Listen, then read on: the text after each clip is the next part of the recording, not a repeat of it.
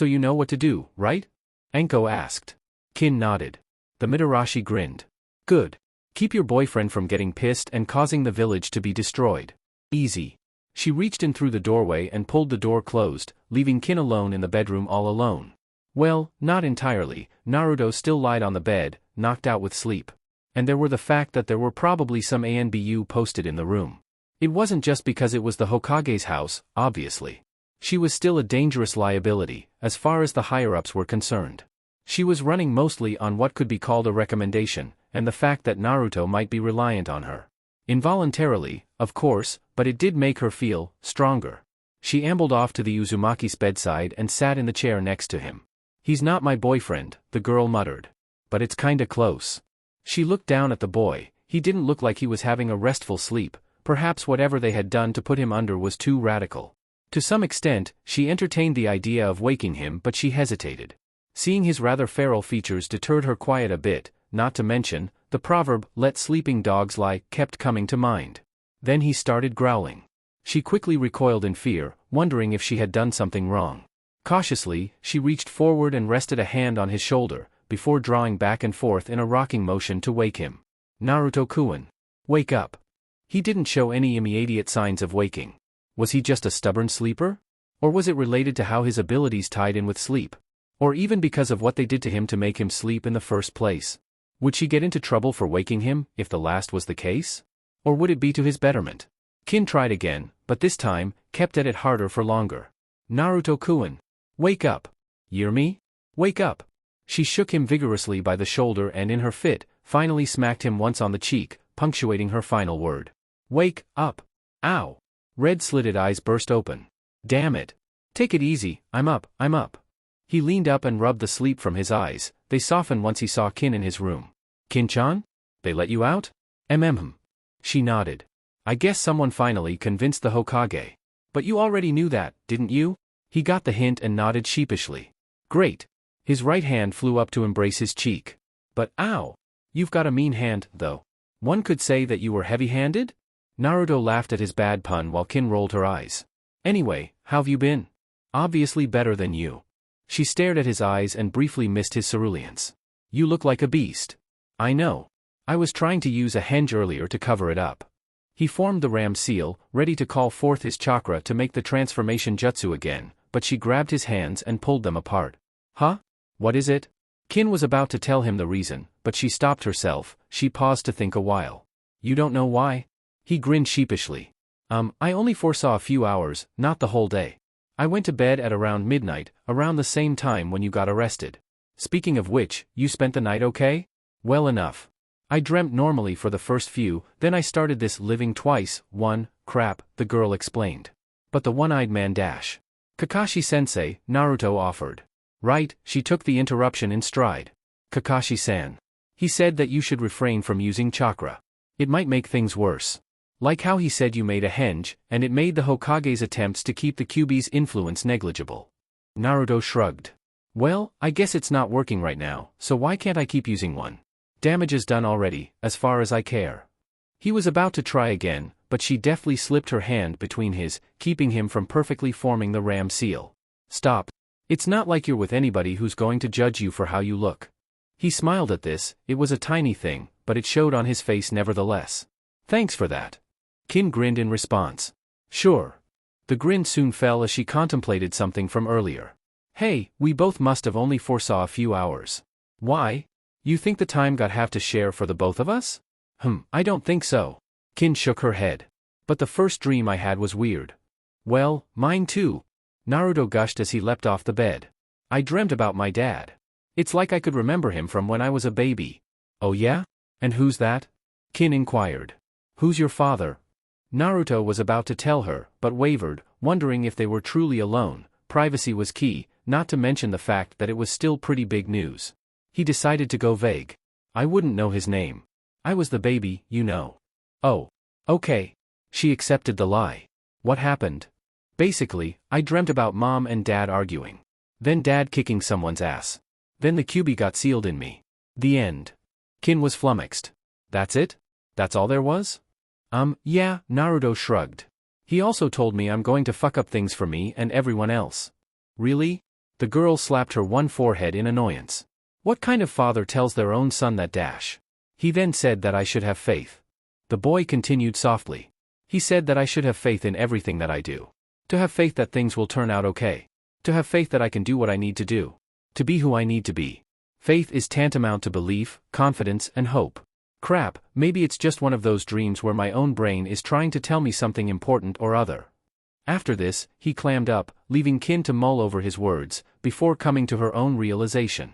You're talking about something you did. You changed something important. But what? Naruto shrugged. I dunno. Maybe when I still killed Haku. Naruto snapped his fingers in Eureka. Sasuke. He was supposed to die in Wave, but I saved his life by saving Sakura myself, instead of allowing Kakashi-sensei to do it. If Sasuke died, Orochimaru would have lost interest in your team. Hell, maybe you wouldn't have had a full-rounded team in time for the Chunin exams, so Orochimaru still wouldn't have any crap to hash with you in the first place. You wouldn't have gotten caught by him and get your seal messed with. But you wouldn't have met me dash. And I'm glad I did. He pulled her into a hug, the embrace felt foreign to her, but she enjoyed it nonetheless. I'm glad I fucked up things if I could meet you. Guess it wasn't really a fuck up then, right? Right. They eased apart slowly, not wanting to end it but doing so to keep up appearances. But while we're on this subject, I wanted you to know about my dream. She dawdled here, wondering if she should continue with what she wanted to say. After a while, she decided to beat around the bush a bit, just to test the waters. Do the names Mirai and Rikishi mean anything to you? No. He shook his head in slight confusion. Why? Really? Not even the name Rikishi? No familiarities? The girl queried. Receiving another negative response, she began having doubts herself. Okay. It's fine. Sure? Don't you know why? The Uzumaki was sure that she was just testing him to see if he knew something. She certainly didn't sound like she was trying to find an answer she didn't already know. It's okay. She gave up. It was a waste. Besides, even if she told him, how would he react? For better, or for worse?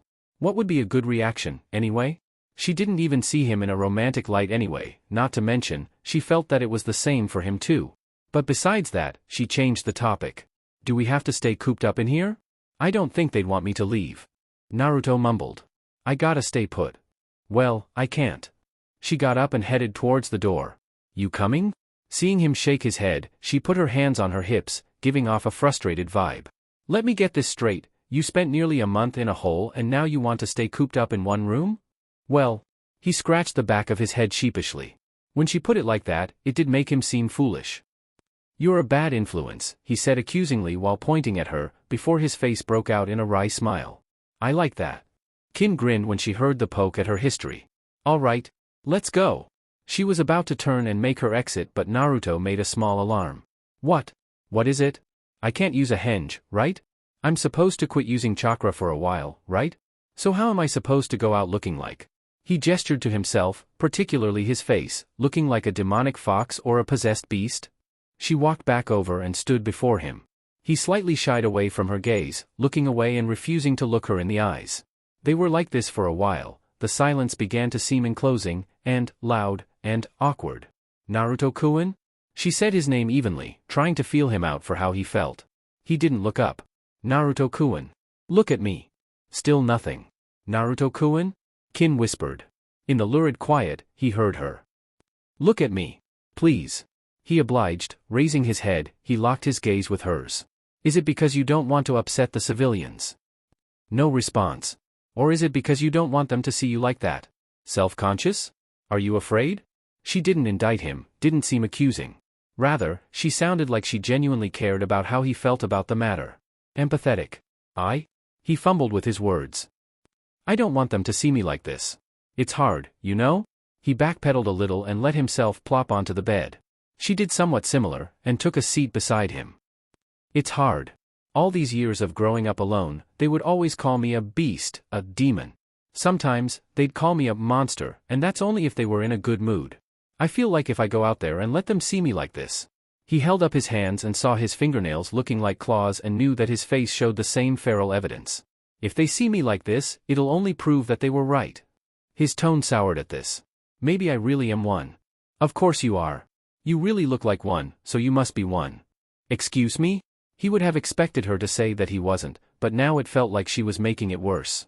You must be a real Bakemono. You look like one. Kin said seriously. But besides that, I guess this is the first time I've met a monster I liked. Just the way he is. Outward appearances don't mean a thing to me. Really? Hope, and slight embarrassment, ballooned in his chest. Of course. Besides, if the others don't like you just because of how you look, then that's their problem. But since you feel like this, she eased herself off of the bed and stood before him. She formed the ram seal to pull on her chakra reserves and performed a henge. As the wisps of smoke cleared from her jutsu, she was revealed as having the same etched whiskers on her face, with red slitted eyes to match. The only thing wrong was that her teeth didn't have the extreme pronounced features that Naruto's fangs, probably a flaw in the jutsu's execution. Well, look at me. I mean, I look like a monster. I've got to be one, right? I appear, therefore I am. No you don't, Naruto said hastily. Look, I appreciate a good scolding as much as the next guy, but I've got a literal demon sealed inside me. There's nothing that any of us can do about that. Well, now it's a problem? When you put it like that, he started to defend himself, but Kin interrupted him by grasping his legs and slightly pulling them apart. What the hell? Excuse me. She appeared to look closely at his inthighs. Just making sure there isn't any bleeding going on down there. Naruto rolled his eyes in contempt. Haha. Very funny. He thought her tease to be in poor taste. Jokes aside, she leaned back up to peer in his face. I've had the pleasure of knowing real demons. They had human skin. You might know them as Orochimaru and Kabuto. I think you determine demons by their actions, what they do and the decisions they make. While I can say that you haven't always made the best decision. She trailed off, letting it hang a bit. It was a massive hint to his actions in wave of which he constantly kept bringing up. I know what you mean. But But nothing, Naruto-kun. All you can do is to let this go. Kin stood up and held out her hand to him. All we can do is keep making the best of what we've got. Naruto grabbed her hand and allowed her to pull him up as leverage. Good speech. Do you also do toasts at weddings and birthdays? Kin visibly froze when he said the word weddings, but she shook it off quickly. As if. However, instead of pressing her about it, Naruto shook his head. Well, arigato. I guess I can say I'm not that bummed out anymore. But at least let me put on a hood cloak or something. I'm not too keen on getting run out of the village by a lynch mob. What's more, I can't be too bothered with living life on the lam. I guess if I go out looking like you, I'd be in the same boat. Kin mumbled as she glimpsed herself in a far mirror on the wall. I guess we really do look demonic. Turning into a hypocrite? Naruto asked in an asinine tone. I said, look, smartass. I didn't say that we are. She watched him don the clothing before pulling over the hoodie that concealed his head. His face was hidden by, enough, shadow, and she told him so. All right, let's get going. On their way out the door, Kin turned to the empty room. Hey, ANBU. You coming or what? A few shadows shifted here and there, but there were no audible responses. The girl shrugged. Whatever. Kin-chan? Take off the henge. Seriously. If you're going out looking like that, walk 10 feet behind me. I wouldn't oust you like that. Kin defended herself boisterously as she closed the door. I think I'm okay with it. Well, it's unbecoming. Besides, he placed his left arm around her shoulder while pointing to himself with his right thumb. I think I wear the look better, anyway. Not to mention, it's my trademark. Now lose it. Fine. X equals X equals. X equals X equals. Shuriken, by the number of 6, cut through the air and slammed into a wooden post, all jostling for the dead center of the target painted on it. Sakura didn't stop to appreciate her work. She continued pulling out the throwing stars out of her pouch and sending them on their way as well. Sasuke trained in silence as well, but that was normal for him. However, tension leaked from the both of them and it made things feel a bit discomfited. You saw his henge, didn't you? She asked quietly. To the Uchiha, it sounded louder than the sounds of their training, and it made him stop. I didn't just see his henge, Sakura. I saw through it. He turned fully to her, allowing the girl to see his face. He looked badly disheveled. I used my Sharingan to see through it. Wasn't the best choice. Now, I'm never going to forget it. What did he look like? Sasuke paused to think. You recall hearing the adults always whispering about him, or having them telling you to avoid him whenever possible. Yeah. I guess you could say that I saw why. He then went on to describe the Uzumaki that he saw, sparing no details. He must have been wearing the henge this morning to hide himself. The only questions are, has he always been in some sort of disguise? And what's causing him to look that way in the first place? Sakura scratched her chin. I think we should try to find out. She went over to the post in which her shuriken littered, before starting to pick them up and replacing them into her weapon's pouch.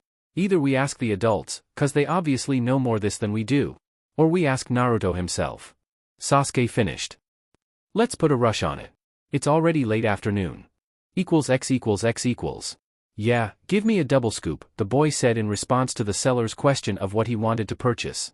He angled his head to face the girl behind him. Hey, Kin-chan? Want any? He hoped she'd say, yes. Of course I want some too. It's no fun to watch someone else eat something you want. Well, okay. He returned his attention to the retailer. You heard her. Give her a double scoop too. And make it look fancy. Okay. What flavor? The man inside the small dessert shop turned his back to dish out the frozen treat. Vanilla's fine for me, Kin called to the man. Vanilla? Boring. Naruto muttered before raising his volume to the man. I'll take sake and raisin.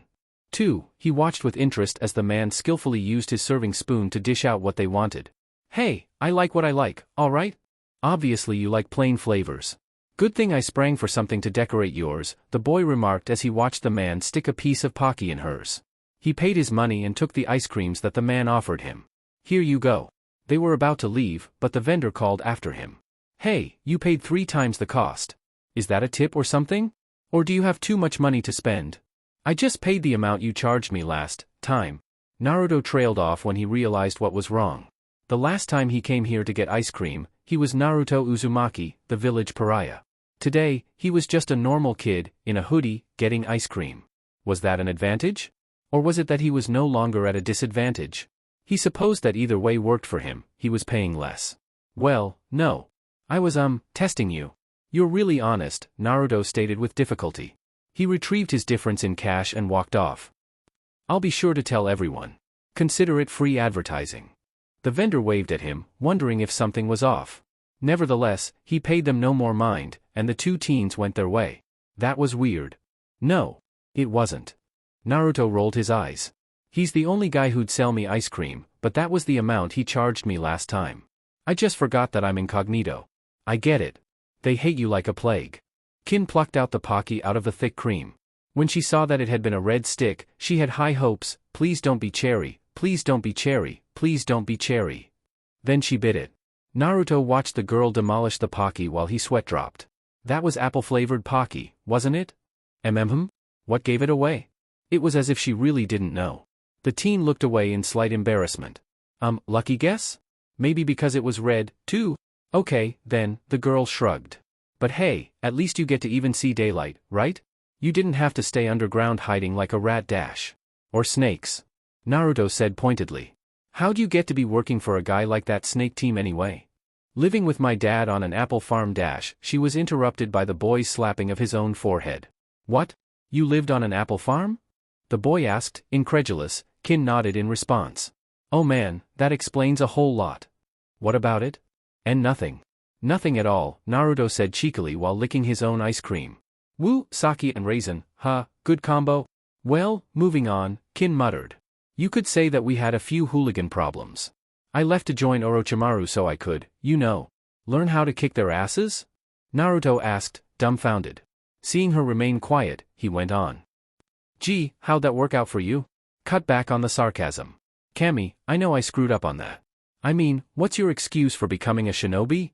She asked, thoroughly expecting him to be stumped. Unsurprisingly, he was. Well, what else could a guy like me do, huh? I wasn't really good for book learning. Besides, with the abilities like I do, what else would I do? Go into stock management? Gamble? Become pioneer in the medical field dash, Kin started to ramble, before her partner cut her off. Since you've got my abilities now too, does that mean that you'd quit being a kunoichi and start doing those things you just mentioned? Well, she hesitated. I still have to get back to my father. And just putter along and waste the newfound talents to know the future dash. Well, at least I'm not wasting my life just going through the motions. Kin exploded. The public street was now filled with eyes that drew over to them, but it didn't make her even half as self-conscious as it made Naruto did. You've had it for 4 years, 8 years if you want to get technical. What kind of achievements you've made, huh? Just a bunch of fuck-ups. Naruto sighed deeply. I'm sorry, okay? It's just that you were right, he spoke quietly. It has been a waste. But I've never tried to use it without considering other people. Doesn't that count for something? Not to mention, the whole thing makes me afraid to get out of my comfort zone. The future is scary. I'm afraid to make changes. I don't know if the outcome I see is always the best one. I don't know if you being here is the future that would have been the best one. I messed up, you got caught in the crossfire, and now I'm a walking disaster waiting to happen. It was somber. The crowd soon lost interest and weaved their way around the two that stood still in the street. But Qin heard him out, listened to what he had to say. But that still doesn't excuse your decisions. I know. I always had a choice. I just let my fear of change make my decisions for me. I've tried to break out of that shell, make small changes, but altogether, well, yep, the future sucks. They started walking again. Except if that first dream I had was true, I guess not entirely. If you say so. But I guess we'll just have to make the best of the present, right? Uh-huh. She glanced at him eating his ice cream and made a small frown. You've got something on your face, there? She pointed to the smear of cream. He swiped at his face with the back of his hand. Did I get it? She peered closely. No. It's to the right. Right side. He rubbed the wrong side. In slight exasperation, she reached out and dabbed at the elusive spot with her thumb. To his fluster, she tasted it and made a face. Damn, you're right. Vanilla is boring. Especially compared to this. You know, if you wanted to taste it, he held out his half-eaten cream to her, you could have asked. Well, since I got the Pocky, I didn't ask. It'd make me seem greedy. Her eyes seemed to light up. Wait, do you think they have apple ice cream? For your health and my sanity's sake, I hope not.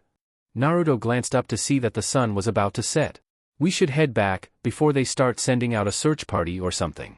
All right? Hardly had she finished her answer when Naruto's watch started beeping in a repetitive alarm. He regarded it with extreme interest while he turned it off, something the kunoichi took note of. Everything okay? Yeah. Doesn't look that way. And why did that alarm go off? Don't you normally use alarms to help you wake up or something? Well, why do you have to ask so many questions, huh? Naruto said shortly. Well, why won't you answer them? Qin defended. Call me nosy, but yes, it does look like something's wrong. That alarm was meant as some kind of warning, and it sure as hell wasn't being used to wake up anyone. Well, you're smart. Naruto finished off his ice cream and started eating the cone. Figure it out. Qin stopped to think a while before her face lit up as she thought she had the right answer. Well, there's this movie I've heard about. It has some guy who's like, I dunno, the last human being or something. He uses a wristwatch alarm to warn him to go home before dusk, 'cause that's when these nightmarish creatures start prowling. 3. Could you, fast forward to when you'll tell me what you think the answer is? Naruto started humming as he walked. The way he moved suggested urgency, but Qin lagged behind on purpose. Hey, get the lead out of your shoes and let's go. Are you imitating that guy? Qin spoke with conviction. No. Have to feed a pet you haven't told me about? Nah. Somewhere to go to? Home? No. Try again. Now, she was certain she had the right answer. You're scared of the dark. Nani? Of course not. I'm brave, datte bayo. Well, you're scared. She said knowingly, thoroughly expecting him to crack if she kept on teasing him about the wrong thing. I'm not scared. You are. Not. As they walked along in the falling night, deep down, they knew that they hadn't a care in the world. Of course, issues lingered and problems waited to show themselves once more, but they were safely ignored. Not to mention, their mirth was fairly contagious to other passers-by, they took no notice. At last, Naruto submitted. Fine. Damn it, woman. It's because it's my bedtime. He glanced at his watch, only to discover that he could barely see the hands. He realized that it was that dark. Dark meant late. Crap. 6 p.m. came and gone. Your bedtime's at 6 p.m.? Are you a toddler? Qin asked, dumbfounded. They cut through the park as Naruto led them by his minor speed surfeit, but to his chagrin, the girl took a seat on a nearby bench, maneuvering her tall head of hair to one side so that it didn't impede her. Hey, come on, get up. We need to hurry. Tsuchi ignored the boy's episode and remained seated, leaning back comfortably to show that she had no intention of moving. What do you have against my bedtime, anyway? A bedtime? You see? This is the kind of behavior that shows that you really are a toddler. She looked up into the sky. The ink hadn't fully spilled all over it from the east, but stars were beginning to make themselves seen little by little. While the sun had already set, an orange vestige could still be seen in the far west. I knew you were a bad influence. I thought you liked it. Her response sounded too innocent, perhaps even too coy. Besides, it's not like you've got somewhere to go to early tomorrow. Maybe far away from you, was his main thought. He seated himself beside her but didn't dare to recline. Just look at it. She pointed up towards the firmament. Since your little Betty Bye is at 6 p.m., I bet that you've never even seen that. He followed her finger. See what, Kin-chan? I'm not gonna get all sappy and start talking about sunsets and whatnot, the kunoichi said shortly. But I bet you've never even seen nightfall. Hell, maybe even a nighttime sky. I have seen a nighttime sky before, the boy defended. When? Times like this when I was smaller. The only thing different is that there wasn't an annoying girl making my life difficult. I will use my senbon on you. Don't try me. The threat sounded half serious. That was enough seriousness for the boy to respect. Oh, scary. He clammed up shortly after that, resolving to just enjoy the silence. She, likewise. And the company. She enjoyed the company. His =x==. The Hokage studied the pair. Nothing seemed unusual, that was good. Either that, or his keen eye for observation had diminished. The man silently hoped that he was right about the former being true. In interruption, the secretary let herself into the room and frowned, one that was severe enough to let the man know that he was slipping up, but not enough to disrespect his office. Hokage-sama. The paperwork I dropped off on your desk is still untouched. Those need to be sorted out by tomorrow so they can get to whomever they concern. Hiruzen got fed up quickly. His anger at this particular predicament had risen ever since Kakashi had basically called him a secretary. Quickly flowing through a few hand seals, the man created a small katon technique. He blew fire that reduced the paperwork to ashes in mere moments before turning back to his secretary, as if daring her to challenge what he did. They're sorted. The woman shook a little. Hi, Hokage-sama. They are. She hurried let herself out while he returned his attention to the one document he had purposefully left unscathed. Kin's report to Anko. He skimmed through it quickly, sure that it was normal run-of-the-mill recounting. However, he soon found himself reading through it again, far more carefully. Then again. Then again. And again. She poisoned her comrades? He quickly read through her reasons. Yes, she had to neutralize the threat they posed. Yes, she needed to get Naruto's cell key. Yes, it was efficient and easy. But all we found was Orochimaru's body. There was no one else there. Either the girl is lying. Sarutobi reached for his pipe and lit up somberly, inhaling deeply on the fired tobacco. Either she lied, or they're all still alive. They both walked up the half-empty street, strolling and speaking in whispers. While they did, they hardly took notice of the Umbu guards assigned to watch over them. They also didn't really take in consideration the couples that seemingly littered street benches in quiet company, or the more hormonal ones that melded with each other in the pseudo-privacy of the side alleys. Well, in actuality, they did notice. Naruto's eyes more than once passed over the couples on the benches, and Kin stole voyeuristic glances at the ones in the alleys. Naruto was wondering if he'd ever be like that one day, while Kin was wondering if Naruto would be doing the nasty to her anytime soon. She still hadn't told him. Mirai and Rikishi. She mused in silence, before his voice intruded on it. A Rio for your thoughts? His simple comment broke her out of her musings. A Rio for your thoughts? He repeated. Whatcha thinking about? A Rio? She nearly scoffed. Kin thought of how risky it'd be to tell him. Fact was stranger than fiction, and she was sure that her dreams of the previous night was veritable. Strange and very veritable. But if one thing was certain, it was that their fates were inexplicably intertwined. She wasn't against it, but she wasn't exactly wanting to get with the program either. But she might as well have a bit of fun either way. Just a Rio? That's it? Naruto raised his eyebrows. Well, that's what I can afford. I'm not exactly rolling in money, not to mention, I treated you to ice cream. Seeing that, I figure that you owe me. Hey, you know the saying. If you save all day, you'll have a Ryota.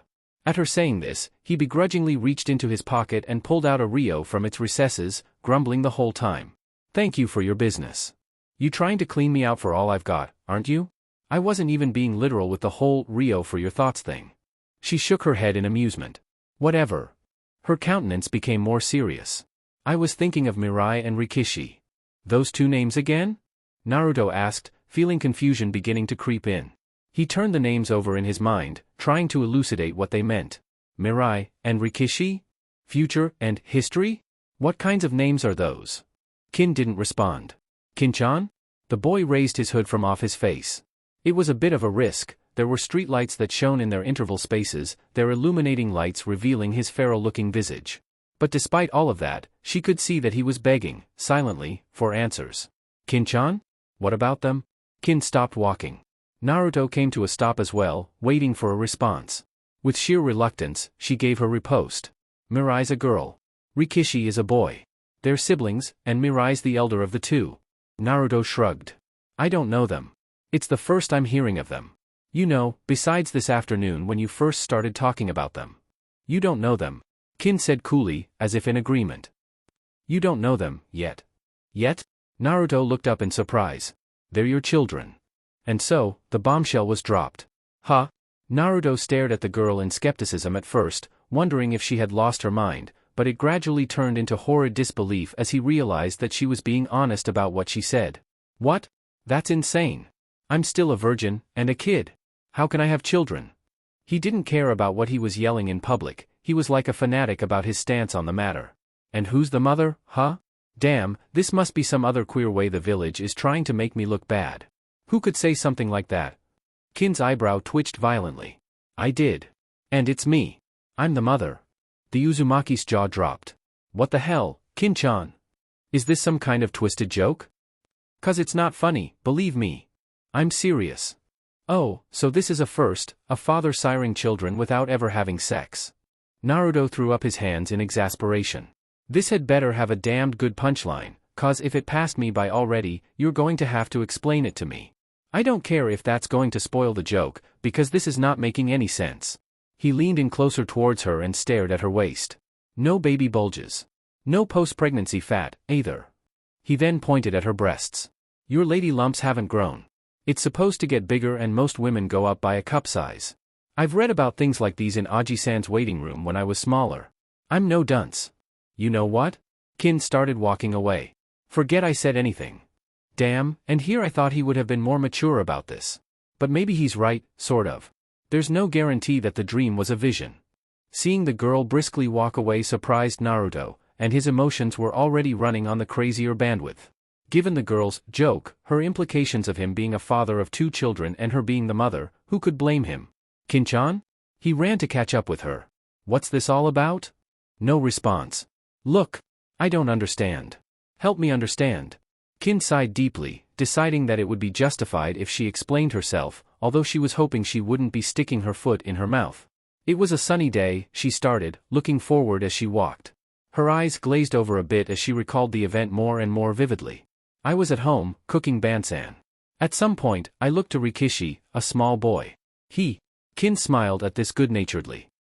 He looked like a chibi version of how you look right now, without all the beast vibes you've got going on, and he had my eyes. But somehow, I got the feeling that he was a lot sharper than his age, even though he looked like he was 6 years old. How'd you gather that? For the time being, he still had no idea what this was all about, nor did he know where it was going. But he was humoring her. He might get a chance to figure out what this was all about. He was doing a Sudoku puzzle in pen at the kitchen table, Kin remarked simply. And he was talking about you as if it were something trivial. I didn't pay much attention to it. It was starting to make even my head hurt. But for some reason, I found it endearing, like I was proud of him for being like that. Your son? Naruto raised his eyebrow in growing skepticism. Our son. Kin corrected. He was explaining something about the nature of the Chunin exams, and that was when Mirai came in dash. Pardon, but there's something I've gotta ask, Naruto interrupted. How did you know their names? That they're your? He paused. I mean, our children. He was still on his side about this. She still had yet to explain this fully. I don't really know. Kin said thoughtfully. I'm not sure myself. Instincts? Memories I had of my past while I was an adult? I just knew. She lost him. Most of what waning interest he'd had was gone. Anyway, Mirai came in through the door. She looked like me, I guess. Her hair was kinda tall for an 8-year-old, but she had a few gray hairs going down her temple. I don't know why, though. But the thing is, it's like she ran in through a closed door. And she looked a bit unreal when she did it. It kind of freaked me out when I saw that. It reminded me of us back in the clothing store when we went to that freaky zone where you got your powers. Naruto chuckled as he heard this. Heh. Lingerie aisle. Kin frowned like a thunderstorm when she heard this. I didn't find it all that funny at the time. Hey, I'm sorry. Besides, I already told you that my visions were telling me to bluff like that dash. Naruto froze when he heard this. Holy crap. Kin smiled tersely when she saw the look of realization on his face. What you're talking about right now, was it a vision? Yeah. Guess you realize that now, huh? The boy swallowed thickly as more and more blood left his face. On auto, his mind was already trying to think of ways to discredit the girl, to prove that she wasn't correct. But what could he say? Sure that it wasn't just a normal dream? Kin shook her head. No. Anyway, Mirai was a bright-eyed 8-year-old girl. I just had an inclination to think that she was an easygoing child, but she was mischievous. I started to nag her about using the door, or to at least knock first, but she said that would ruin the surprise. I asked her, what surprise, even though I had a feeling that I knew already. Naruto knew that he was going to be knocked for a loop. Uh-huh. It's like she did one of your crazy time tricks and pulled a cake out of thin air.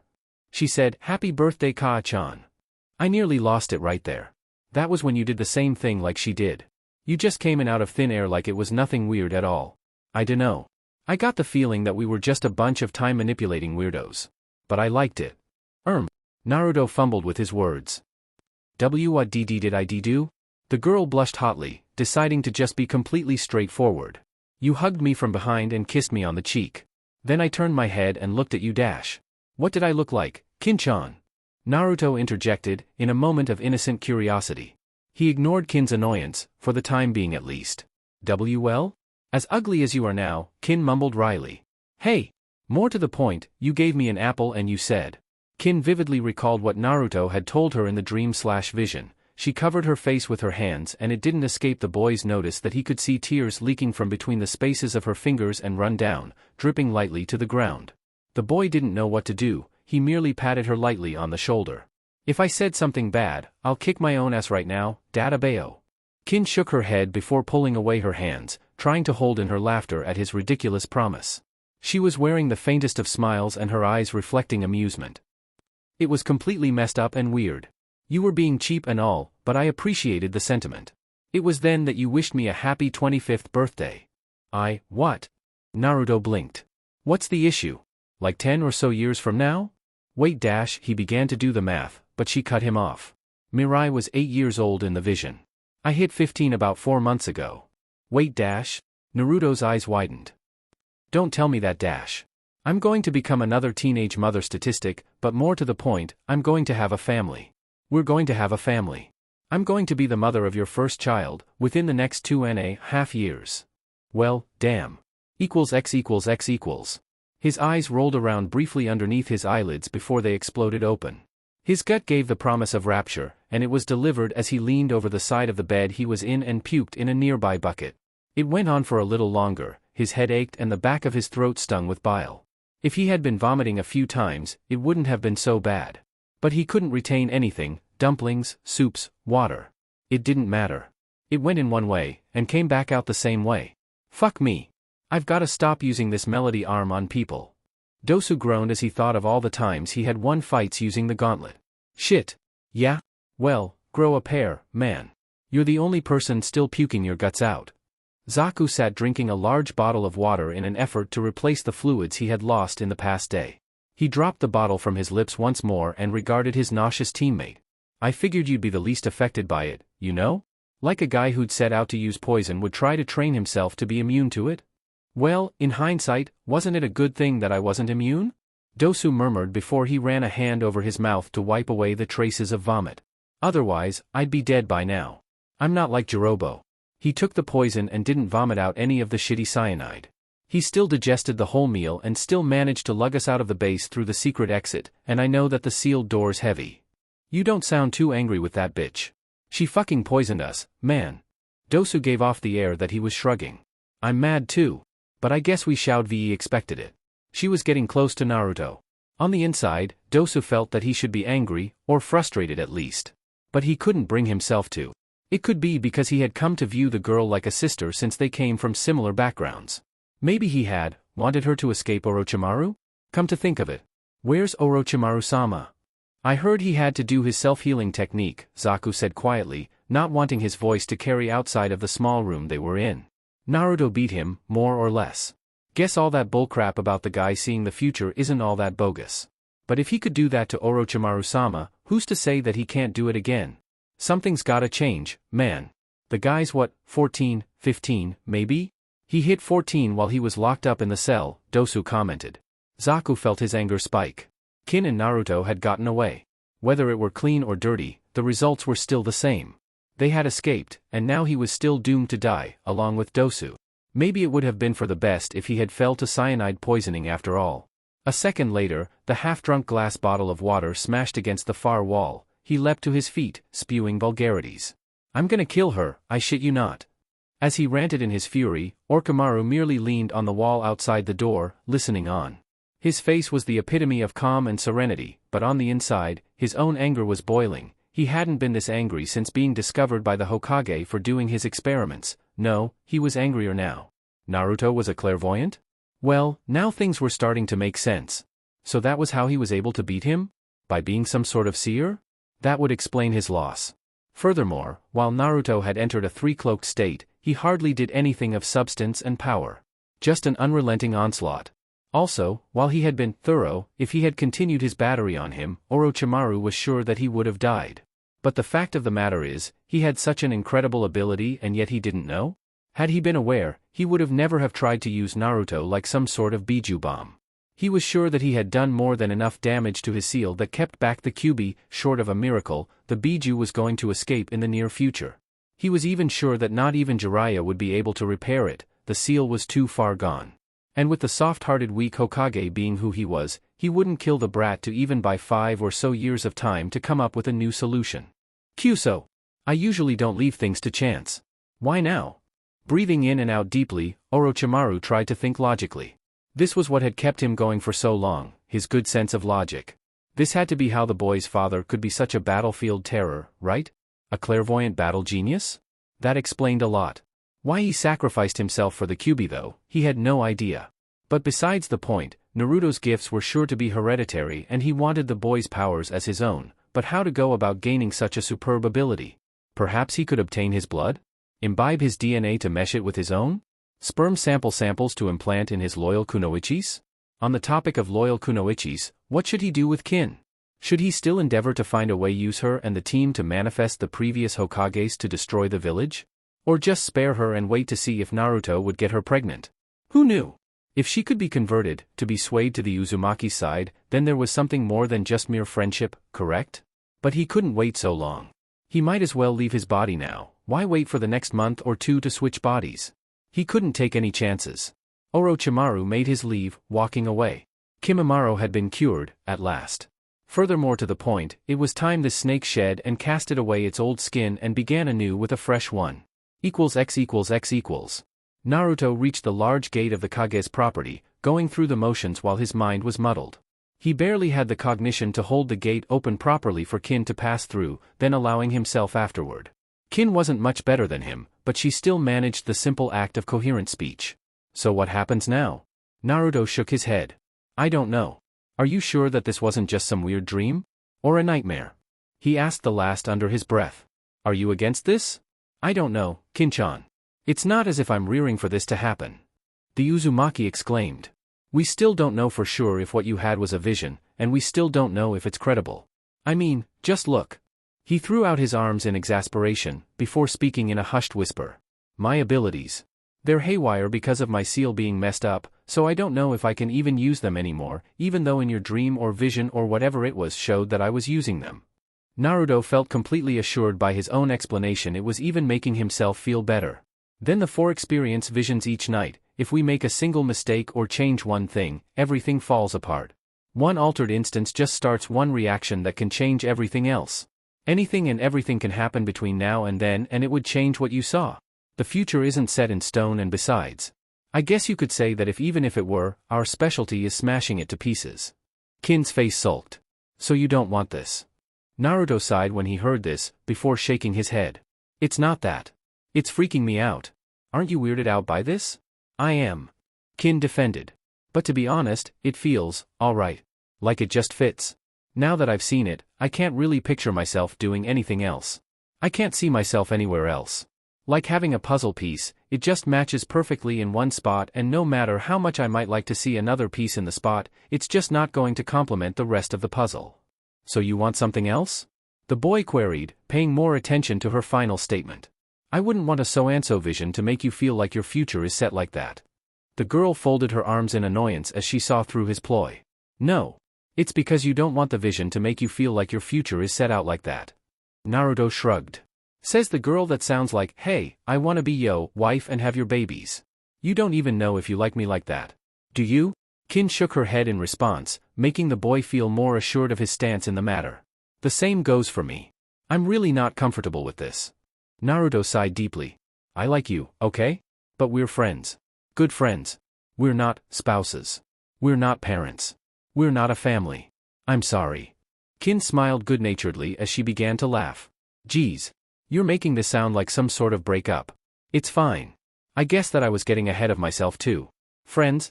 She held out her arms, as if to hug. He reciprocated the gesture eagerly. Friends, he agreed. They were like that for a while, but after releasing her, he realized that Kin hadn't mirrored his action. Kin-chan? Going to let go anytime soon? In a minute, she mumbled as she leaned in closer. Just testing something. Just bear with me, okay? Naruto felt a tinge of worry begin to well up inside him. What are you talking about MMMPH? She had effectively shushed him as she pressed her lips against his. Although chaste, it felt forced, for lack of a better word. Kin was searching with her lips to see if there was anything even remotely hinting that her vision could be a reality, but if there was anything, it was faint. Briefly flaring a little for a millisecond, but nothing substantial. She soon withdrew from him, and it didn't escape her notice that he was taking his time letting her go. Gomen. I was just checking to see if there was anything to say that we could even end up as a couple. Find anything? The boy deadpanned, although the red tinting of his cheeks somewhat spoiled the serious effect. The girl shrugged. Not really. She started walking away, already hiding the almost non-existing smug expression she had, but in doing so, she missed seeing that the boy's already reddening complexion had gone as crimson as a tomato, his fingers at his lips as if checking, and absent-mindedly, trying to recreate the soft touch of her lips on his. I'm going inside. Aha. Naruto started walking after her, and found that his wobbly legs could barely support his body and his heavy head. Feeling faint? Naruto's mind went blank, his legs forgot to walk, making him fall sideways into the garden that ran alongside the path. X equals X equals. Naruto went about his push-ups on his knuckles while Kin watched from the tree above him. Sleep well? You didn't see anything marriage-related, right? Nope. Only foresaw today. I guess you could say that I'm starting to hate spoilers. Yeah? Naruto grunted. Join the club. But you'll get used to it eventually. It's the reason I don't watch television anymore. So aren't you going to train too? Might as well do some aerobics. What did you dream about? We sparred. What do you dream about? Kin shrugged. We sparred. I don't feel like nursing bruises. I also know that you don't want to be pulling Senbon needles out of your ass. Huh? It was painful, but you knew that you were going to lose anyway, the boy mumbled. So, that's that. He continued in silence, but in actuality, just passing the time while he waited. His teammates were coming to this training ground soon, searching for him. They wanted answers. But the 4 experience had denied it. He had lied to them in his vision. But in reality was where it all mattered. Should he lie to them? I don't know, the boy thought the answer to himself. The 4 experience is working to my benefit. Isn't it? Should I tell them that I'm the Jinchuriki for the Kyuubi no Yoko? No? Which sides has more pros and less cons? Naruto was no fool. He knew that they could come to hate him as much as the village did. Having a team of people that hated you wasn't exactly great for team cohesion, not to mention the fact that he believed that they had come to be his friends. Why kill his friends? Metaphorically, of course. So why tell them at all? A coin fell onto the ground next to him, breaking him from his musings. Huh? A Rio? A Rio for your thoughts? Kin called from the tree. She had noticed that the boy was in heavy thought, and had come up with a way to ease him out of it. Turnabout was fair, and an interesting way to calm people with irony. You know already. The boy got up from his strength exercise to sit on the ground, leaning back against the trunk of the tree. They'll be here any minute and I still don't know if I should tell them or not. What do you think I should do? We could always cut and run and duck them for the rest of your life. I thought you always gave good advice. That was horrible. Kin smirked at his response while she shrugged. Oh well. It doesn't matter if we can see the future. That doesn't mean that we're perfect. But that's not going to stop me from trying to make the right one, Kin-chan. This is my team we're talking about. I poisoned mine, so you can't ask me for advice about it, she said offhandedly, as if she didn't care. But Naruto thought the better of it. Nope. I don't think they are. I've been having weird visions in that cell about how the village got destroyed by Orochimaru and everyone who works for him. Maybe it won't matter anymore, since the Hibi's dead. But that doesn't mean that they couldn't have gotten away. I mean, even the fat-ass Jirobo escaped, so why can't they? but regardless, they could be in hiding. I'll tell Aji-san later. But about now, I'm going to tell them. Naruto half closed his eyes, deep in thought. I'm going to tell them. I'll be right here when you tell them, Naruto-kun. But after that, feel like doing anything? Kin asked, almost shyly. You know? Just to kill time? The boy looked up at this and grinned. Sure. He was a tall and well-built man, dressed in a short green shirt kimono and matching pants, under which he wore mesh armor that was clearly visible at his wrists and ankles. He also wore a red haori with 2 yellow circles, handguards, a black belt and traditional geta sandals. However, his most outstanding features were the red lines weaving below his eyes, and his face framed by 2 shoulder-length bangs of white spiky hair and a Hitai 8 which proclaimed oil. Hiruzen looked up from his paperwork in mild surprise when he saw him and turned to the window. It was still closed.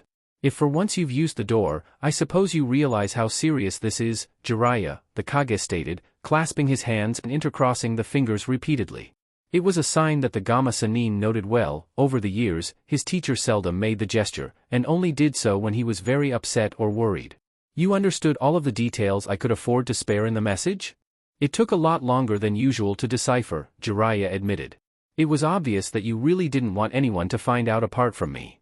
The elder shook his head as he thought of the difficult cipher he had used to code the message. It was truly a necessary measure. But those weren't the only important details. What could be more important than this, Sarutobi-sensei? Jiraiya, on reflex concerning their security, pulsed his chakra in an effort to sense if anyone else was in their direct proximity.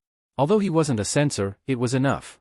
Not even his teacher's ANBU guards were around, and there was at least 4 sound-suppressing seals blanketing the room. Jiraiya was sure that even 2 was a tad overkill when 1 was sure to have been enough. What could be more important than the boy's seal being compromised? Orochimaru was the one who degraded Naruto's seal. I myself thought that the Shiki Fujin was invincible, hence why Naruto was a true prison to the Kyuubi whereas other villages had problems concerning possessions and control. Now, that's clearly no longer the case. Orochimaru? Jiraiya's eyes widened. Here in the village? But why would he want to damage Naruto's seal? Surely, there aren't any benefits. None that I know of, at least. I'll admit that the boy is partially to blame about the Hibi's afflictions on him. He knew that he was in the village, but remained tight-lipped. Sarutobi got out of his seat, pacing behind his desk as he thought of how to explain the situation. It was over some kunoichi. Apparently, she's of great consequence to him, and the reason why is yet to be seen. Puppy love? Jiraiya could hardly believe his ears. His godson fell for an enemy kunoichi? It wasn't exactly pleasing to hear, although had the situation had been different, Jiraiya was sure that the relationship would have had good material for his side profession of being a novelist. He endangered himself over an infatuation. I don't believe it was an infatuation, but as of last night, I may now have reason to believe otherwise. That is, infatuated with one another. Before we digress, he did it because of his reasoning. Naruto claimed that he was following instructions. Jiraiya felt the last shred of his patience evaporate. It was all he could do to keep himself from shouting. Whose instructions? He hissed. What's going on? You're hardly making any sense. Hiruzen took a deep breath and exhaled. The act reminded him that he needed his pipe, but he'd indulged in it far too much as of late to keep himself calm. Any more immoderation of it and he would become dependent on it. Naruto has the ability to see the future. The details surrounding it is rather disconcerting. The Kage paused when he saw his student's face darken, realizing that the man was just as surprised to hear this. This is rather sudden, but it is true. Is this a joke? Sarutobi-sensei? Jiraiya spat after he gathered his bearings on the discussion. The closest people to even come close to being clairvoyants were the Uchihas. And that surely wasn't the case, as they got butchered in one night. All they had was a faster perception of time dash. What about the Great Toad, Jiraiya? The Fire Shadow nearly grinned in self-satisfaction. Did he not give prophecies? That, I can concede, even though they were a bit too damn vague sometimes, Jiraiya agreed reluctantly as he took a seat on his mentor's desk, ignoring the fact that it was a social misstep. So, what? He sees the future or something, and tries to make it happen or prevents. And during his attempts to further his own agendas, he ignores the protocol and decorum of the village? Its rules? What we stand for? You've hit the nail on the head, Hiruzen answered whilst nodding. Apparently, he can foresee the immediate future so long as he's asleep. Jiraiya's eyebrows lifted nearly completely past his forehead in disbelief at this, but he remained silent so as to allow the Kage could continue. His most effective and long-standing way of doing this is by sleeping for a total of 12 hours, from 6 p.m. until 6 a.m. By doing so, he's thoroughly anticipated his entire day from 6 a.m. until 6 p.m. After that, the cycle continues from there. That's incredible. Jiraiya could barely contain himself. It has no adverse effect on his mind? No strain? No need to rest it with dreamless sleep? Think of the potential. Before he could go on, the Hokage stopped him by raising a hand. There's more. He not only sees the future, but the ability somehow guides him in his actions to bring about the best potential outcome. It not only shows him the future but also instructs him. While this particular aspect concerns me to a fair degree, Naruto's admitted to acting outside of its will, hence why he's committed several acts which he dubs as mistakes in the past. Otherwise, the records of his actions are impeccable. Sound judgment, fighting tactics, and the like. But I'll get to that later. His seal. Jiraiya scratched his chin. Let me guess. You want me to try my best to fix his seal, not just to save him and the village from going up in flames, but because his ability's now a powerful asset dash. To be perfectly frank, the Hokage began, yes. And I've had a disquisition with Kakashi about it dash. Kakashi? He knows about this? Who else? The Toad Sage demanded. Why would there be such a high degree of security in this dialogue when there were already others who knew? While Kakashi was a reliable shinobi, Jiraiya had to know of any other risks of information leakage. Does anyone else know? His other squad members? Other Jounins? Thank Kami, no. Only two of my most trusted ANBU who guard Naruto, Kakashi, Enko, and the girl herself. The enemy Kunoichi? Are you sure that she's not posing any threat to him or cause information declassification? He looked down at the man's desk and saw a profile document laying on top of the pile of paperwork. Upon which, he saw a few pictures of a Kunoichi stamped to it and gestured to them. Is this her? He read the name below. Tsuchi-kin. Is she from Odogekure? That's Orochimaru's den, isn't it? Hiruzen nodded curtly. In all honesty, I don't fully trust her. However, in her current stance of being close to Naruto, she's keeping him mollified, and the Kyuubi in check as a result. She's not a replacement for the seal, but as you know, the Kyuubi uses negative emotions as a catalyst. He's attached to her. So she's basically a damn retardant for the Gaki's wilder side? Jiraiya kept his personal feelings in reins. Now wasn't the time for thinking about his books. So she's useful. For now, at least. What else? Hiruzen sighed. Keeping her around temporarily is out of the question, although securing her would be essential. It's been grasped that she now shares in Naruto's abilities. She has them too. Why, they're still unable to fully explain, mainly because they themselves don't entirely know themselves. What the fu dash? And about what I've been speaking about with Kakashi, he strongly believes that Naruto's gifts are hereditary. He might have inherited it from Minato. It's a strong hypothesis, and I believe it. His father. Makes sense. With the ability to teleport, and knowledge of the immediate future. Jiraiya was now glad that he'd taken a seat. For the first time in a long time, he felt like he was close to passing out, and it wasn't even from a fight or getting too drunk, or being beaten to a smear under Tsunade's fists. So what's the summary? We've got two brats who can see the future, one that's.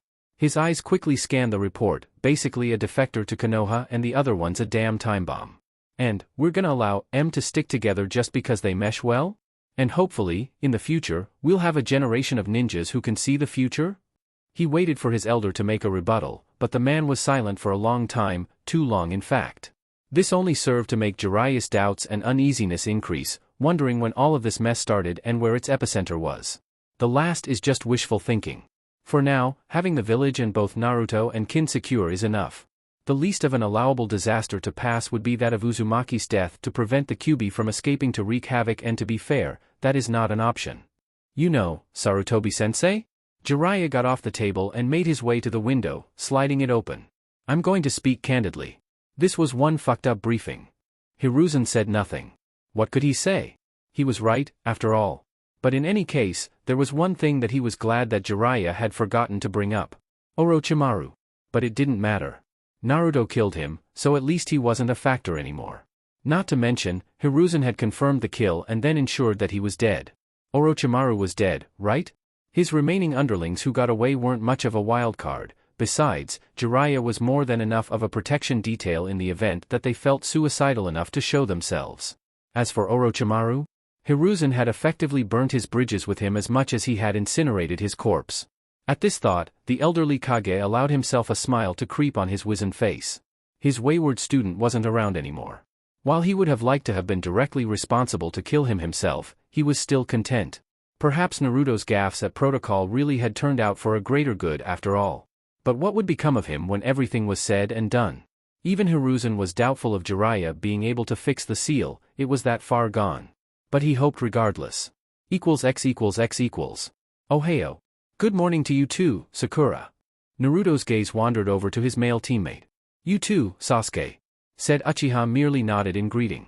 Naruto tried to read his expression, but there was none to be seen. If he was going that far to hide how he was truly feeling on the inside, then it was, beyond doubt, very serious.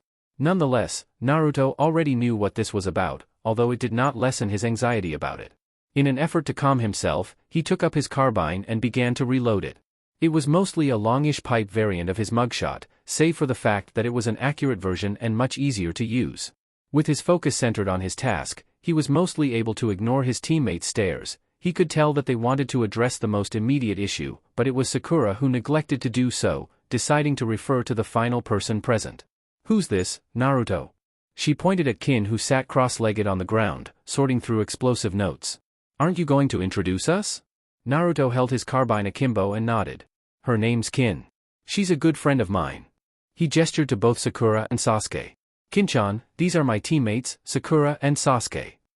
Kin looked up from what she was doing to regard the two newcomers. A pleasure. Even though Sakura returned the courtesy, she couldn't help but raise an eyebrow as she studied her. Had Naruto known this person for that long to use the affectionate so freely? There was no jealousy, but Naruto had known her, Sakura, for a much longer time, and he still wasn't that familiar or comfortable enough to use it in tandem with her name. Furthermore, this wasn't the first time she'd seen her. Come to think of it, wasn't she in the Chunin exams? If anything, she recognized the girl by means of her long head of hair, someone from another village. What was the symbol? A musical note, wasn't it? Things just kept getting stranger. And why was Naruto so comfortable? If he was being so lax, then it was surely because he knew that both she and Sasuke were coming to address a particular issue, one that was centered on his looks. If she had to pick only one adjective, she'd say that Naruto looked nightmarish. A feral visage consisting of his whisker marks, birthmarks, becoming deeply etched, fangs that were clearly visible even as he spoke normally, red eyes with slit pupils and wild hair. Besides the fact that he'd apparently known of their suspicions, he was clearly coming out in the open about it by not wearing a henge as he'd done previously. Despite his current standoffish nature, he was presenting himself bared as if he didn't care. I told my sensei that a B-rank tag is too much of an explosive force, Naruto told Kin. And he said that since I need more power than my usual C-rank tags, I'll have to use multiple D-rank tags to get more than a C, but less than a B. What kind of a force are we going for? A force I can handle, or a force the weapon can manage without breaking apart, or the minimum that I need to put somebody down?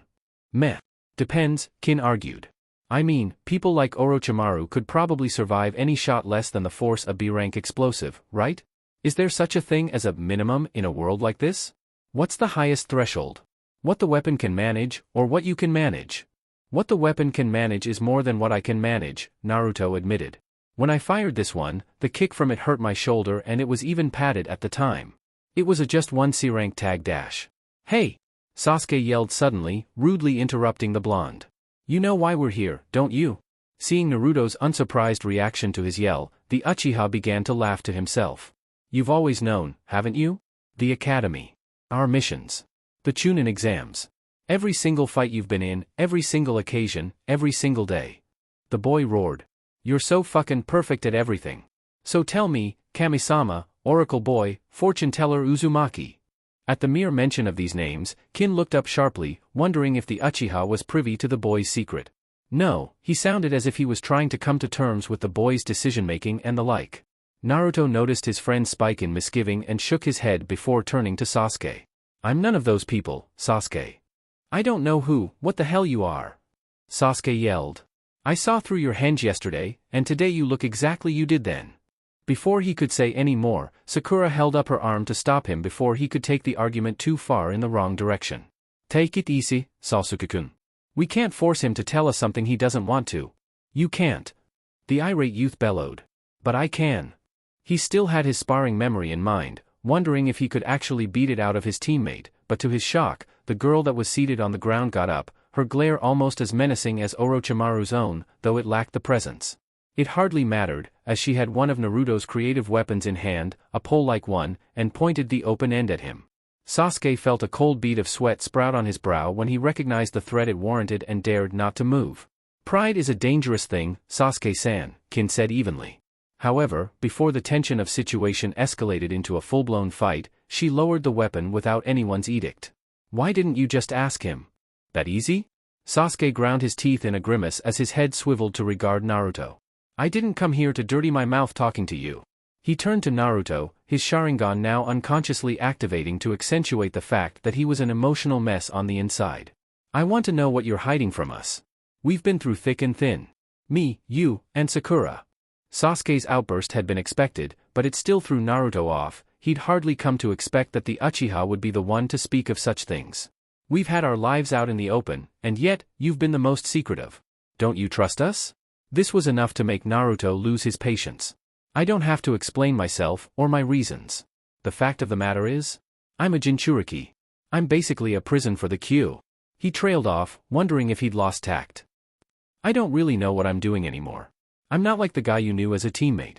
He handed his carbine to Kin, who bundled it with the second one she had and placed it aside. She watched him carefully, wondering why he wasn't following the exact dialogue she'd had foreseen last night.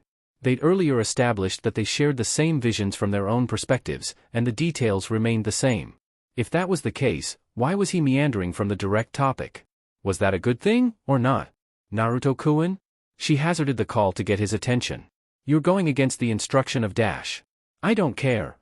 Naruto blurted as he stopped short to turn to her. They're my teammates. We fought together, we ate together, we slept together, we conquered the impossible together. They're my friends. The word sounded strange in his mouth as he thought of the two. He'd always believed that Sakura hated him as much as her high regard for Sasuke, and he'd thought that the Uchiha was too stuck up to even be worth spitting at.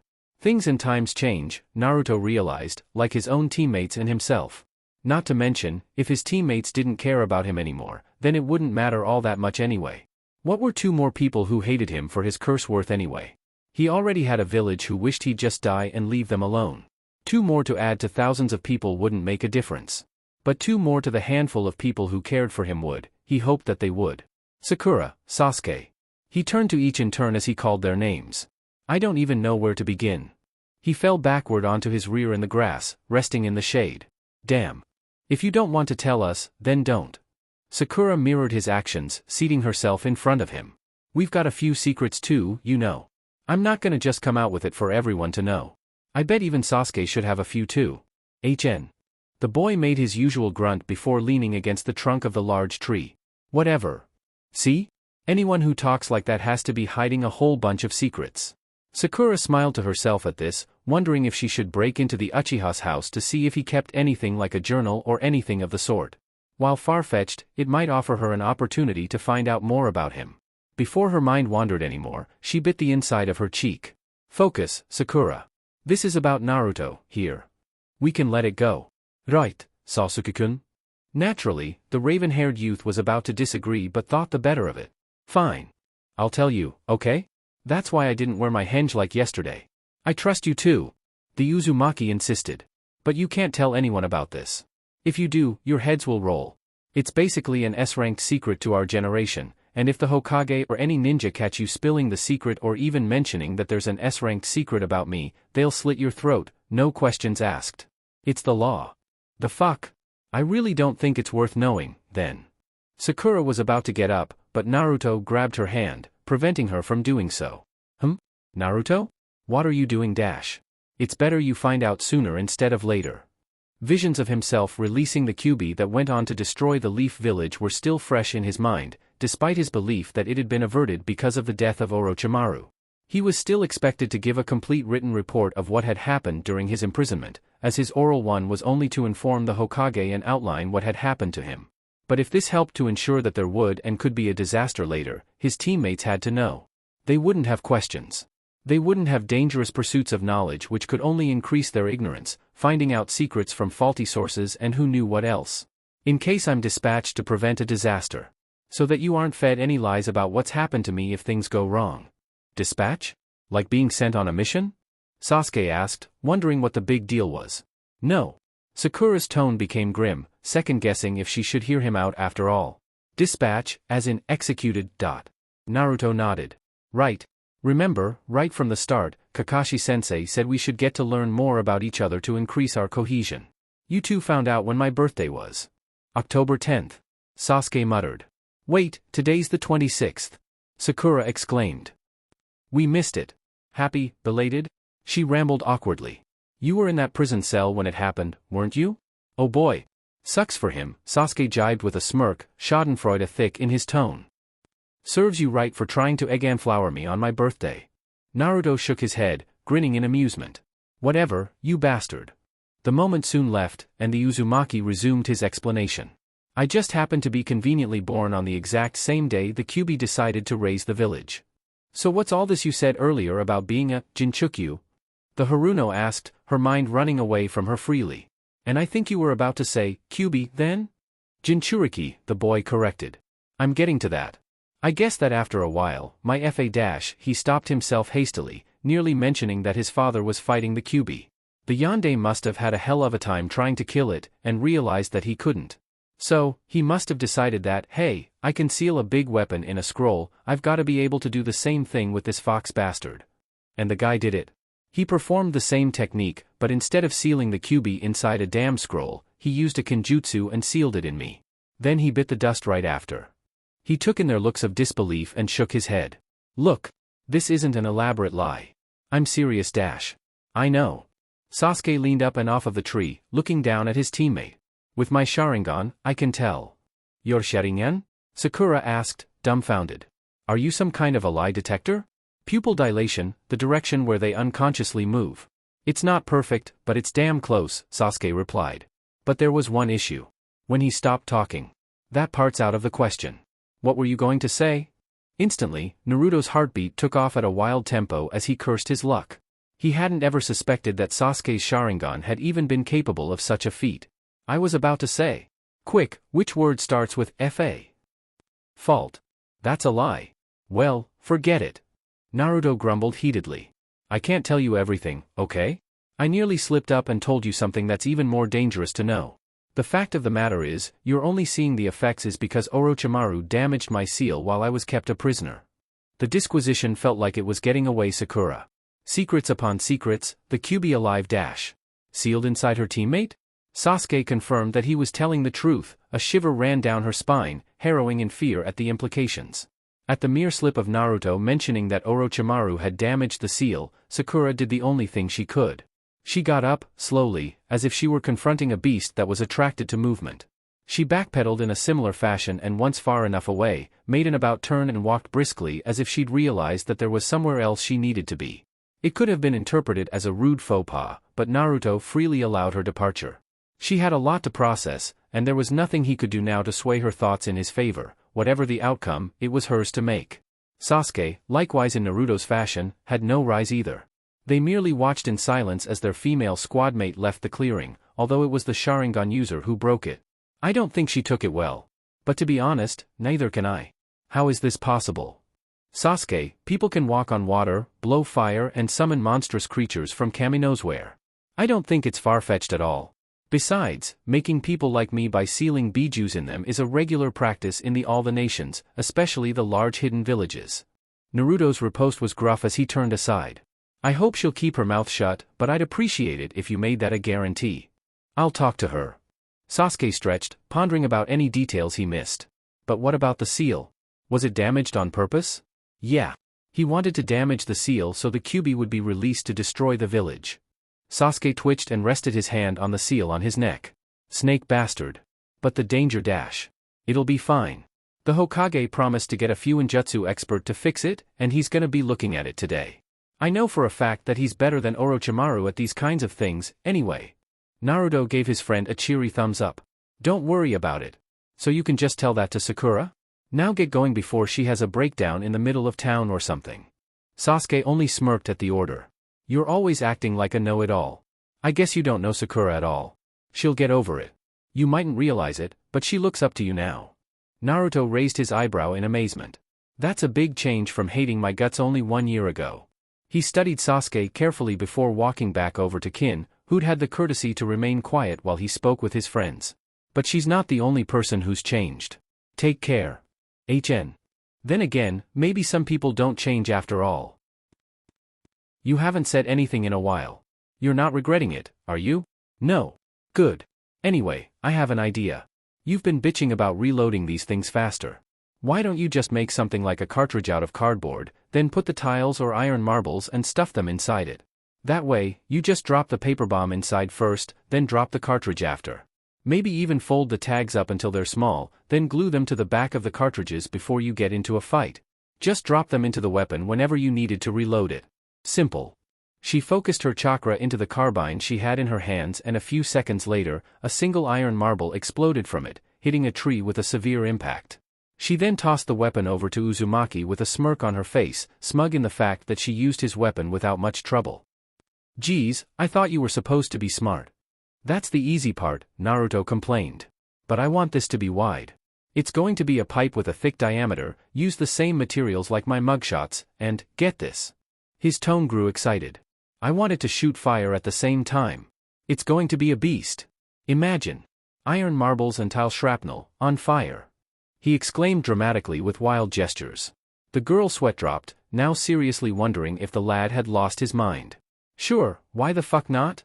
Kin replied. Naruto could already sense the salty sarcasm approaching. Let's make it shoot money while we're at it. You could be more supportive, you know. He stood up, dusting his pants and stretched. I'm going to get Higurashi-san to make a big pipe this time, and then I'm going to buy some oil paint thinner. Or some kerosene, it depends on which is on sale at the hardware shops. And maybe some styrofoam cups. He was now pacing animatedly, his imagination working overtime. Yeah, one with a lid to put the liquids in. And maybe get Higurashi to put some kind of stock where the weapons lean into my shoulder. Kin sat down on the grass and shook her head. She already realized that talking to him now would be useless, that was apparent by the steam, or smoke, coming out of his ears. While such a creation he was contemplating would certainly be ambitious, she couldn't bring herself to care as much as he did. Instead, she ruminated on their conversation the night before and wondered if he had been completely honest with her. Her faraway vision from the night before last was already becoming faint in her mind, a gradual process that seemed to worsen by the hour. But she could still envision the faces. One was Naruto's. Another was Mirai's, and the last was Rikishi's. They were so happy. For her. From Naruto's argument, he contended that the dream might have been that, only a dream and nothing more. He furthermore went on to say that it could have been born from her own wants for a family. While plausible, she found no fault with it. In that same vein, she believed that she did, in fact, want it. Her biological parents were long gone, a marauder and his gang had wiped them out of existence in his search for riches. All she really had left was an adoptive father who ran a farm for a living, and even in that case, she was doubtful he was still around. She made a mental note to revisit him in the near future, so what was wrong with wanting a family? But raising a family of her own? That wasn't the same. And why did the vision pair her and Naruto together? Because of their now close ties? At one point, they were enemies, one a confident prey and the other a doubtful predator. Now, they were friends, unsure of how close. They shared the same ability to foresee the immediate future, and her presence kept him from feeling negative and releasing the QB on accident. Her head began to hurt. She had kissed him. It started as nothing more than a simple experiment. Her vision determined that they'd be spouses, didn't it? She'd merely tested if it was veritable. While the kiss was admittedly slightly more than chaste, he had interpreted responses from him, subconscious ones. They were befitting someone who had some feelings of romanticism for, even if he himself didn't know it yet, not to mention, he'd have to be an asexual, or a homosexual, to not react like that in the first place. Otherwise, she might as well have kissed a stone statue. The only volatile part of the experiment was that she knew next to nothing about love, the only thing that was certain was uncertainty itself. If her vision was factual and her experiment returned as an actual positive, then their lives and fates were irrefutably intertwined. While she herself was already disliking her new ability to see, or experience, the future, she didn't mind the vision she'd had.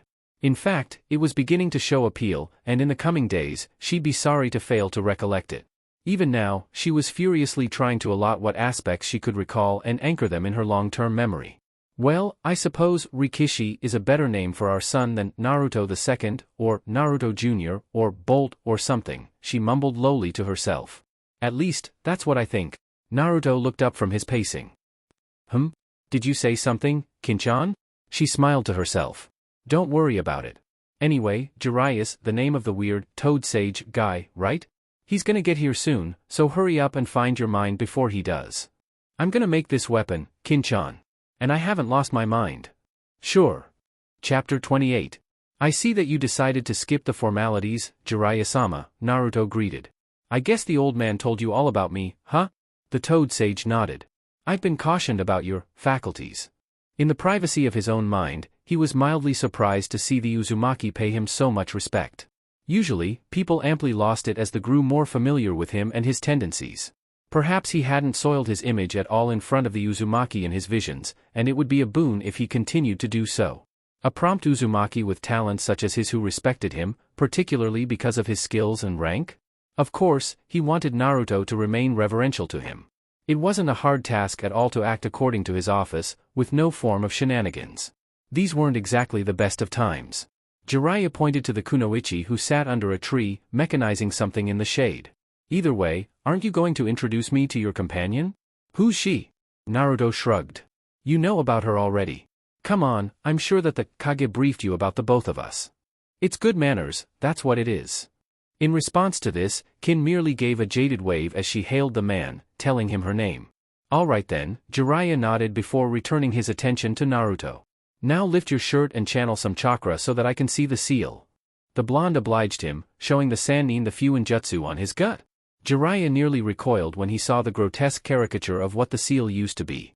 Kanji was strewn all over the place, lines bent at odd angles, and suffice to say, the vestiges of red malevolent chakra visible from it only served to worsen his impression of it. Alright, Jiraiya said gruffly, quit channeling chakra. I've seen enough. Naruto dropped his shirt. So? Can you fix it? To this, Jiraiya only chuckled grimly as he seated himself on the grass in the lotus position, adopting a look of thoughtfulness on his face. Fix? Fix. One does not simply fix a seal. If I had to describe it, I'd say that it's like a roof that's been bored with holes, with only the larger areas barring the worst of the weather and exposure. Can you do something about it? The Uzumaki asked irritably, preferably as soon as possible? The damned fox keeps gloating in my mind that he'll come out and eat my corpse first when he does. Doesn't that scare you? The Oto Kunoichi queried. It used to, Naruto admitted to Kin, but it's getting kinda stale now. He turned back to Jiraiya, who'd begun to scribble notes in a book he'd retrieved from seemingly nowhere. So how about it, Jiraiya-sama? Let me say this candidly. You have three options: either I try to mend the seal myself by replacing it or by crafting new ones to buffer the weak areas, or you find some way to master the Kyuubi's chakra. Both of those take a sheer amount of concentration, work and diligence to achieve, and then some. And the third option? Nip off and kill yourself, Kin offered wag-like. Didn't you already know that, or am I the only one who pays attention to their dreams still? That doesn't mean that I wasn't hoping that I wouldn't have to hear about it again. He turned back to the Gama Sannin and shook his head. I'm not keen on committing suicide, just to buy a few years of safety to the village. Sounds too much like some honorable shtick to me, and besides, living actually sucks a little less than being dead. It's more of a recommendation to yourself than for the village, Jiraiya admitted, simply because I've before seen the torment of Jinchurikis for hours on end before their inner Biju rips their way out of them. It's a coward's way out, sure, but if you weren't going to live anyway, why not consider it? Shinobis over the course of history have committed the act for clandestine reasons. Stop trying to sell me on the idea. I'm not doing it. Fair enough, but I want you to think about every option. The Sannin tapped his chin in thought before moving on. What about mastering the Kyuubi's chakra? I've been told that you've got a special talent. Jiraiya chose to be discreet. After all, something as important as actual foresight was too crucial to simply be loose-lipped about. Just because he staked out the area and cleansed the proximity of any potential eavesdropping mechanics with Fuinjutsu didn't mean that it was absolutely safe. So what about it? You think that I can master the Kyuubi's chakra with it? How would I go about doing that? Well, you've yet to lose a fight, even against a ninja and swordsman such as Momochi Zabuza himself. That's why I mentioned it. In order to garner the Kyuubi's chakra and master it, you'd have to essentially fight it. And winning is a must. On this, Naruto pondered a while, trying to envision himself fighting the Kyuubi with his weapons and his sole BC rank ninjutsu, which solely consisted of a daitapa. Great breakthrough. From his nightmarish encounters with the beast from hallucinations, he could imagine himself giving every effort he had, only to be swatted aside into oblivion by the Kyuubi pathetically. A sweat drop ran down the back of his head. Fuck no. Just draw up some seals or something and fix this. Isn't that why you're here? I said that it was easier said than done, Jiraiya argued. And what I just told you were things that you should consider? I mentioned them for a good reason. The damage to the seal is extremely extensive and intensive. Not only was the seal severely rendered kaput, but there's been damage done to it over time, even as we speak. If you stop to think about it, you'd realize that your body metabolizes chakra just to keep performing higher processes. Did you rooftop run here? You burnt chakra. Wore a henge? You burnt chakra. Hell, even burst sprinting could make things worse. But I know that already dash. And who's to say that you won't lapse again into the habit of performing any sort of shinobi techniques? Just from looking at the seal alone, I'm already doubtful that I can fix this thing, let alone do it before the damn Kyuubi breaks out. That's even without incurring further damage to the seal in the future, which would only make things more disastrous. That's the raw truth, kid. Yikes. Kin said uninterestedly. But we knew that already. Best not waste any more time, right? To this, the Toad Sage only raised an eyebrow. Of course, it worked out that they could hardly be phased due to their time faculties, but this was nearly bizarre. Well, he wasn't one who'd let a good thing go to waste. They weren't worried, so he'd might as well come out frankly with the worst of the truth. Do you understand that if it comes down to it, I'd have to kill you just to keep the Kyuubi from getting out when I officially acknowledge that I can't fix the seal? We know. Jiraiya nodded. Good to know that you're taking it so well. He beckoned Kin over to him whilst telling Naruto to excuse him to speak privately with the kunoichi. Once he'd gone far enough away, Jiraiya spoke his mind. Listen, Tsuchi, I'm going to be honest. I don't trust you. The girl didn't reply, though her stare urged him to continue. For all I know, you could just be another enemy kunoichi shimmying up and getting close to someone who's vital to the village. After all, it'd be far from the first time that something like that has happened. I'm already leery about your origins, who you've been allied with, worked for, and even more so about how you came to have the same inherent abilities as Naruto. Nonetheless, I can respect the Hokage's decision to give you a bye due to this, not to mention the fact that your relationship with him keeps him in check. I'm sure you realize by now that it's vital, and even more so by the second. Kin looked briefly towards the Uzumaki, who was visibly trying to look as if he didn't care about the disposition he wasn't permitted to listen to. Since that's why you're basically not sitting in a cell or in a grave, then you'd better keep the kid as cool as a cucumber while I work.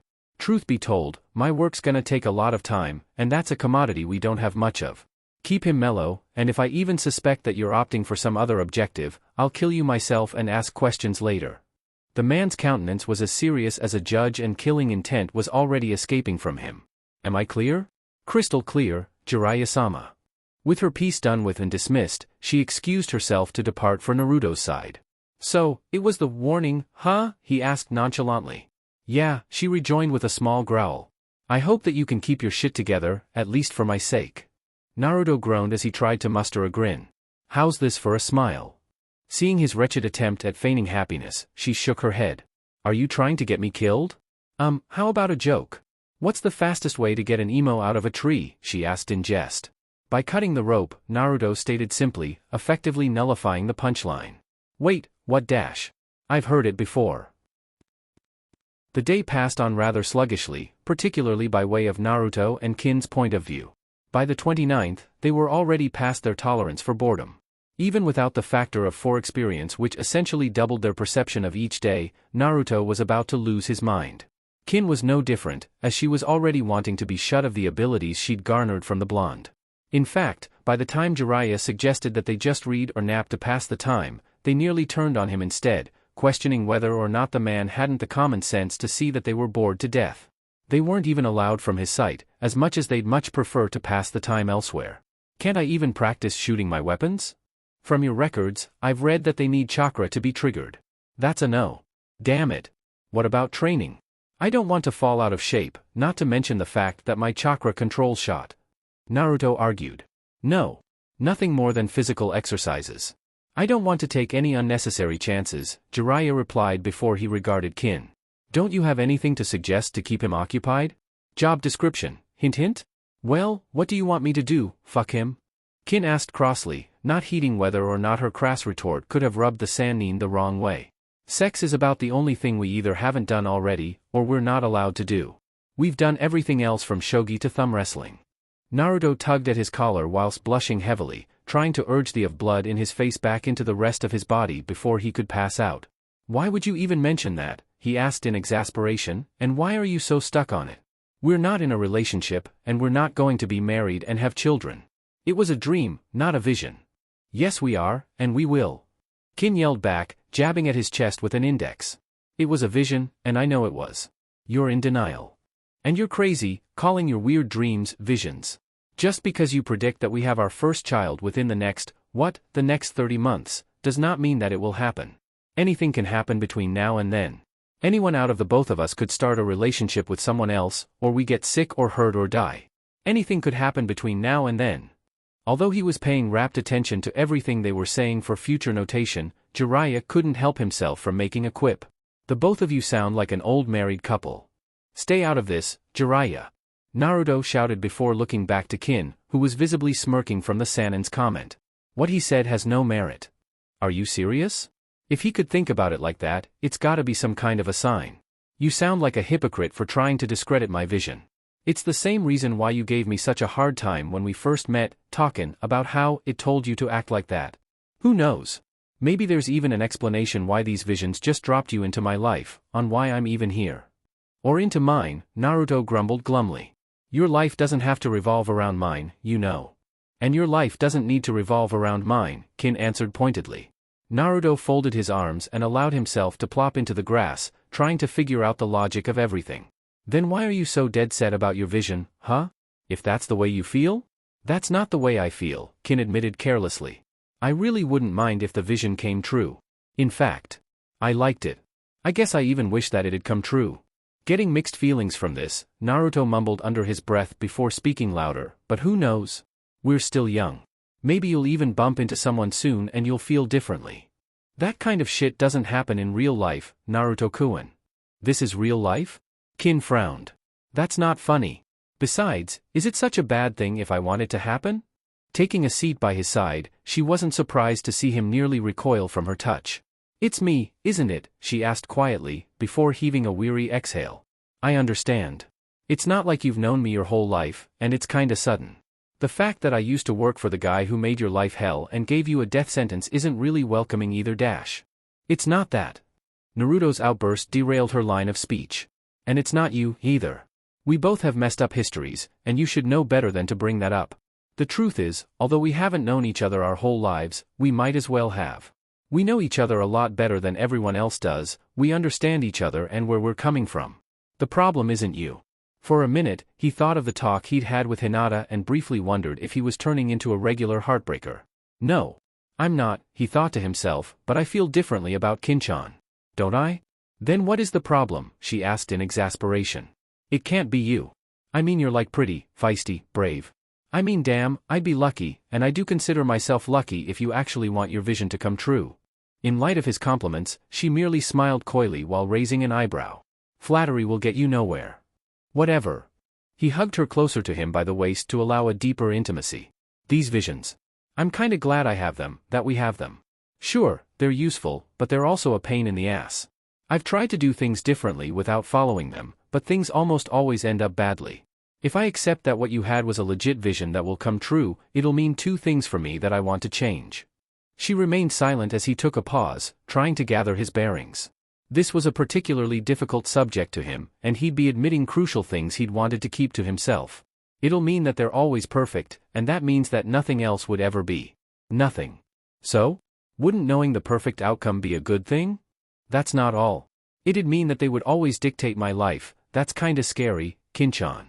He looked down at his hands, seemingly in an attempt to recreate his manipulative abilities over time but found that he could not. It's scary to know that my life isn't mine to control. It's scary to know that anything could happen if I don't follow the perfect instructions, that anything and everything could go wrong. So you don't want my vision to come true? The Uzumaki sighed. What if you wanted 3 kids, instead of 2? What if you wanted to wear a chastity belt for the next 3 years because you decide that you're too young to have children? That's the point I'm trying to make. I just don't want to accept everything that these visions spoon-feed me. I'm trying to exercise some faith that I can retake control of my own life, to disregard them whenever I can. There was that word again. Faith. She'd heard it from him several times in the past, and the expression seemed to carry far more weight in their lives than she'd previously imagined. There was something about it that was holding him back from wanting to seek out the truth about her vision. That's when it struck her. You've had a vision that goes against mine. Naruto sucked in a breath sharply between his teeth. Oh, shit dash. What is it? What was it about? What happened? All of her pressing questions only seemingly made him press deeper and deeper against her. It was only when she noticed that he was actually crying that she realized that the boy, the one that she had growing feelings for, had foreseen a tragedy. Which one of us? She whispered lowly. She wasn't really wishing to find out, and yet she felt as if she had a responsibility in sharing what he knew. It's you. It's the vision that I had while I was stuck in the cell, about me unleashing the Kyuubi. At the end of it, you die because of some sort of summoning jutsu.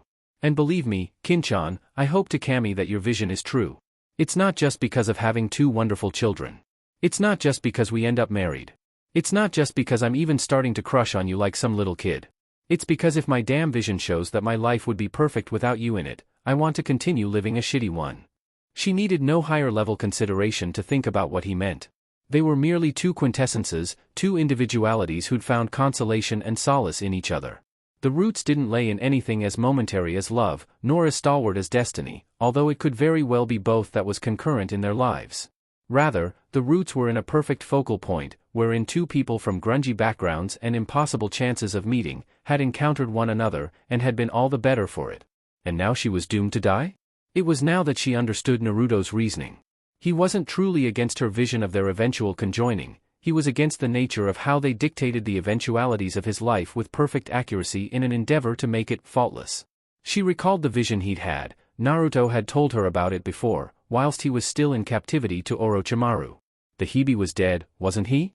That should mean that her death shouldn't come to pass tomorrow, something to take relief in. Nonetheless, she still had to regard the fact that she was meant to die. Was that supposed to be a perfect outcome? All of a sudden, she was looking at her newfound gifts in a new light. She'd begun to appreciate them, even going as far to find annoyances in their few drawbacks, but she'd always thought them to be perfect. Never minding the contradiction, his vision still had to be considered. Would it have been for the best if he alone was to live? With that contemplated, would she allow her demise or to even kill herself to ensure that his perfect result was allowed to become true? Perhaps she was overthinking this. It was a rather dark prospect, and Naruto had already conceded that he actually wanted her vision to come true. It was already a small failure to accept, knowing they'd be controversial for accepting one vision to be perfect over the other, yet what other choice did they have? But they couldn't afford to leave anything to chance. Jiraiya-sama? Hi, Kin-san? The Toad Sage did not even look up from his work, although he had been keenly listening to their conversation. Please fix his seal. Quickly. The man did reply to her, but she didn't mind. Instead, she chose to pay more attention to the blonde by her side who seemed far more deserving, and needing, of it now. Don't worry Naruto-kun, Kin whispered, I'm not going anywhere. Nowhere? Well, nowhere that you're not going first. Her jovial return was well received, and it made him smile. Yet, under his skin, he felt that there was something dark about her remark, and wondered if she'd follow him to hell and back. Despite this, wasn't he happy that someone who'd do that with him was now by his side? Damn, he was falling for her faster than he thought. She felt the same. X equals X equals. We have a problem, Hiruzen-sama. There was no question, no doubt. Whenever Jiraiya came to him saying that, however rare as it may be, the fire shadow immediately dropped what he was doing to give his former student his undivided attention. He could tell that this was a Kage Bunshin of the man, though it still warranted a meeting inside his study, deep inside the Sarutobi household. What is this about, Jiraiya? About Naruto's seal? Mainly about that, Jiraiya affirmed, but there are a few other things that have me worried. But I need to know this, did you confirm Orochimaru's death, and are you sure that he's dead? We've been over this, Jiraiya. Orochimaru is dead. Naruto killed him, and I checked that it was indeed his remains. I burned it to ashes. Completely. Completely? Completely. Jiraiya sighed.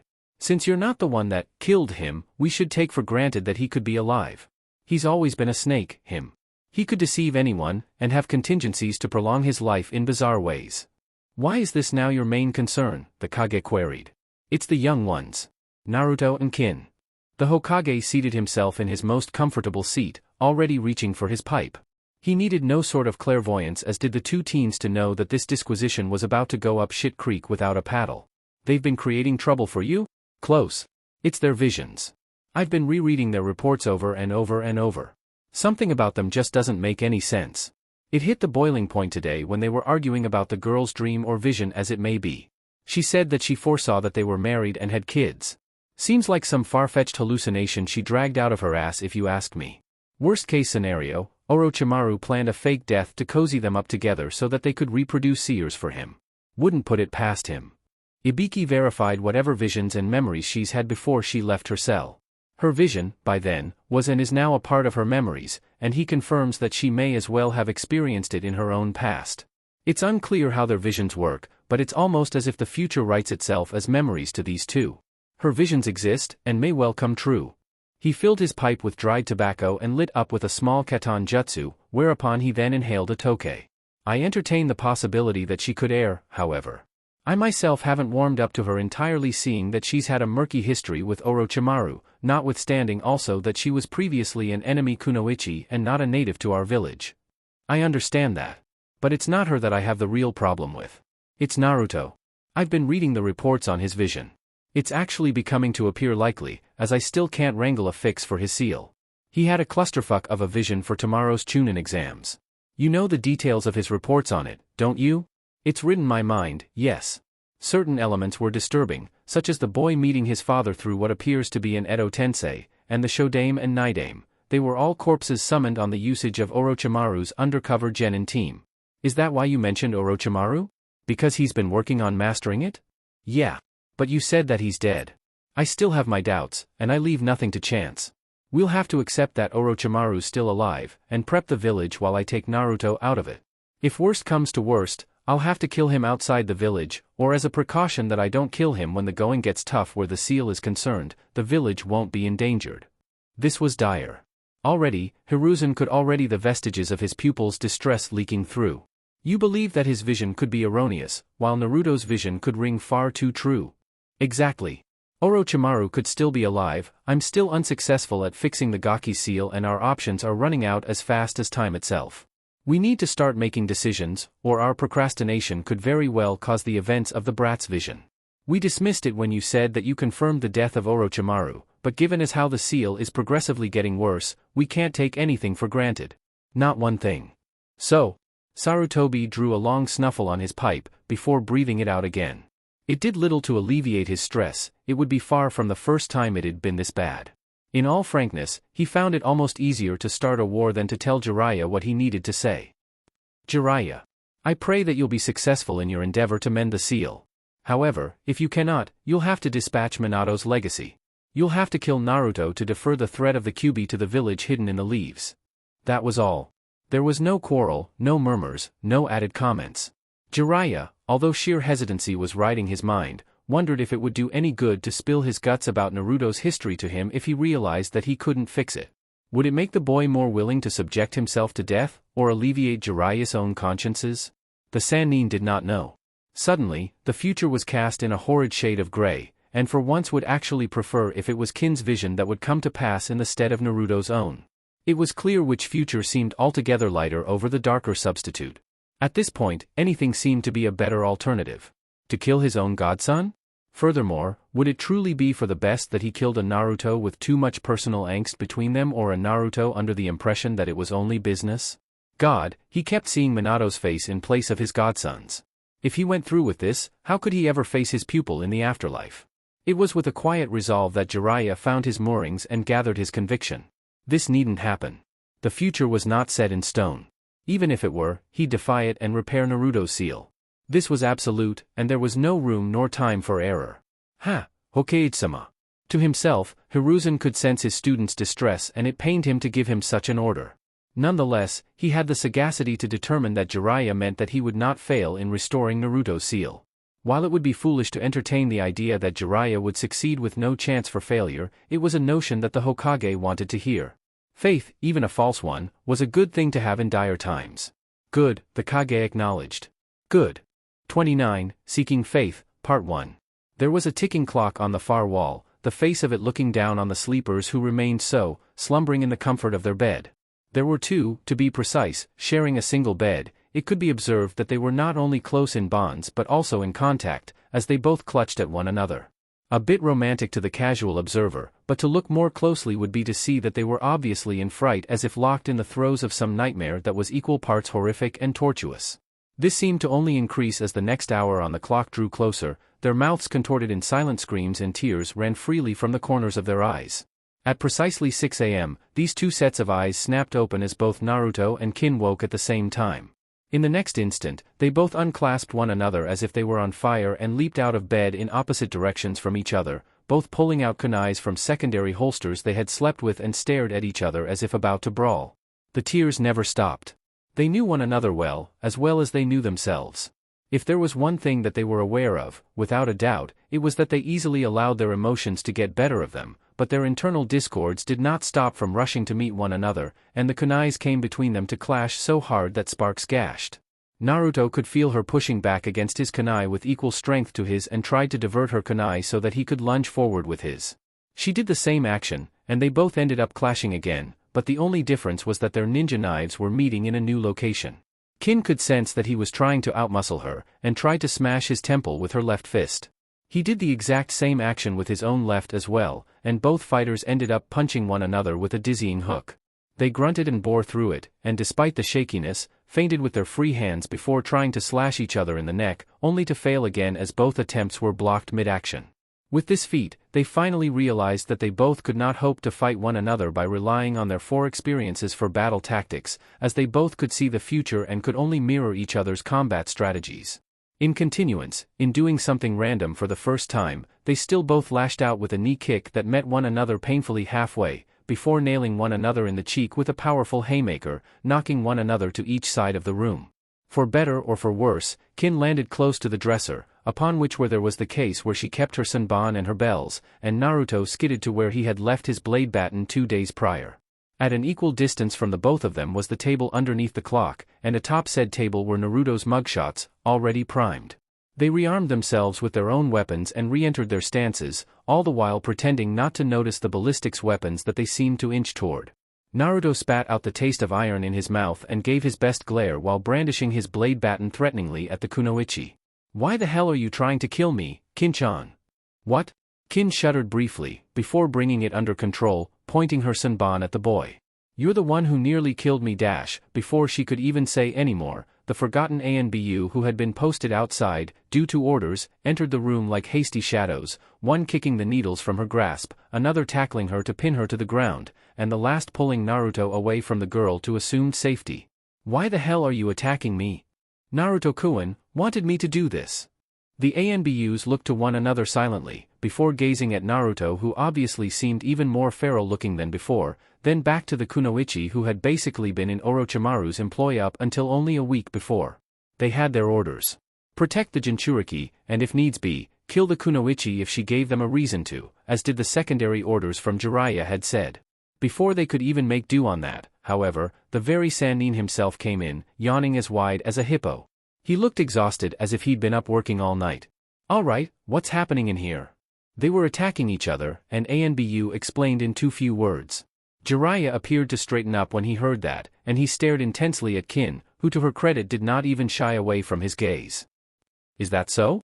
Kin knew that the man was more than willing to dispatch her, given his harsh warning that he didn't want any sort of hazardous behavior from her at all, and he wasn't prepared to tolerate any. She did not beg for mercy, but she found a sort of casual acceptance as she gazed at her significant other. "It was in this room," she said quietly, "that you told me that you dreamt of when you were a baby. That you dreamt of your father telling you to have faith despite making mistakes. I can't say that I'm like him. But I become him. When Orochimaru uses me as the embodiment and starts his Edo Tensei, I'll just be used, just like I always have been.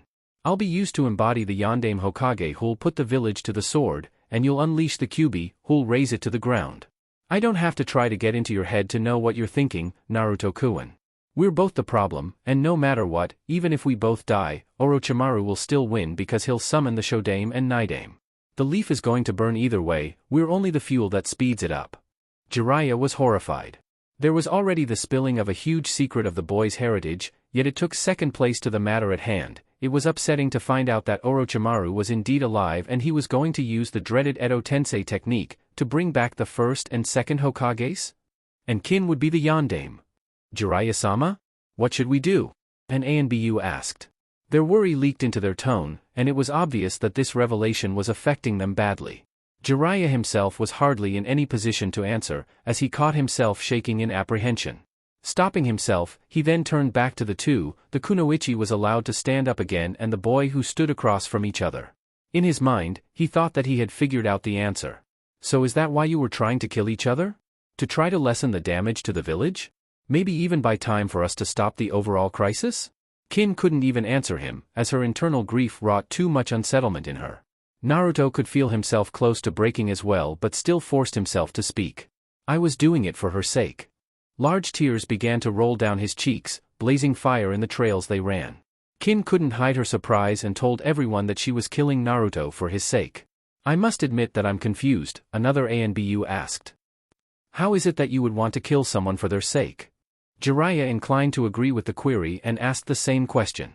I learned from Orochimaru later today that the Edo Tensei denies the sacrificed person from having a peaceful afterlife. Her soul would basically be in torment for eternity. The bastard even told me that he'd use her to summon the Yondaime to kill me because he thought it'd be ironic for my father to do it. She yelled that she didn't want to spend eternity in pain, but it'd only be worse if she spent it knowing that she had a part in my execution. Just before Orochi used his jutsu, I told Kinchan that we were in my vision, and she begged me to kill her when I woke up this morning. What? Kin asked dumbly. After everyone dies and me and Naruto-kun are the only ones left, she began, Orochimaru starts to try to break the Kyuubi free from Naruto. It looked like torture beyond compare, and when I told Naruto that we were in my vision, he begged me to kill him when I woke up because the pain was unimaginable, and he couldn't stand knowing that the Kyuubi would escape from him and kill everyone. There was a shallow silence after this, easily broken by heavy breathing and low sobs, and the two with intertwined fates could not even bring themselves to look each other in the eyes. That doesn't follow. Jiraiya exclaimed. How can one set of events happen, but doesn't allow the next set to happen? How can Naruto's vision happen in such a way that Kin seems to be the main issue, and how can Kin's vision happen in such a way that Naruto seems to be the main issue? Besides, it should be impossible for Naruto to stay alive for even a brief time after the Kyuubi escapes, so that means that the seal's still intact in his dream. But if he's intact, that means that Kin's dream is false. I know it wasn't intact. You failed to fix the seal. Kin said firmly. You don't have much argument. Besides, Naruto's had this ability longer than you have, and withstanding your history, I'd say that it provides Naruto with a sense of authenticity. You know, since he's the original. That might not necessarily be true. We've had two different visions on the same night before. Hell, it's been like this nearly every day ever since she got the ability to, Naruto explained. The day is generally the same, but the exact details always differ because for each of us, because the experience is looking out for the dreamer specifically. It's why we can counter one another so well in everything we do, sparring, shogi, even goddamn thumb wrestling. It's like she's my mirror, and I'm hers. The only difference is that left for me is her right, and her right is my left. Eventually, we just botch up the events of our visions and everything starts to happen differently, Naruto explained. Or everything is actually the same story, but we're telling it differently because of our points of view. They just sound disjointed because we both die no matter what. Everything's already started. Things shouldn't have come to this. Maybe, one of us really should have just died, or the both of us. It'd at least unfuck everything and make matters less complicated for everyone else. Kin yelled. Jiraiya started to move off, going to collect all of his Fuinjutsu supplies in the other room. You mean that little fight you just had? He called behind him without even turning his head. The fight also happened in my dream, they said at the exact same time. They both became slightly flustered at this strange happening, but Kin recovered first. Today's gonna be a shitty day. Couldn't have said it better, myself, Naruto mumbled as they were both made to sit in the lotus position across from each other. The ANBUs still hovered about, mostly around Kin in case she turned out hostile, but Naruto found that he couldn't decide if he cared if they killed her, or hated the fact that they easily could. It was what Kin had wanted, wasn't it? To die a natural death before everything descended into madness? Or was it more than that? His kunai and blade baton were still in his hands, but he tossed it away to the far side of the room before he stuck the kunai into the wooden floor exactly between them with equal distance. All watched him, but they soon heard what was a depressing-sounding chortle as he looked to the table that his mugshots were on before he groaned. What's wrong?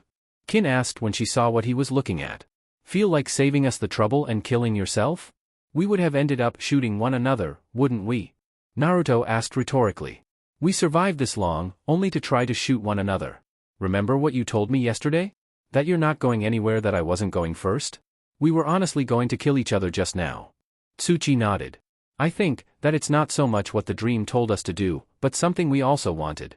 We know that we can't dodge it at close range, and the iron marbles would make sure that wherever they hit us in the chest, it'd be fatal. We both knew that. I guess that means that we wanted to die together. She gazed at the Anbu who still had kodachis and tantos aimed at her vital points and sighed.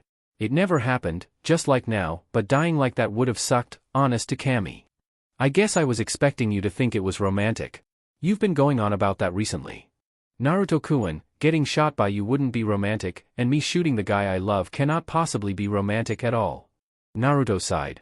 Luff, who? To her credit, Kin didn't shy away or become embarrassed because it wasn't befitting their current predicament. Aha. I guess this means that my future vision won't be coming true? Her head fell in disappointment. It was fairly easy to grasp that she'd had her hopes up. I'm afraid not. That's a real damn shame, Naruto said before they both looked down at the kunai between them. I was really hoping that it'd come true. They then locked eyes at the moment, and Naruto noted that she had a growing smirk on her face. What are you being so smug about? I knew that was what you wanted ever since I kissed you. When you asked me if I had found something, the answer was yes. I did find something. To think, we both knew we had feelings for one another, and yet, we both acted like it wasn't a big deal. But it's the reason why we were going to kill each other just now. Because we love each other that much. In my vision, you were carrying on like someone was wringing you inside and out, and I couldn't do a damn thing to help. The only thing seemed to make you feel a little bit better was that I said that this was only my vision, and you were begging me to kill you. It was. Kin's emotions threatened to get the best of her, but she managed to suppress it. These things needed to be said. It was heartbreaking. In my vision, your reason wasn't just because you were cowardly of being in eternal torment, but when Orochimaru said that he was going to use the Yondaime through you to kill me, you broke down. It's like, the last thing you wanted was to do anything wrong by me. It's how I got to know how much you care for me, and how much I cared for you too. He pointed down at the kunai between them before his hand dropped back to his side. Now, there's only one kunai. We can't fight against one another if there's one kunai, but it'd still be fair because any one of us can grab it first. Seeing her nod, he readied himself to snatch the kunai up, as did she, seemingly waiting on something to trigger them both. The clock on the wall seemed to slow down in the longest second, but as soon as the next tick was heard, Kin grabbed the kunai a split second before Naruto could. But to everyone's surprise, she brought the kunai to her own neck, as if prepared to kill herself. Naruto cursed. Baka. If you wanted to die, then dash. She smiled as if she knew a secret. It feels easier? I think I'd sooner kill myself than you, Naruto-kun. It sounded that way from your vision because I didn't want to be used as your killer, as the Yondaime. And I can tell from that look on your face that you were feeling the same way. You were about to do the same thing that I'm about to do. She was about to mutter a quick prayer while dragging the blade against her throat, but to her surprise, Jiraiya suddenly appeared among them out of a body flicker and knocked the kunai from her hands before she could commit suicide. He appeared to be more reserved and prepared for a harsh fight, somewhat, as he had several rolled seals in a sort of bandolier that ran diagonally down his chest, though he still had the unmistakable look of an insomniac in his eyes. When he spoke, though, there was none other than Jiraiya the Sannin standing in his place. We'll have none of that. I've made up my mind. No one's dying, not Naruto, not Kin, and not me. If Naruto dies, then there's no use to having Kin stay alive to be used in the Edo Tensei to summon the Yondaime who'd help to finish us off. But if Kin dies, then there's no use in trying to keep the brat alive, cause his emotions would cause him to snap like a pencil and he'd release the Kyuubi even faster. If one dies, the other has to die too in that same instant. Anbu, he turned to the security detail, I know you were more than prepared to allow the girl to kill herself since merely protecting Uzumaki is the priority, but the mission's changed. They're both equally important at this time, and we can't afford to lose even one of them. Either one can and will be used to harm the other, and when that happens, everything will go past the point of no return. Is that understood? Hi, Jiraiya-sama, the captain of the trio answered. We will not let you down. I guess we'll see how long they last, Naruto mumbled while looking at the Anbu pointedly. In riposte, he got a harsh clout to his jaw from Jiraiya, though he was more surprised than in pain. What the hell was that for? Sometimes, you need to learn when to shut up, Gaki. If what you're going to say doesn't help, then you need to keep quiet. And would it kill you to have a little faith? Faith? Naruto parroted dumbly. He'd been hearing a lot of that recently, but he pushed it from his mind, though with some effort. Now opposed to Kin, who says I die today and fail to correct your seal. Did the same thing happen in your vision, brat? Yes, sir. The Shodaime kills you at? Naruto glanced at the clock. 10 minutes after 12 p.m. Your first encounter is with him at 9 a.m. The Shodaime then beats the shit out of me, and Orochimaru finishes breaking my seal. Oh shit, that's a short fight, Jiraiya cursed. I guess I've got to hurry to try my best to fix the seal. What else is happening in the village during today? It's a synchronized attack all over. Orochimaru is going to trap the Hokage in some sort of containment area to fight him with the Nidaime at 12 p.m. That doesn't last too long, because Orochimaru looked as if he had possessed some sort of bone user. He's super strong, resistant to damage, and he can heal himself with some kind of regurgitation technique, like he sheds his skin by leaving through his mouth. Naruto explained. And he's got this bone jutsu thing. In my vision, Orochimaru sent a reanimated Kabuto to kill Sakura and kidnap Sasuke, Kin stated. He did what? I can't allow that to happen, Naruto exclaimed before he thought a little. How the hell does Orochimaru seem to be doing so much at the same time? Is he using clones? Jiraiya scratched his chin in worry. Fuck. I already don't know what to do. We need to warn the Hokage and get you two away. So if the Shodaime fails to beat me or even find us in general, that means I would have more time to fix the brat seal. We should reverse summon and head to Myobokuzen. The Shodaime shouldn't get us there. We've been over that in my visions. You can't reverse summon someone who hasn't signed the contract with the Toads, Naruto and Kin said in unison. And when you tried to explain the emergency, the elders refused because they didn't want to risk the Kyuubi getting loose in their home. It's basically a waste of time. They can only suggest fighting the Shodaime and sealing him away, or killing Orochimaru, not that you even get the chance to. He's not coming out of hiding until 12 p.m. The man swore heavily. Each of his contingencies was already failing before he even got a chance to try them. Wait. I just remembered something. The fourth Hokage should be able to fix the seal. I think that he would have some sort of system set up so that he can fix the seal as a chakra construct, a contingency in case the seal becomes ruptured and it's likely that the Kyuubi would escape. I even helped him to figure out how to make something like that, and I'm sure he has one in Naruto. The chakra construct can fix it. That's what we're going with? Something that isn't sure to work, and that's if this so-called chakra construct exists? Kin asked. I guess it's better than knowing we have zero chance. How do we activate this? We can't, we just have to last long enough for Naruto's seal to break apart gradually, instead of anyone intentionally breaking it from the outside, as you said before, the reanimated Shodaime. When it happens, the Yondaime's chakra construct will fix the seal himself. When that thread is over, if Naruto is even lucky, he could even use his time manipulation to even help beat Orochimaru. It stands to logic if the beast's influence leaves his system, after all. He's never even lost a fight without the ability, and with it, he should be able to beat anyone. Then what about me? Kin demanded. I'm still going to end up being used to bring back the Yondaime in an Edo Tensei. And wasn't he the one who originally had these time abilities? Yeah, they were going to have their hands full. Regardless, the Sannin performed the summoning technique to get a toad messenger to warn the Hokage and to send more ninjas to back him up. Alright, let's get moving. Staying in one spot is tactically dangerous. Right. They made ready to leave, but as they made their exit, an ANBU discreetly passed a cyanide pill to Kin, placing it in her hand whilst being out of Jiraiya's notice. The ANBU didn't say a word, but Kin knew that more was being said this way. I understand. X equals X equals. The toad didn't take more than 2 minutes to get to his destination.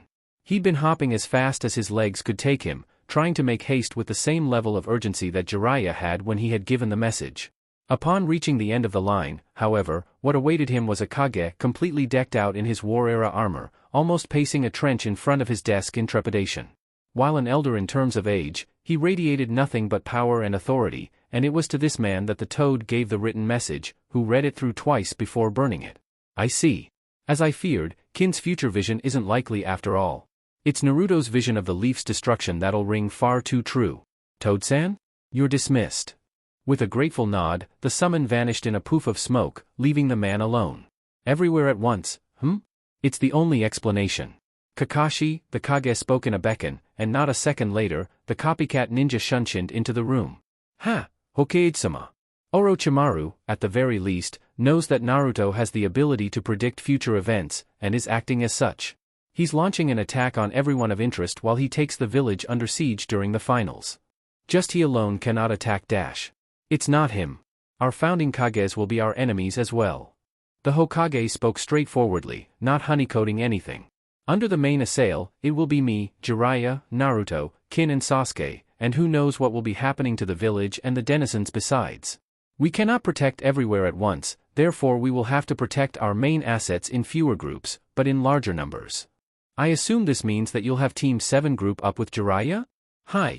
You yourself will be going with them to help protect Naruto, Kin, and Sasuke and take 3 more Jounins and elites of your choosing, while I shall choose mine to fight Orochimaru and the Nidaime. Now go. There is work to be done. It'll be done. 30. Seeking Faith, Part 2. Oi, Naruto. Kin. Anko hailed as soon as she came close enough to the group gathered in the clearing. We made it. We can see that, Kin yelled in an easy tone as she watched the Tokubetsu Jounin and the members of the squad coming in quickly by means of leaping on tree branches. By the time they all came, she took the time to look over the Jounins she came with, along with the rest of Naruto's Genin squad, yet remember seeing in her own mind how they'd all perish. Yep, they're all here, she said more quietly. You need introductions? Hatake asked, noticing her stare at his team as well as Kurenai and Asuma. Nah. She knew them all already from her vision the night before, yet she was still unsure if that was a good thing or a bad one. I don't need introductions. I foresaw today, you know. More than just a few of the people who came with Kakashi raised an eyebrow. Foresaw today? What, you mean like a prediction? Vision? Kurenai asked unsurely. Yep, that's what she meant. Naruto picked himself up from off of the ground and turned to face the group. All of those who were unfamiliar with his condition, namely Kurenai, Asuma and Guy, all gasped when they saw how feral he looked. He didn't even pay any attention to that fact, and continued his previous line. She meant vision. Well, Kakashi scratched his scalp, wondering if the situation warranted them to speak freely about secrets and if he should talk candidly as well. Naruto realized this, and told the man that it didn't matter anymore. Is that so? How is it? How's today? Rainy? Sunny with a chance of partly cloudy? Despite the seriousness of the situation, the man still tried to lighten whatever depressed mood he had sensed since arriving, but his joke fell flat. How's today? In a word, it's going to be a clusterfuck. Wait, visions? Sakura asked. And why are you asking Naruto about what today's going to be like? At the risk of losing influence, Naruto started to laugh lightheartedly while scratching the back of his head. Well, you know how I can fight strong people and why I seem to be right all the time. Everyone stared at the Uzumaki as if he'd grown a second head. Oh, hell. Sakura muttered. Never mind all that, Jiraiya remarked almost as an order. To be fair, Kakashi, I don't know why you dragged Sakura along, but now we can't just send her all the way back to the village, can we? It hardly matters where she is, Kin said, 'cause she'll only be off somewhere without a team. She might as well be right here. Now when are we going to your safe house, Jiraiya-sama? The one underground? You know about it? Jiraiya asked stupidly, before waving it off. Forget I said that. I should have known that. New plan, we're going somewhere else. You know the one that's close to a shrine? No. Then that's where we're going. If we're going to change the future, then we need to change as many details as we can. Everyone. He looked back at his 4 ANBU, Kakashi, and Kurenai, Anko and Asuma and the children. While doubtful that the last 2 members of Team 7 was even necessary, he had an idea in his mind that the Hokage believed that everyone would be safer if in a larger group rather than caught off guard on their own. It made little sense to him, as he believed that his group should only worry about the Shodaime, but it'd be good to have a ninjutsu specialist like Kakashi with them, even if it meant having to tangle with Kabuto for Sasuke's sake. Naruto killed him quite easily, hadn't he? Let's go. Can I use chakra to jump through the trees? Naruto piped up. You know, since you banned me from using it a few days back? Kid, you heard the plan this morning we're going with. We're playing keep away until your seal fixes itself. Not likely, the Kyuubi said from the reaches of the Uzumaki's mind, though he tried his best to ignore it, pretending as if he hadn't heard. If there aren't any more relevant questions, everyone follow me. X equals X equals. The journey was actually remarkably short, as Jiraiya knew the shortest way possible to get his safe house, but most of them had expected a long travel. As per the safe house, it was actually only a large room that sat behind the Shinto shrine as if it would be home to a caretaker, and it appeared even larger on the inside, something that the younger ninjas marveled at. Gotta appreciate Fuinjutsu, Jiraiya said in a light boast. Anko, you and the kids stay here. Everyone else, let's go set up some traps. Naruto? You've gotta watch, what's the time? It's 10 a.m. Nodding at his response, he and the other high-ranking members left, leaving the 5 ninjas alone. They sat in the awkward silence a bit, none not knowing what to say, although everyone knew exactly what each other had on their minds. They'd mostly discussed things on the way over, but Naruto decided to ask Anko why Kakashi's group took so long to reach Jiraiya's own. Kakashi-kun had to find us first when the Hokage gave him orders. But we were stopped on the way by Mr. Higarashi's.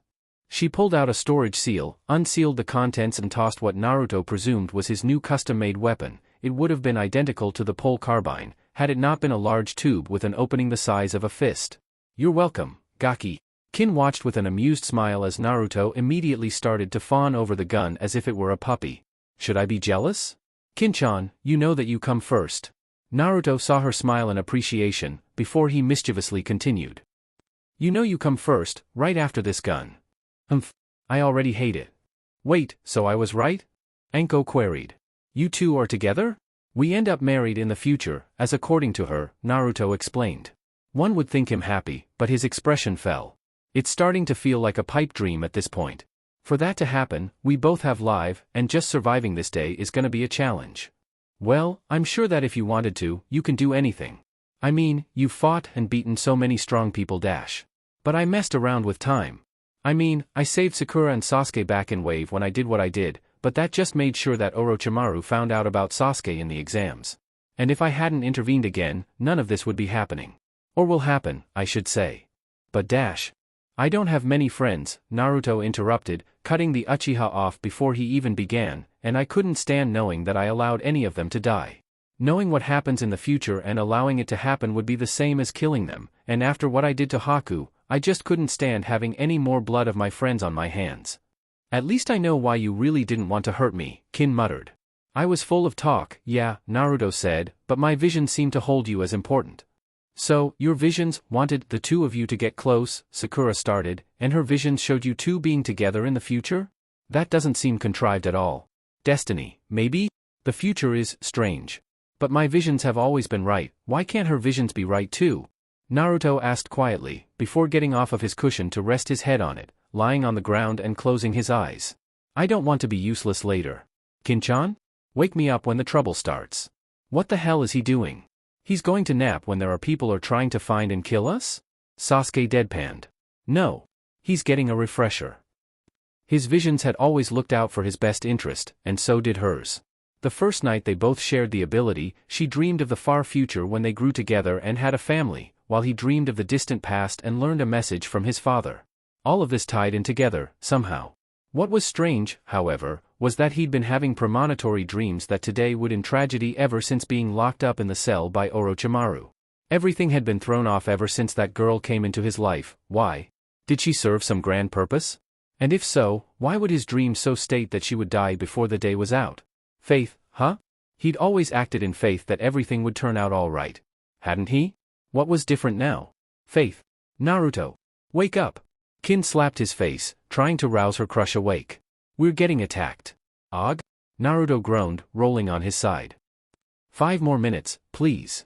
We don't have 5 more minutes. Sasuke yelled. We've been trying to wake you up for the past quarter hour. They're killing everyone.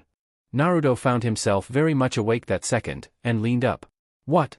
Then how come you waited this long to dash? Naruto-kun, we should have known that you wouldn't wake until you're supposed to. Damn visions control that too. By the way, how'd the vision turn out? The boy became crestfallen, and his expression dashed the girl's hopes. My vision only showed exactly how our 2 dreams from last night correlate. The Shodame, Kabuto and an Orochimaru clone get us. The Shodame kills everyone, Kabuto kidnaps Sasuke to bring him to his master, and the clone breaks my seal while he monologues about what the Edo Tensei will do to you. Then, when the Kyuubi is free, he drops you into a coffin, which tunnels into the ground. I don't know how that gets to the original Orochimaru by itself, but it does. So that's it? Sakura asked stupidly as jutsus continued being slung around outside. We all die uselessly? Well, what do you want me to do? Naruto yelled angrily. That's an unkillable version of the fucking first Hokage, and the undead Orochimaru's buggered boy toy who? Naruto took a moment to recall his vision, tosses us around like we're nothing and then kills you. They can't even be injured properly, they're already dead, and we're stuck in a room where the exit is pointing towards the battlefield. So you're giving up? To her credit, Sakura didn't even blanch at finding out that she would be killed. We've all gone through some of the toughest scrapes just because you knew what happened. If you now know what happened, now we should know how to change it. That's not how it works. The visions don't just show us the future, they show us what we're supposed to do specifically. It's messed up if they just show us that we die. Naruto didn't mention that he hadn't fully foreseen when he'd die, and naturally, Kin wasn't around to see it happen. They just knew that he'd die if he lost the Kyuubi. But if he didn't foresee the whole day, then he knew that he died. It was as simple as that. Well, what about those freaky abilities that you used in the exams? Sasuke demanded. I get the feeling that you sped up the both of us so that we could move faster, but since you couldn't, you had to hold on to us as we ran. You've got time powers, don't you? Can't we still fight? I can't use those powers because the Kyuubi's influence is messing with me. Another explosion sounded, shaking the building. All of a sudden, a massive Mokuton branch plowed through the side of the wall as collateral damage, but no one even flinched. Naruto's expression soured even more as he tried to make sense of his vision one more time, but found that he couldn't. They've always been right before. What was it that he'd told the Sandaime so long ago? To always make the right decision? Decisions based on his visions? He should have known that was impossible. But what did his father mean? What should he have faith in? He knew that it was his best quality, but right now, he had no idea where to place it. Maybe he meant that he should act in faith. So we can't fight them? Kin asked in a depressed tone. Nah. Naruto got off the ground, and started re-equipping his weapons. We're not gonna stay here and let them kill us. So, we're running away? His crush sounded a bit relieved to hear this. Naruto didn't know how to tell her that it wouldn't make any sense, as the two ninjas seemed to have some way of tracking them. They got to this hideout, after all, and it was a changed detail in the future. It could be the embodiment tattoo on her neck, or the nine-tailed fox's aura he was constantly leaking. We're not running, Sasuke realized, seeing how his teammate had set his jaw. We're fighting. We're gonna die. Naruto yelled cheerily as he tossed one of his mugshots to Sasuke and the other to Sakura, who was hesitant even to catch it. So let's at least give them a rotten time before that happens. Let's go. Eh? Kin took up the large gun that Naruto had gotten from Anko, only to be swapped for the pole gun instead when Naruto grabbed it from her. Can't I get that one? Please? Heck no. The Scorcher is mine. The carbine's yours. Anyway, for some dumb reason, in my vision, I surrender to Kabuto and the Orochimaru clone the second they come in through the door. Well, this ain't a vision, so when they come in, Sakura and Sasuke, you two are gonna blow their heads off with mugshots. When the Shodaime comes in a few seconds later, then it'll be my turn. That's the take-action violent Naruto I know, Sasuke said with a small hint of pride. When re they coming? In exactly. Naruto glanced at his watch. 2 minutes and 38 seconds. The two of you get to the sides of the door. Kin, you're going to have to shoot at the Shodaime through the hole in the wall to throw him off of his game so that Jiraiya can maybe do something. He paused in his statement, trying to gather himself as he remembered a grisly thought. Is Jiraiya still about?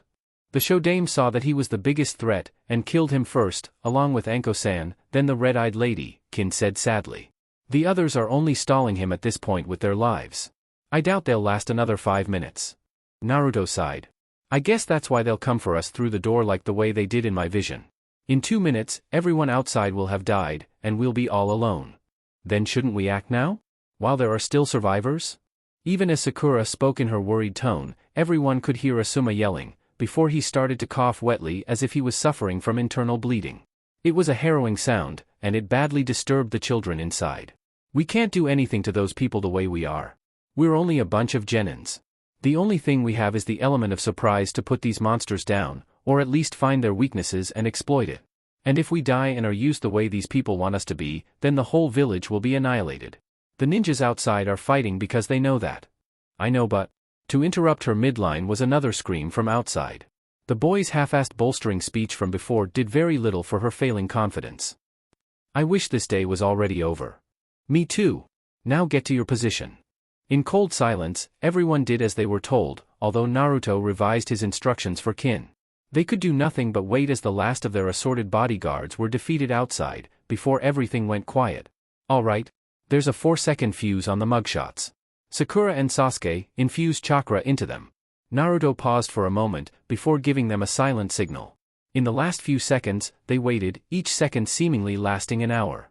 Just as they thought that they couldn't take any more, the door was kicked open by Kabuto, who stepped in at the same time as Orochimaru's clone. The first thing the enemies saw were large gouts of flame that spouted into their faces, and in that mad moment, a muffled explosion sounded at the same time, with tile shrapnel and iron marbles blazing their way through their heads in condensed destruction.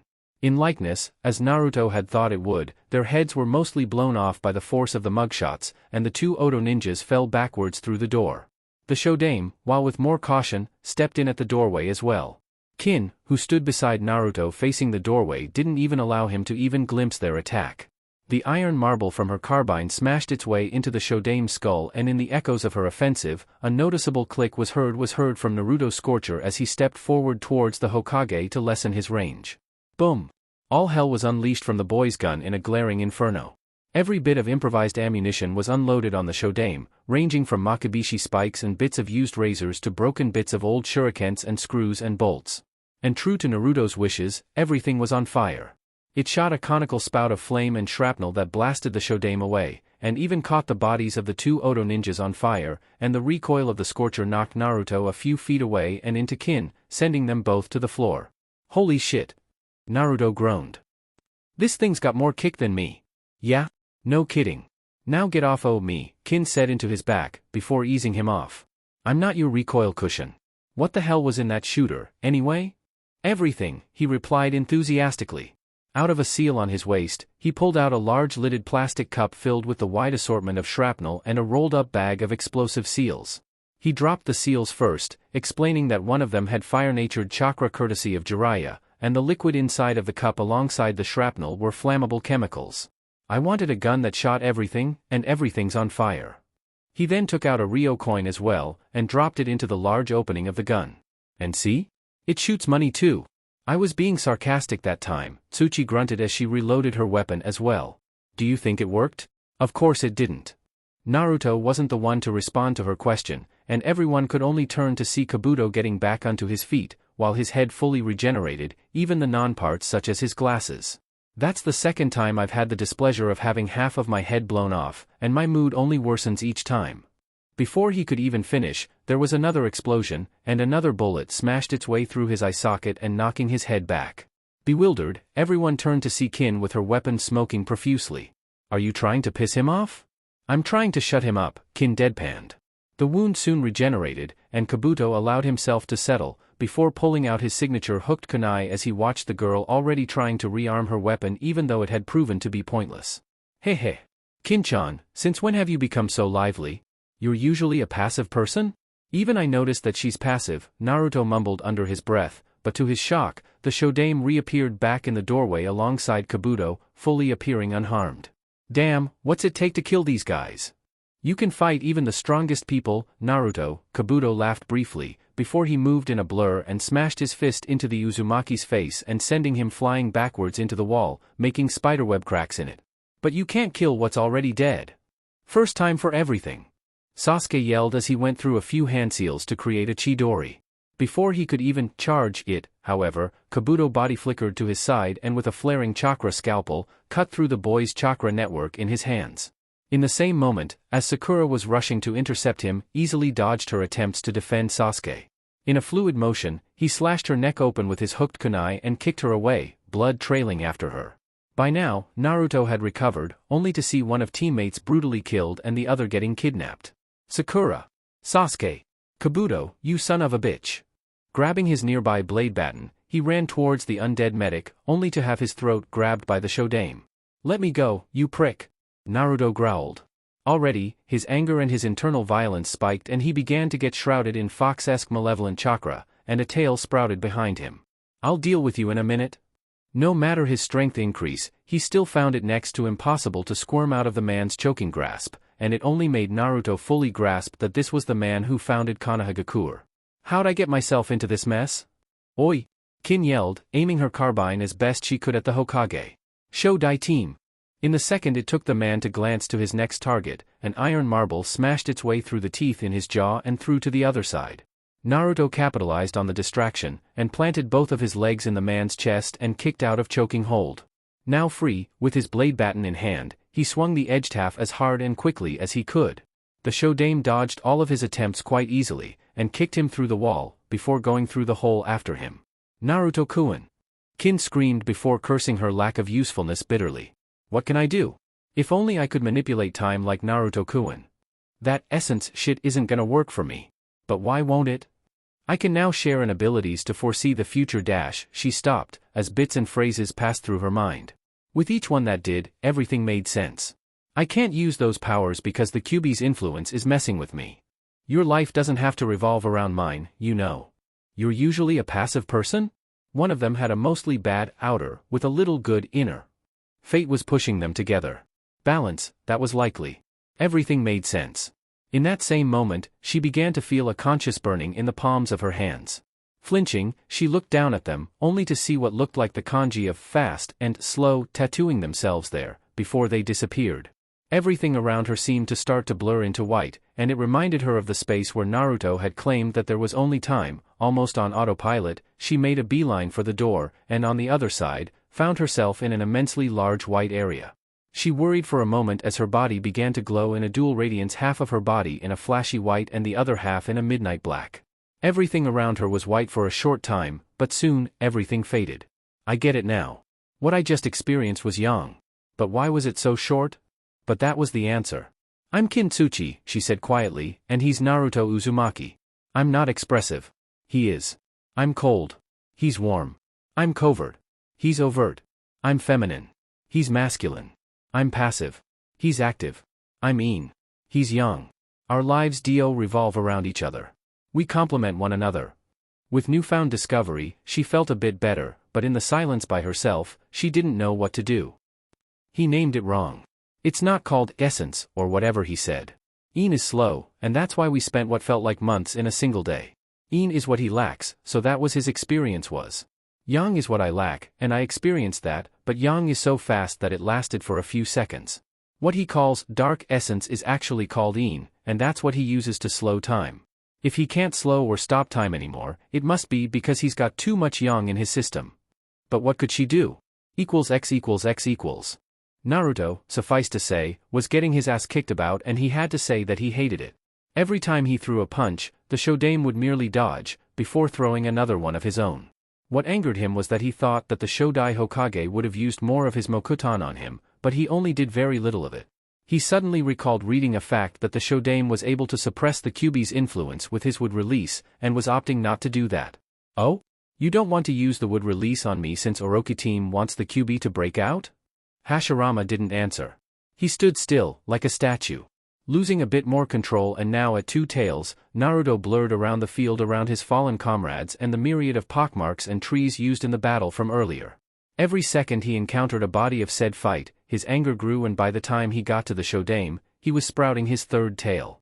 I'm gonna gut you, Hokage or not. Trying to make good on his claim, he lunged forward with stretching arm, and tried to tear into the Hokage like a wild animal. Almost with an air of nonchalance, the man sidestepped the arm, and as soon as the boy came close, slammed his fist into the boy's jaw and sent him flying away. Naruto recovered in midair, however, and landed on his feet, carving trenches as he slid backwards. Removing the forgotten Kubikirabocho out of a seal on his belt, he charged the Hokage once more, and swung it just as he came within range. The man easily dodged the swing, though Naruto himself was using it easier due to his enhanced strength in the tailed state. Naruto followed through with his momentum, and did a 180 turn to swing it again, aiming to bisect the man. In a blur of movement, the Senju came forward on the outside of Naruto's last swinging attempt and with superhuman strength, smashed him into the ground with a cruel double-axe handle. Afk. Naruto's body became the focus of an unrelenting amount of force as he was pummeled into the ground, nearly to the point of recreating the entire landscape of the field. In the dust that plumed up, Naruto grabbed the Hokage's entire upper torso in one of his shrouded hands, and gouged one of his bomb balls into the man's gut, before kicking him away from himself. An explosion went off with the Hokage at ground zero as tile shrapnel went every which way, though most of it didn't harm the Uzumaki himself. How'd you like that, huh? Naruto growled. Hearing nor seeing no response, the boy started to limp away, only be stopped short when he felt a cold hand gripping at his belly. In a frightening recollection as to what this meant, he looked up to see the serpentine eyes of Orochimaru. Oh no. Oh yes? the clone of Orochimaru said with an air of detestable satisfaction, before wrenching again at the boy's seal. All of a sudden, the all-too-familiar feeling of having all of his guts jostled around in him and being tugged on came once more, only this time, his entire body felt like he was on fire. Orochimaru grinned to himself as the Uzumaki squirmed in his hands, and tried to lash out at his attacker. Before he could even do this, however, the shroud failed him before he could, and his strength waned. What the hell? You damn fox. I need that power to beat this snake. I only let you have some to beat that blasted Shodai around, only for shits and giggles because I despise him. But I have no reason to stop the man who's going to free me. Grayag. Naruto yelled at the top of his lungs, trying to struggle out of the man's vice-like grip and could only fail. Each attempt went for naught, and was only rewarded with more and more pain as the seal was brought closer and closer to destruction. Just as he thought that he couldn't take any more, he saw Kin running towards both him and Orochimaru with her carbine in hand. Kin-chan. Shoot me. If the Kyuubi escapes, it's gonna kill everyone. At his shout, Orochimaru followed the boy's eyes and looked aside to see Kin, who was staring at them both whilst aiming her weapon, unsure of which of them to actually shoot at. This was playing out exactly in the way that her vision had foretold, despite the many changes that had taken place. What? I can't shoot you, Dash. Please. The boy begged. So many people are already dead and dying, and if the one thing I'm holding back escapes, it's going to destroy everything. If it gets out, I'm dead either way. Just shoot me. He started struggling again weakly as Orochimaru returned his attention from Kin back to him, and continued to rip the seal apart with disastrous Fuinjutsu. Kin could only as her significant other's pain and misery only increased, and she was yet unsure about what she had to do. Shooting Orochimaru would do little to no good, as the much stronger mugshot variant from before had not dispatched him. Even as a mud clone, this snake just kept coming back, just like the original. Even more so, the Shodame Hokage was reforming, and he was starting to glare at her as if he was preparing to take action against her. Her hands were shaking, and still found herself unable to act. She's passive, Orochimaru said with a grin, not even paying enough attention to the girl as if to say that he didn't even consider her a threat. She'll stay there like a good little kunoichi. And the sad part of it was, he was right. Kin continued to hesitate, each second longer than the last. Each one that passed, she wished that she was in a vision, but knew that she wasn't. By the time she made her decision to shoot him after all, a massive red flare erupted from the screaming boy and streamed every which way, before condensing together in the form of a massive orange-hued fox that towered overhead. All 9 of its tails swaying menacingly before the monster roared in a harbinger of destruction. The Kyuubi was free. 31 Seeking Faith Part 3. Everything in the world blurred for a moment. On instinct, he tried to open his eyes, as if he were asleep in a vision the whole time. But the horror sank in, his eyes were already open, and this was no dream. This was real. Rarg. Naruto felt a void in him suddenly open up, and looking up, was treated to the terror that was the malevolent Kyuubi no Kitsune. Smirking in amusement at the boy's panicked expression, Orochimaru threw him to the ground as if he were nothing more than rubbish. The boy didn't move again. Turning to look at Kin, he was surprised to see that she was largely emotionless, but he could tell that the girl was mortified at the sight of the Kyuubi, towering hundreds of feet tall at the shoulder. The immense chakra beast belted out a roar that shook the area and nearly deafened her. She recoiled in fear for a bare moment before she settled again. Orochimaru had to give the girl credit, she was more passive than what was healthy sometimes. He didn't know that she foresaw that this was going to happen, of course. The clone of Orochimaru looked up at the Kyuubi which was still roaring its blood-curdling howls. I thought it was bigger. Perhaps the reports on size of the beast was exaggerated when it was destroying the leaf. No matter, it should be able to finish the job this time. With barest of shrugs, he stepped past the prone Uzumaki towards Kin. He wasn't surprised to see her backpedal away from him, and it made him feel good to know that he still inspired fear in her, even when she was barely daunted by the Kyuubi. Now, Kin-chan. In case it doesn't, a yondaime should suffice in destroying what the Kyuubi cannot. Besides, it would be a novel thing to see. Kin's hand flew up to her neck as if to hide her embodiment tattoo. As if her situation wasn't bad enough, Orochimaru's clone was joined by the Shodame Hokage, the both of which were backed by the Kyuubi that eyed everyone intently. Though it appeared unsure of itself, it still glared at everyone with a vibe of impending violence. The carbine fell out of her hands as if it suddenly weighed a ton. Orochimaru grinned, taking it as a sign that she'd given up. Despite this assumption, however, the girl took a small step forward. Then another. Then another. So she's willingly submitting to be used for the Edo Tensei? Or is she going to grovel at my feet to beg for her life? With his sneering grin widening by the second, he walked towards her as well with the Senju in tow, preparing to meet her halfway. Within a few short seconds, her tentative walk had not slowed, nor become hesitant. Rather, it sped up to the point that she sprinted towards them, and Orochimaru was wondering if the girl was actually of the intent of fighting him. The distance closed quickly, and just as they were about to meet, Orochimaru readied himself for a feeble attack, only for the girl to run past him, slightly pushing him aside as she did. "Out of the way," she shouted through clenched teeth. Undaunted by the harbingers of destruction around her, she made it to Naruto's side, and worried over him. "Naruto-kun," she hastily checked his neck for a pulse and found one, albeit feeble. Easing herself onto her butt, she pulled the unconscious boy into her lap, supporting his upper body against her. She tried to urge him awake, and found that he could not, would not. Trying to convince herself that he wasn't going to die was difficult. It was the hardest thing that Kin had to do in her whole life. She had lied to herself all the way to this point in her life, and now, it was the hardest thing to accomplish. The truth was right in front of her, wasn't it? There was no way that he could live if he lost the Kyuubi. Jiraiya had impressed that on them countless occasions in recent times. Well. Orochimaru cocked his head to one side, then the other, as if trying to make sense of whether to be intrigued, peeved, or amused at the situation. He finally settled for amused, and began to laugh to himself. "So that's why you threw your lot with him? Because you have feelings for him? How petty." "Shut up," Kin grumbled heatedly under her breath, though Orochimaru did not hear her, and continued his monologue, thinking out loud as he did habitually sometimes. "Although I wish I knew from the beginning about that brat's talents, however. It was already too late since I'd already ruined his seal, but perhaps I can. Shut up? Run some experiments on his corpse, perhaps salvage his sperm and implant them in a few of my kunoichis." She was about to explode at this point, but her temper fell. Orochimaru's twisted idea of offspring rolled around in her mind, and the girl thought of her future children. They had been on her mind all day since awakening earlier that morning, and tears came to her eyes. In her mind's eye, she could see the vision seemingly begin to fade away like an involuntary amnesia, and the girl struggled to retain the details. "Naruto-kun, I couldn't do it. I told you this morning, didn't I? Don't ask me to kill you. I can't." Holding the boy tenderly against her as if she was afraid he'd break. "You're afraid of the future, aren't you?" "But..." Kin started to cry uncontrollably. A lump formed in her throat as she thought of the future that wouldn't come to be. That their children wouldn't come to be. That she would die. That he would die. He would be the father of their children.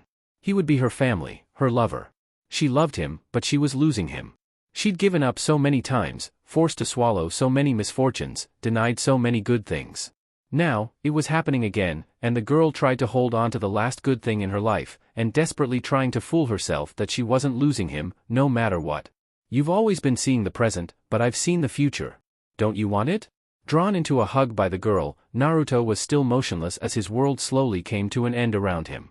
The Kyuubi roared again and swung its head around widely as if he was looking for something before bringing his head down to peer at the Vista couple, then away again, as if fighting something in its mind. But Kin paid the Kyuubi no mind as something even worse made itself realized, that of her future children. I can't remember their names." Kin's tears ran harder as she took it as a sign that the dream that she had been nurturing for this long had finally died. She sought for a reason to keep believing in the vision she'd had was still real, but there was hardly any way of denying it when the boy she loved was dying in her arms. In that moment, as if awakening from a long dream, Naruto's blue eyes opened to stare into hers, looking neutral. It was more than she could stand.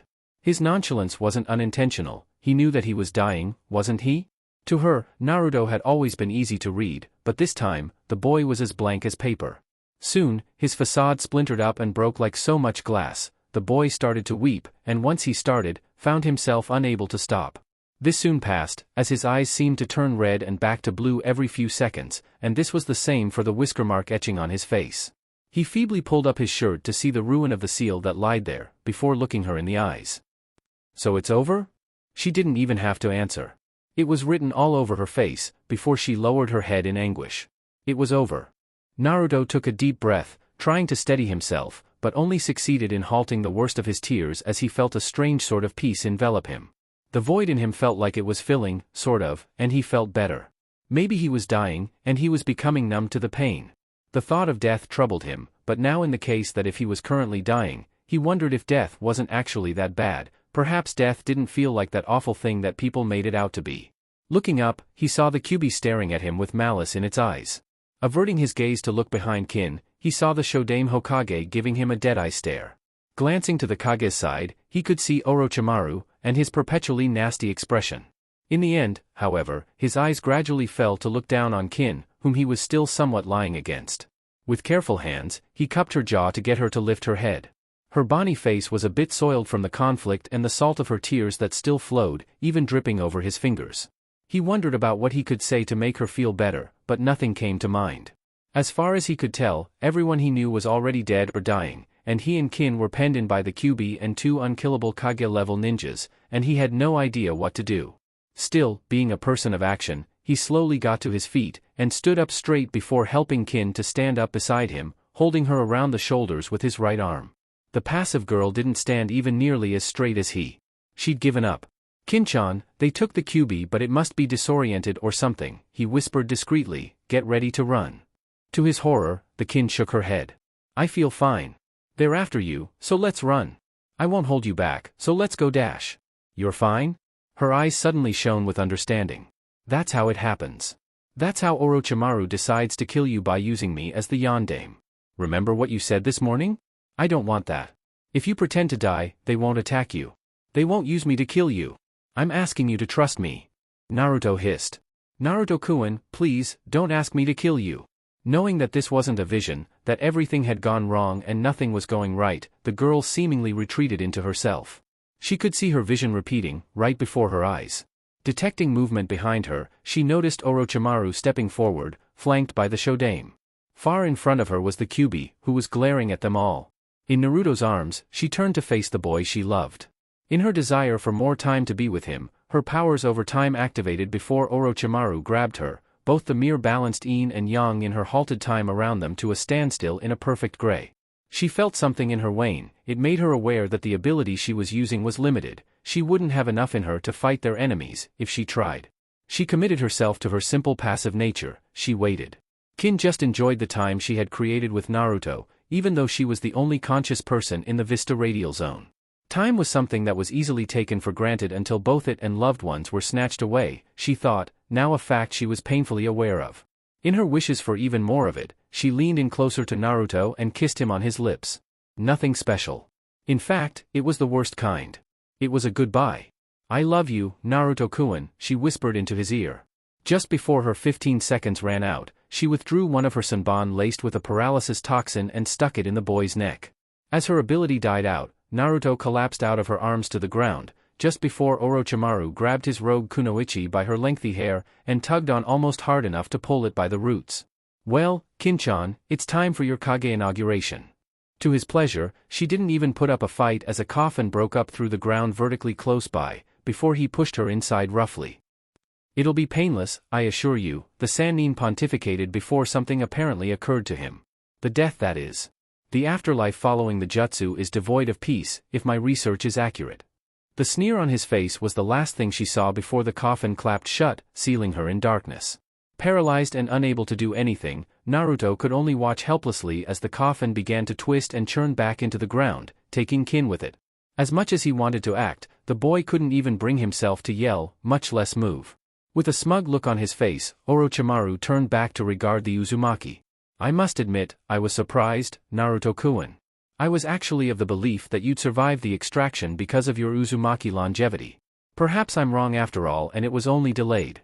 It would have been fun to see my rival for Yondaime to kill his own son, but it would appear you're still due for a pine box after all. Nonetheless." With a savage kick to the Naruto's gut that had him crying internally, Orochimaru then turned his back on the boy. "I win." With an order to Hashirama, the resurrected Kage hefted up the Uzumaki and carried the boy over his shoulder. As soon as he was captured, the Kyuubi howled and tried to attack all three, but Orochimaru and Hashirama deftly dodged its slashes while running back to the village, leading it there. In the bedlam, Naruto tried to struggle to escape Orochimaru's grasp, but the unknown paralysis venom in him was still far too potent, and the clone still far too strong. What was more, he felt himself losing his will just to keep his eyes open, not just from weariness or battle damage or anything of the sort. Rather, it felt like an invitation, a beckoning from someone or something. He tried not to answer to it, but despite this, he still lost consciousness. Almost instantly, Naruto woke up again, and found himself lying almost fully face down in a shallow sewer. Sputtering up water that had caught in his throat and in his nose, the Uzumaki got up quickly and tried to heave himself up. Getting up weakly, he looked around and his immediate first thoughts became mixed, yet one-sided. While he was wondering where the hell he was, he wondered where Kin was. When he wondered if he were severely hurt from the extraction of the Kyuubi, he wondered if she was faring off much better. Why he was locked up in some shitty dungeon again, he wondered if she was locked up too. Then he felt the beckon again. It was strange. It was as if someone was calling his name, but he couldn't hear anything, some bizarre thing in his mind. Following some sort of instincts, or something like that, he began to walk forward, sloshing through the sewer water. Soon, he realized that he was sort of making his way through tunnels almost like a maze, but eventually, he came upon a massive open space and to one side were massive columns, no, bars of steel. He'd say that it looked like a jail, a cage even. But its doors were open. Holy shit, what the hell could have been locked up in there, he wondered in mild alarm. He didn't ponder this for very long before he had the idea that he was looking at the Kyuubi's cage. He started to laugh out loud, but the longer and louder he did, the more he heard himself. The more he heard himself, the more he became convinced that he was going out of his mind. Then he felt the niggling beckon again, and at this point, he was fed up with everything. Just shut up, for Kami's sakes. Naruto yelled out loud. Oh, sorry, I didn't know it was that annoying. From the dark reaches of the cage, a lithe figure stepped out, that of a female. He knew that once he saw the person's silhouette and spying the almost ankle-length hair that he admired on Kin swaying slightly with each step, he stepped forward eagerly hoping to meet the girl he loved, never minding the fact that this was all going on in his seal. Stranger things have happened, after all. Kin, he called excitedly. Thank Kami, you're all right. He broke off when the person became fully revealed when the person finally emerged out of the shadows. You're not Kin. And a wonderful how do you do, too. The woman finally came to a stop before him, and both individuals silently studied one another.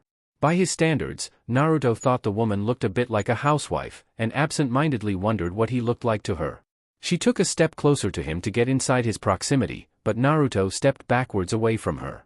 He wasn't exactly keen on engaging anyone new when he lacked knowledge from the experience. Seeing her disappointment when he did so, he almost felt enough regret to console her. You're looking a little rough around the edges. Have you been taking care of yourself?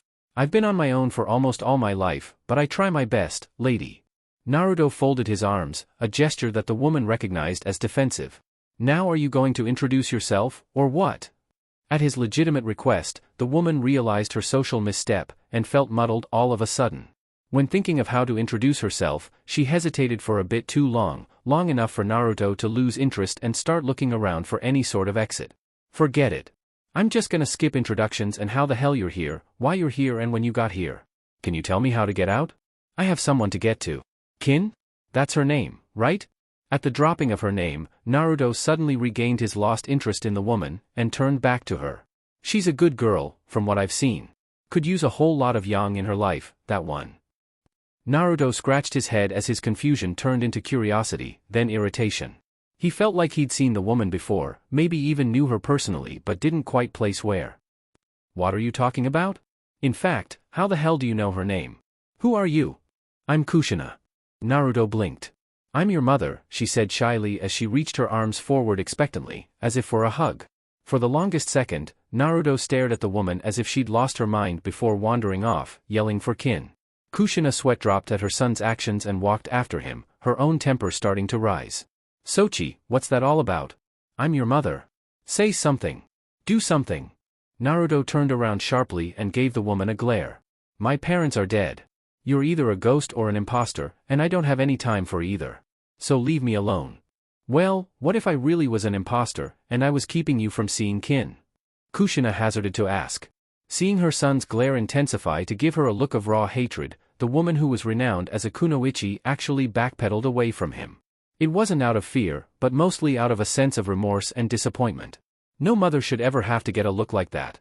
She could sense that he was going to threaten her, even outright attack her, so she hurriedly asked him the second question. Or what if I am a ghost? I dunno what I'd do. Death doesn't look bad on you, I guess. But I've never been much of a believer in spirits. What if I was both? Then I'd say that either one or both of us are out of our minds. But lady, if you're really my mom's ghost or whatever, or you're just some pawn of Orochimaru, just tell me where Kinchan is. Naruto begged desperately. I don't care if you're even just some figment of my imagination or my brain subconsciously just trying to teach me some kinda lesson. Just tell me where she is, or where she might be. How do I get to her? Kushina pursed her lips as if she knew a secret. Come on son, walk with me. Naruto raised an eyebrow. Are we going to where she is? You're going to get your answers on what's happening. Kushina dodged the question, while pointing towards the Kyuubi's cage. Don't worry about Kin Dash. Well, forget it. I'll just find her myself. Kushina watched her son walk away briskly from her and sighed, wondering what she was doing wrong. It was a fear of hers, a fear that she was always doing something wrong.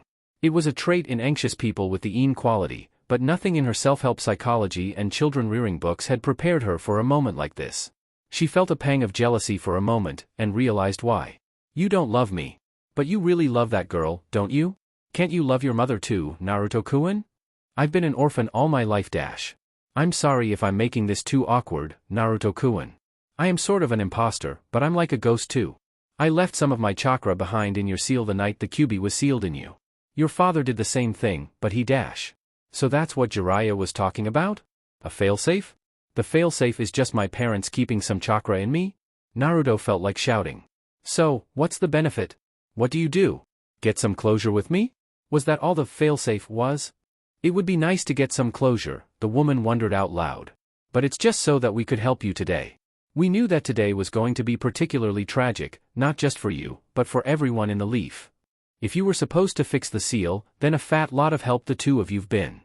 Naruto sounded angry, tried to sound angry, but his words came out too bitter and garbled as he couldn't keep his misery bottled up anymore. They're all dead. Dead? If the seal had been fixed, the Kyuubi probably wouldn't be wrecking the village right now. If the seal had been fixed, I could be using my powers to stop Orochimaru and his damn undead cronies. If the seal had been fixed, I could have saved Kaien-chan.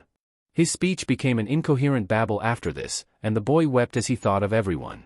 Sakura and Sasuke, Kakashi, Enko, even Jiraiya and the ANBUs. They'd perished defending him and his abilities had failed to come through for him in the end.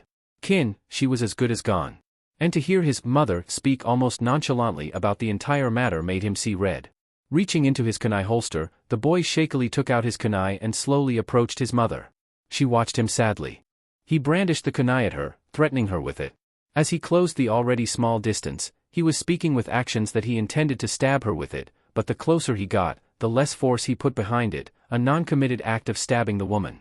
By the time he reached her, the kunai was only softly poking her side, and despite the fact that he raised a weapon against her, she didn't chastise him for it.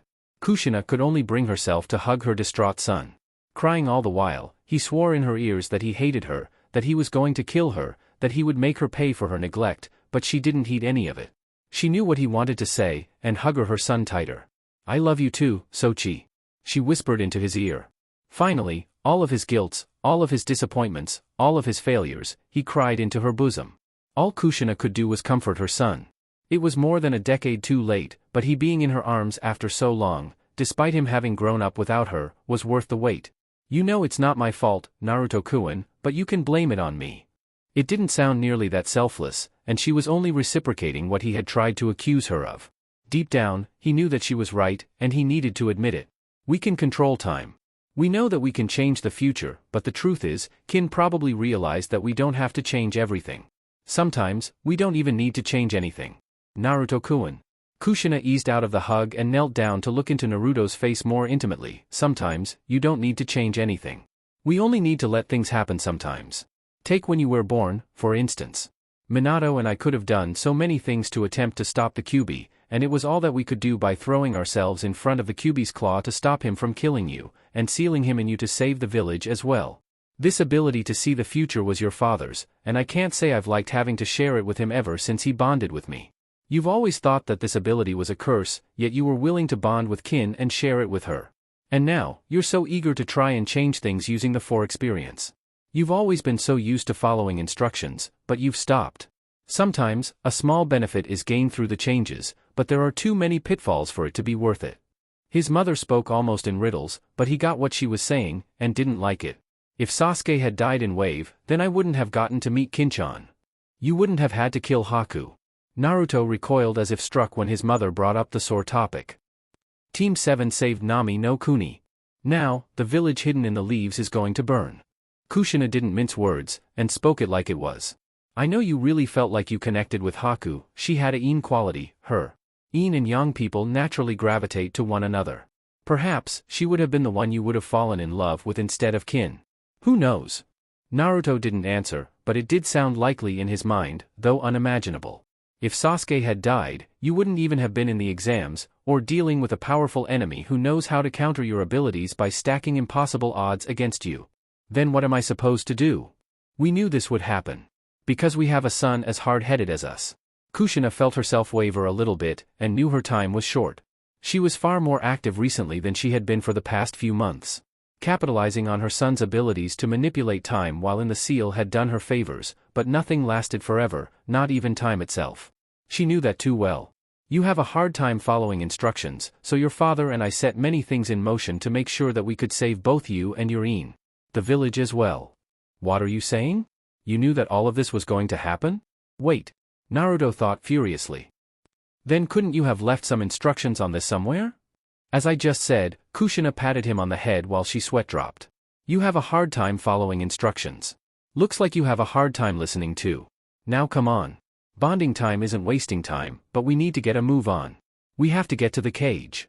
She'd already started to walk off towards it and left with no other options. Naruto followed after her.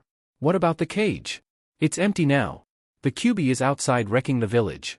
The nightmare vision that had been replaying through his mind while in his jail cell ran through his mind again, and a shiver ran down his spine, wondering what kind of bedlam was going on. The fur is darker so it's harder to see than the orange one, Kushina thought aloud, confusing Naruto to no end. But haven't you wondered why you're not dead? You know by now that having the Kyuubi escape would kill you? I've been wondering about that. And it had been acting weird since it got out. Probably because he expected to have some company when he got out. By this time, they had gotten close enough to the dimly lit cage to see a massive dark mass towards the back of the cage and to one side. It was as big as the Kyuubi that had escaped, and Naruto panicked. Then it became confusion, then panic again, and he fell backwards on his butt in the sewer of the mindscape. Is that the Kyuubi? Yep. The other half, I should say. The other, what? Chapter 32 Seeking Faith Part 4. From where he'd fallen onto his prat, his shaky efforts to stand was somewhat successful, but he ended up stumbling back again, staring up in fear and confusion at the towering menace behind the bars. What the hell, Kaa-chan? What do you mean, the other half? Honestly, Kushina was ticked off at her son's reaction but ultimately decided that his crass reaction was understandable given the situation. Yep, that's the Yin half. You should know by now that our abilities are tied into how well we master Yin and Yang release dash. Yin and Yang release? Naruto boggled. He formulated the aged but well-known symbol in his head. Huh? I always called it black and white essence. Now I feel stupid. Everyone calls it something different because the manipulation of it tends to differ from person to person, or it's the way they view it. You know, tomato, tomato. Your father explained to me that some of his family could accelerate something's age into dust in a matter of seconds, and others did almost the complete opposite. Most of them could only foresee the immediate future in their sleep, and the rest could see the distant future. The latter was one of the ones I had when I bonded with your father. I was his Yin, and he was my Yang. She'd been rambling in her explanation and hadn't even realized that her son had stopped listening. Instead, he was still trying to wrap his mind around the fact that there was a second Kyuubi inside his cage, inside his seal. Things didn't get any more bizarre than that, and the look he gave his mother as he turned around nearly scared her. What did you do? He demanded. There's a Kyuubi tearing up outside, and a Kyuubi in here. Why would there be two of them? Simple. There isn't. There was only one Kyuubi, but I split it into two when I sealed it into you, Kushina said firmly. Bonding time wasn't wasted time, but time wasn't a plentiful commodity at present. Listen. I knew that today would be a disaster and a pivotal time in your life. Anything could happen, so I tried to foresee several of the most probable futures, and Minato and I made plans to counter them. In most futures, the Kyuubi is sent on a rampage. In others, you go on a rampage. When the Kyuubi escapes, everyone who could stop it is dead, or when you rampage, you end up killing everyone in your transformed state, including Kin. Naruto was frozen. No, I wouldn't dash. So we split the Kyuubi, and I allowed the Yang one to escape so that Orochimaru would believe he won and leave you alone while leaving the Yin one in you to keep you alive. But the biggest hinge was on the fact that Minato and I had to decide which of us would use the Reaper Death Seal to do the sealing in the first place, the only thing that is impervious to time manipulation, and allowing the other one to be reincarnated to fight the Kyuubi and the previous Kages to a standstill as well as Orochimaru. "Mom, just dash. I drew the short straw, Sochi," Kushina shouted, and from her state, Naruto could tell that his mother was close to tears. "I sealed the Kyuubi in my own son. Naruto-kun, I'm so sorry, but please dash." "Stop!" Naruto screamed. "Just stop. Stop." He stood there, just a bare few feet away from his mother who'd begun to weep. "I get it. Today's going to be rough." Easily recalling what had happened, one of his friends kidnapped and the other murdered along with everyone else he knew getting slaughtered, the boy hesitated. A small ripple formed in the sewer waters below him, then another as his tears rolled down his cheeks and dripped away even before he realized that he was crying. "Today's already been rough. Mom, I've been having his nightmare for the past month, this vision that the Kyuubi was free, and that everyone in the leaf was dead. Everyone got killed by it, Orochimaru and the previous Hokages. Dad was there, and he kept saying that I failed because I gave up faith. I didn't really understand what he meant, but he disappeared, and Kin was left behind in the ashes."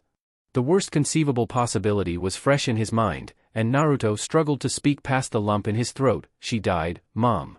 Kushina tried to wipe away the proof that she was crying, and was only partially able to recover her composure in front of her descendant Uzumaki.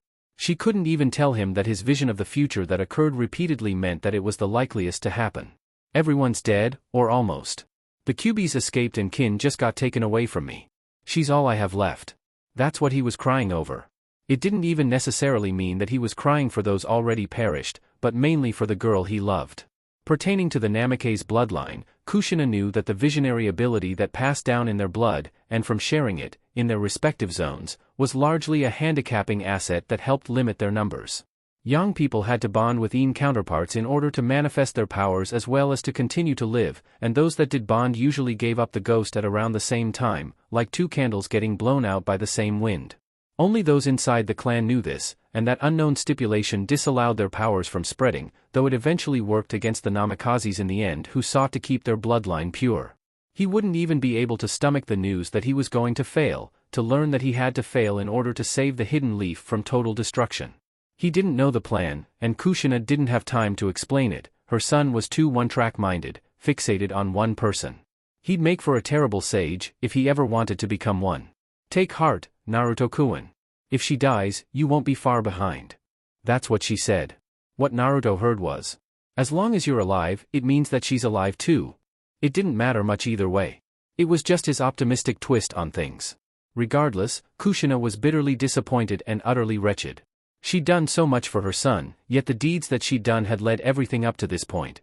Days of planning, months of seeing things set into motion that played out her worst fears, and years of watching Naruto's psyche deteriorate, knowing that her actions had caused it, and her inactions had allowed it to worsen. She, as a mother, done the sealing of the Kyuubi in her own newborn son, and her chakra construct had been inside her son all along. She'd been with him the whole time, but she wasn't there for him. With her soul in the Shinigami's stomach and her own time as a construct running out, she'd had all this time to bond with her son, but had instead remained on the sidelines watch and wait for this pivotal time in his life before emerging. No question why she felt so rotten, and her son had every right to not feel as close to her as every son normally would. The cage had never been enough to hold the creatures. Both Yin and Yang flowed freely from the cage that helped fuel Naruto's joint manipulation of time. With the Yang gone, all he had left was Yin, still largely out of balance. As for herself, she'd needed both to halt time for herself to continue her passive work inside the seal, but that was obviously going to discontinue. Both because she was now redundant as her job was done, and that the Yang Kyuubi was gone. She'd been here with him for as long as he had, and he barely had any love for her. As a construct, she'd never had to worry about her mortality, but she was afraid now. Yet still, she had not gotten any closure with her son. If times weren't so dire, it would have been nice to sit down with him, have a chat. For now, they were basically like two strangers only tied by blood and coincidental meeting, like distant relations unknowingly passing one another in the street. Ironically, this was how she comforted herself. Naruto wasn't going to grieve for her after she was gone. She supposed that she'd have to satisfy herself with that. Time didn't really stop for anyone, and her son would move on as if she had never existed. Perhaps that was for the best. "Naruto-kun," Kushina said firmly, finally having gotten a bearing on her feelings, "please, go up to the seal over the lock on the cage, and slightly tear off a corner. Just a little. You'll need its Yin. For today, and for tomorrow. Just have a little faith in me, in us, please. Faith in you, he repeated, staring at the chakra construct as he puzzled over her command. And the Kages who are kidnapping me? Orochimaru who's hiding out, the Kyuubi's tearing Konoha apart, the reason why you want Kin to be sacrificed to bring back Dad. 'Cause Kin to die and doom her to a death in torment, and I'm supposed to trust you when you say something like that? So that's why he was like that. You believe that we want the worst future to happen? Do you believe that we want to kill Kin? In all honesty, the worst has to happen, and that's what we've been preparing for. It's ironic, but we prepared to negate the worst possibility, anything less than the worst, and we would run the risk of dooming everyone sooner or later. You rely on the forexperience a lot, walking in the footsteps that's left for you to follow. In the past sometimes, you willfully wandered off the road, or you walked blindly without knowing what's going to happen next. It caused this trouble, and you can't stop now. You have to keep going, or you might as well die where you stand. If this is about closure, I'm just mad that you've been here, able to fix the seal all this time but you didn't dash.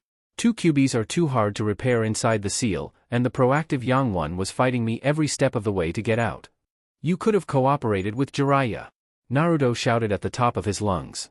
The first and the second would still have come, and Orochimaru had contingencies with IWA. It was either to fight an army or simply focus on one sole target. That's why I allowed it to escape, it's part of our plan. Besides, I've seen a lot of possible futures where you had proper control over stopping time, and you still can't finish off Orochimaru. Only Minato or Kin can do it, and she's not even at the proper level right now, Kushina explained impatiently. It's possible that my ma and pa want to get reanimated back to life because they died young, Naruto said seriously. They just show up on D-Day when things are at their worst, and I'm supposed to trust them? This sounds like total bullshit. What you just told me sounded as if I'd release the Kyuubi that's still here. Why the hell should I trust you? He started to try waking himself, and Kushina recognized the telltale signs that he'd soon succeed. She'd only told him the truth of the matter, and all she had succeeded in doing was to spur him to leave the seal and act. She and her son would regrettably part on bad terms. For all her efforts to get the closure she wanted with him, the woman had long realized that she wouldn't get it. Despite this, she'd already enabled him to use the tools he needed to get through the day, tools that had enabled her to last so long inside the seal. Gifts to him, her own particular abilities and talents, even to the point of almost utterly exhausting the already small amount of time she'd gotten to share with her son that had been almost for naught. To reach the end, you'll need a lot more Yin at your disposal right now, especially because you're still uneven, both of you are, and you always will be. You'll understand, you don't have to be afraid of change. Just make the best of it. Nothing's certain, but that's no excuse to give up. If he heard, he gave no indication that he did. Kushina resigned herself to death, just as she had when she had sealed the Kyuubi in her child all those years ago. For what it's worth, Naruto-kun, I'm sorry that things had to come to this. Goodbye, son. Take care. Naruto's eyes opened, and looking around widely, realized that he was in a closed room resting on a cold hard surface. His joints felt stiff and all his nerves felt like they were being stuck with pins and needles. He only managed to roll off to the ground a few feet below he realized that he was on a table. Panicking that he was back in the hideout that he'd first been imprisoned in, he quickly realized that was not the case. There was a window, letting in natural light. That meant he was above ground. The table he was meant something else. It was for experiments, and they knew he was alive. They, as in Kabuto, most likely as Kin had once told him that he was almost something of an aficionado in the area, and obsessed with the improvement of the human frame, whatever that meant. They probably knew he had time manipulative powers. Had them, anyway. What if they had already taken samples from him? He felt himself all over. Nothing felt as if it had been pierced with a needle recently. That raised another concern. What if he had been out for a long time, long enough to heal from the experiments? Hours? Days? Weeks, even? Was it even in the same month? He hadn't the slightest how time worked inside his seal. Shit, I've got to find Kinchan. He was tempted to head through the door, and the prospect seemed inviting. But what of the window? It didn't even have any bars over it. In fact, the room was starting to look more like the inside of an ordinary unfurnished room of a typical house. This stinks of a setup. It was true. He was brought here, without any obvious means of security. And what if the exits were booby-trapped as his old prison cell had been? He didn't know what was outside waiting for him, but he couldn't stay there. He performed the ram seal to do a quick check on his chakra, and to call it from dormancy to the surface in case he needed to ready himself for techniques. It seemed to be on the up and up, no faults. On the issue of his time manipulation, he felt that he had a sense of balance over it again, though not quite the same as before. Creating a shadow clone with express instructions in mind, the doppelganger tried the door. No apparent trap, although it was locked. Both the boys were hesitant to continue, not knowing what would happen. In fact, he was tempted to take a nap to see what would happen next, but that would waste time that he didn't have. Thankfully, with commands on its mind, the clone was mostly subject to following proactive orders and subsequently kicked the door down. Nothing happened after that while the clone looked all about before gesturing to the original all clear sign. Naruto purposefully stepped out when he realized that, and soon had his suspicions confirmed. He was, indeed, in a house. Both he and his clone made his way through it carefully just the same and finally emerged out the front door.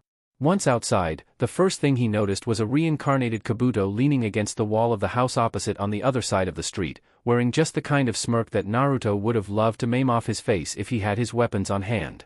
Probably would have given him more confidence, however. He was glad to know that he didn't have to face the Shodame and the Night-Aim again, but then again, it made sense why, and he had the gut-wrenching feeling that they were with the real Orochimaru fighting the Sandaime right now. He wondered if Kin was still alright. Fighting back the certainty that she was already used in the summons, he recalled from his meeting with his mother when she said that they'd live together, or die together. They must be linked in some ways, he thought, and he wasn't dead. That meant that she wasn't either. You look like you have something you want to say.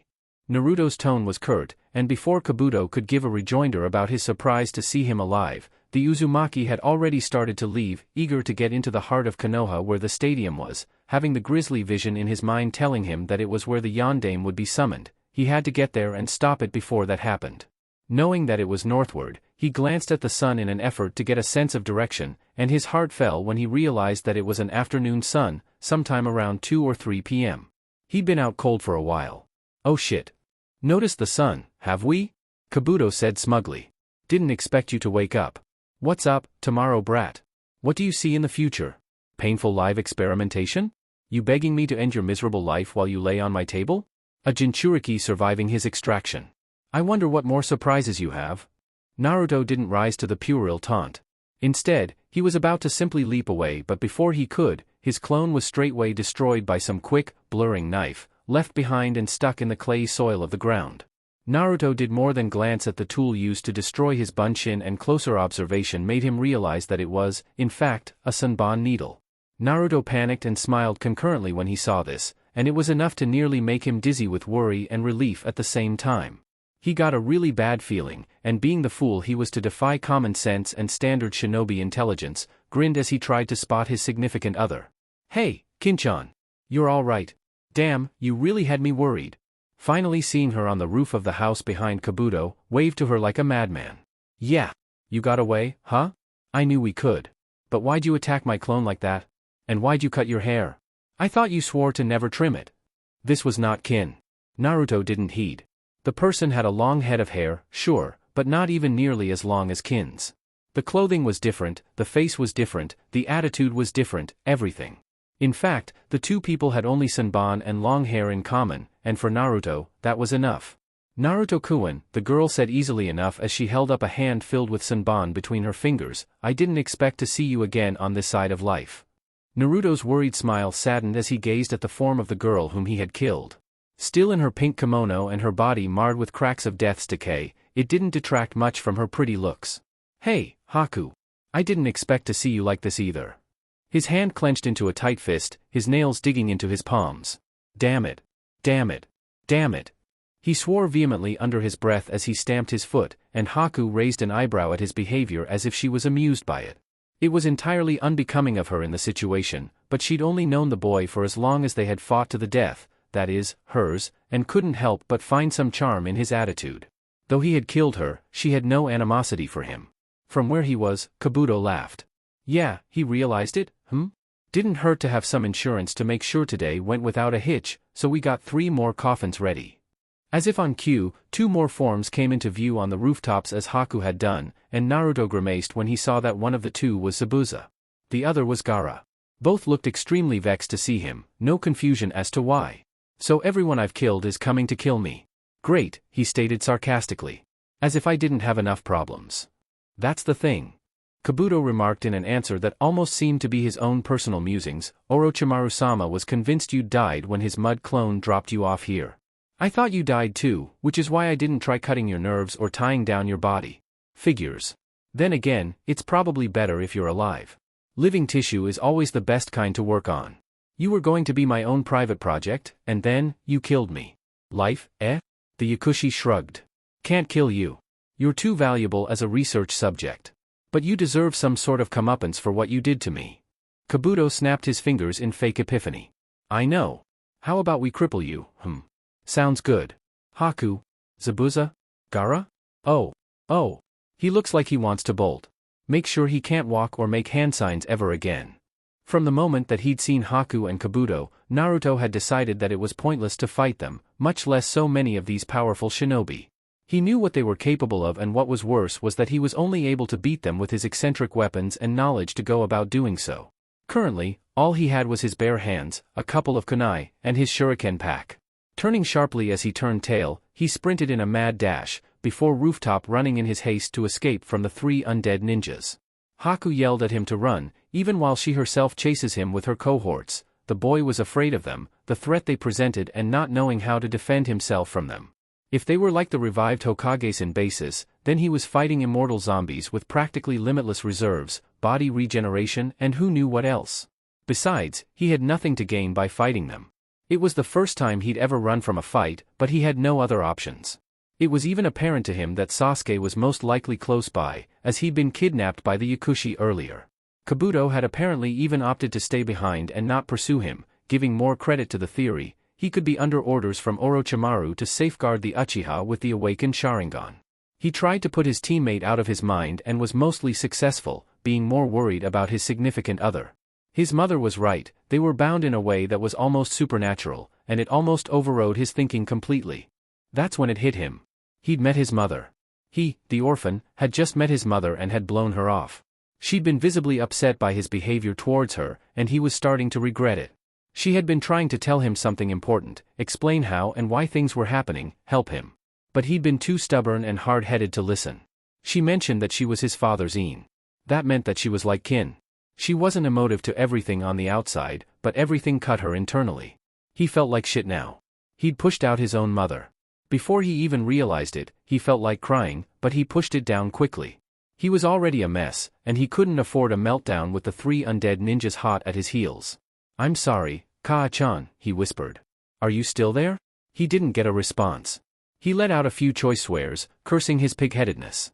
By now, he'd cleared the street of rooftops, and just ahead of him was a massive full wooden gate. Speeding up, he jumped as high as he could to clear it.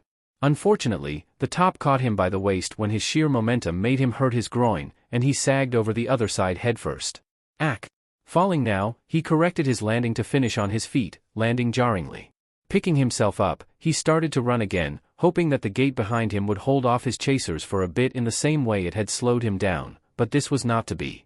Zabuza had chopped his way through the gate where the lock was, blowing it open. Naruto panicked as he looked behind him to see what had caused the noise, only to see the reincarnated closer than ever before. A little bit behind them, however, Naruto absent-mindedly noticed that the massive symbol on both sides of the large double gate was the very same as the one on the back of Sasuke's clothing, the one that looked like a red and white fan. He'd just been in the Uchiha compound. Turning back to focus on running, the Uzumaki saw the village for the first time. It was in ruins, burning and wrecked, with the random dead here and there. In the distance, the Kyuubi that had escaped him was continuing to wreak its havoc and unbridled vengeance that had been pent up since his sealing. He almost stopped to gaze at it, but his brief hesitation was enough for the swiftest of the reincarnated to catch up to him, and she tackled him. They went tumbling in a mess of limbs, but it was Haku who first recovered and pinned Naruto.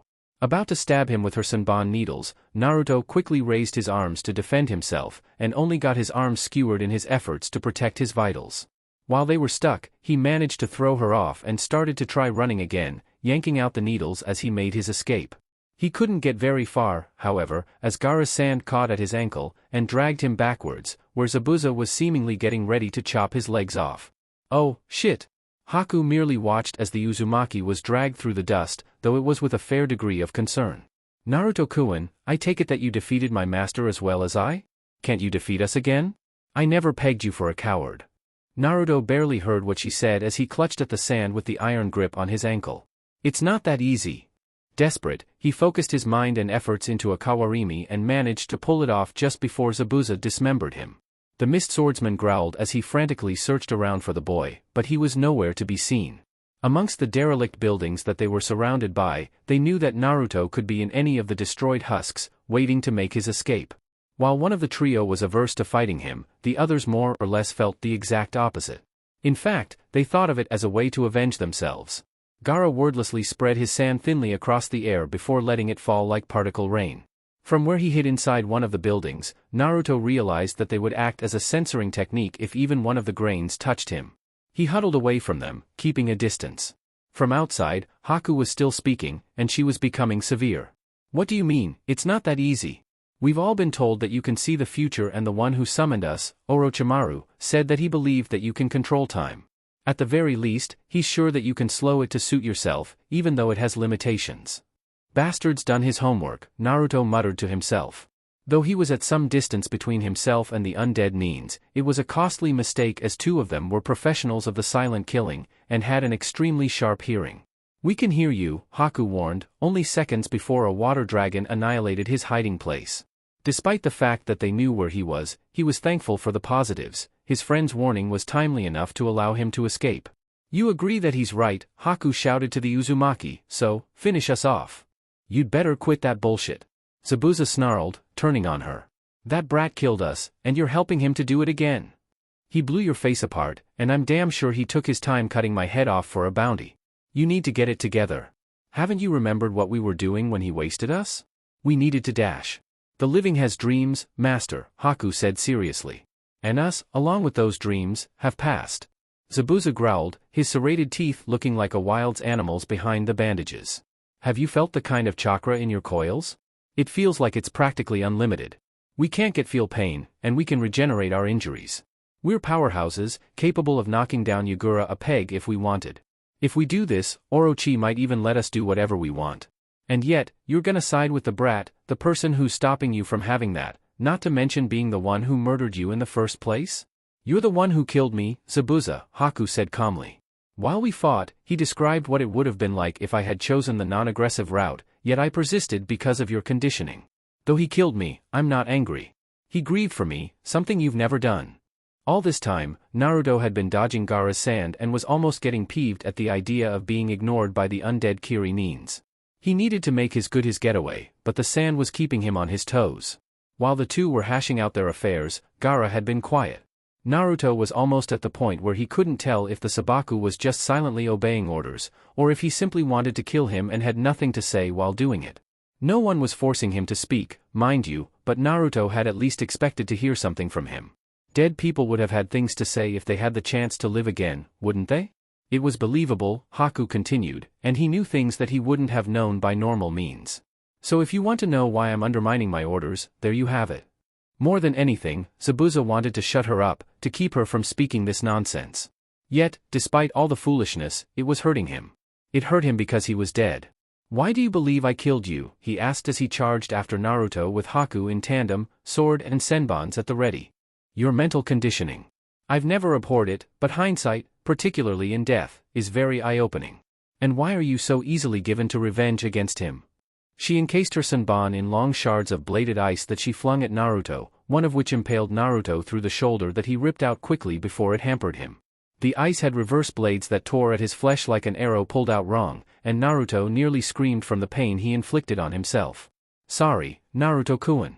Turning back to Zabuza, I kept hearing your voice in my head to kill him, and to keep fighting even when I knew I'd lose. It was against my nature from the start." Haku's expression soured even more.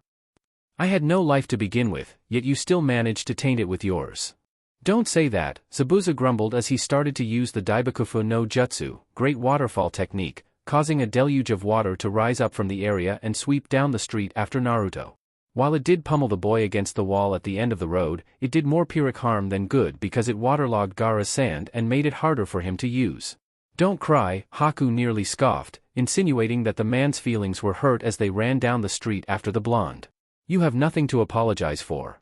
We died as we lived, and it was karmic. You beheaded people, and I was killed by someone who didn't want to." "Bullshit." He refused to hear anymore.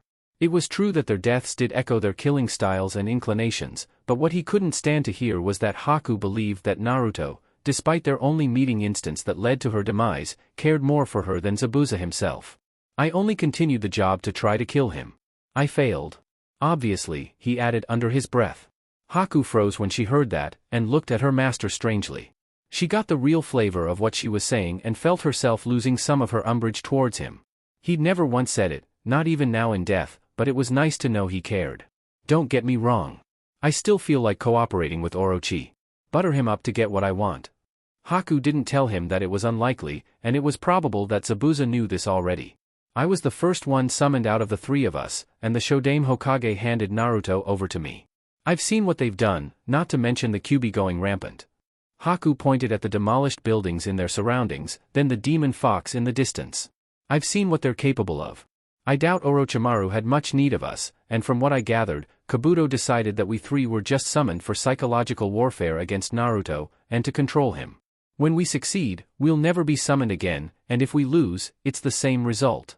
Forming one of her unique hand seals, she created several ice mirrors that flanked the boy she'd taken a liking to, penning him in while they approached him from the front.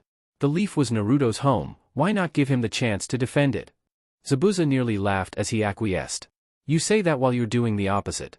This reminded him a lot of Yagura using his water mirrors to trap him, and he'd barely escaped with his life. Yeah. I suppose I'll help the brat. Hey, Blondie. Better pull a substitution quick, 'cause I'm about to chop your legs off at the knees. Naruto's eyes widened. For a moment, he recalled what he'd told Inari back in Wave so long ago about how Zabuza and Haku were going to kill Team 7 and gave himself a waking nightmare. Nervous, he tried to do a substitution but found nothing of particular weight to do it with. In a flash of inspiration tantamount to what he'd done at his Genin test with Kakashi, he subbed out with Gaara, who was still struggling to maintain control of his sand, only to find himself without, quite literally, a leg to stand upon. He fell, clutching at the dead ash of his leg waiting for it to reform, and in the meantime, Naruto had appeared beside Zabuza. Being in the man's blind spot, with Zabuza himself blocking out the view from Haku's field of vision, Naruto had the perfect chance to launch a counterattack. Naruto hesitated, not even wanting to get close to the man. He retreated as quietly as he could, still wanting to get to Kin, but that was impossible when two of the undead ninjas possessed almost supernatural hearing. He could almost envision them turning their heads to look in his direction as he fled, and they were chasing him once more. God damn it. Leave me alone. If you're conscious, then why can't you at least make your own decisions? We're conscious of what we're doing, and we're doing what we can to help you defeat us. And what about that Sand Kid? I bet you beat him before too. Did you kill him? You've beaten all of us, brat. What's stopping you? I can't fight you. Naruto yelled. You've done it before. The ice user mirrored what her master had said. I don't hate you for what you did, but's not the problem, is it? If you can control time and see the future as Intel suggests, then any fight shouldn't be a problem. Haku paused suddenly. You haven't seen how this fight ends, have you? Naruto didn't answer as he ran for his life. What's worse was that he could sense that they were readying attacks, despite how much they didn't want to. Zabuza, however, only laughed. That explains how I lost. Damn, brat. I wish I was so lucky. Would have hit the slots and bets. Still, killing me was damn impressive, brat. You gotta still have some skill. You can't have used it your whole life. I could see the next day since I was really young. It's passive, and always when I sleep. Naruto exclaimed, not caring anymore. The information they were hearing wouldn't benefit them at all. It helped save my life the night before I was supposed to get crippled in a beating, so I always stuck to it. No matter what. So you're soft? Zabuza spat. You're going to need to pull an amazing win out of your ass right now if you don't want me to chop your head off. Naruto-kun, Haku said quietly as both she and Zabuza bordered Naruto in a strafing run, you'll need strength beyond what you currently have to defeat us. Isn't there anything you can do? No, the boy nearly sobbed, realizing that he was about to be killed. The reincarnated were what he feared most, and now he had one on his left and right. I don't have anything else. I'm not even armed. Just leave me alone. If you don't have any means of making yourself stronger, Haku said in disappointment, then you must find a reason why you need to be stronger. Don't you have someone precious to you? To protect Dash. Putton, it's simply, brat, Zabuza butted in before announcing that he was about to swing his sword. Before Haku over there goes into her spiel, just know that you're no use to them dead. That's when he remembered Kin. It was a bit late for that, though. Haku clotheslined the boy in his neck to stop him from moving forward, just as Zabuza swung his sword in an effort to lop his head off. Yeah, it was a bit late. A bit too late. Seeking Faith, Part 5. 33. A blessed? It was over. How could things have gotten to this point? Kin opened her eyes once more to the stark darkness, only to promptly close them again. She much preferred the darkness from her shut eyes rather than the inherent blackness inside of the coffin. She'd long ago stopped beating her hands against the coffin walls, having accepted that there was no way within her power to break through it. She didn't carry the brawn that her significant other had, nor did she have access to his weapons or techniques. She did have some of his abilities, but none of those could get out of the mess she had gotten into. In fact, strangely enough, her only consolation was that the coffin was moving, carrying her to the endpoint where the Yondaime would be summoned.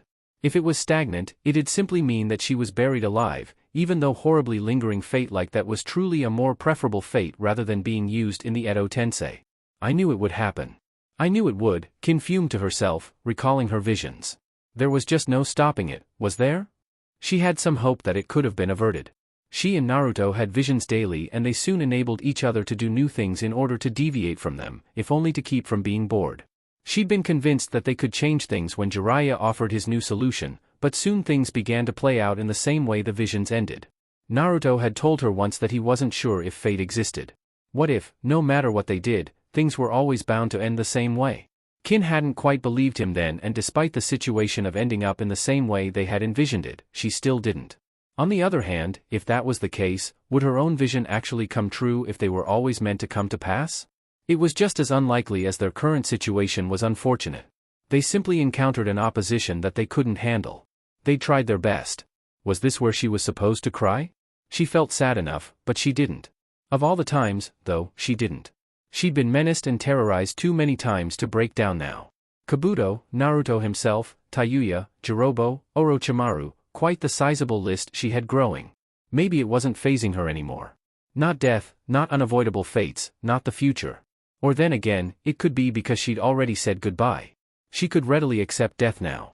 Naruto had lost the Kyuubi, and no matter how healthy he looked, she was sure he was waiting for him on the other side. If not, then she'd go first, and wait for him instead. Sounds kinda romantic, but that's too goddamn dark for my tastes, she thought to herself. Not sure about life after death, if there is one. But if there isn't, then what? Is what Orochimaru said true?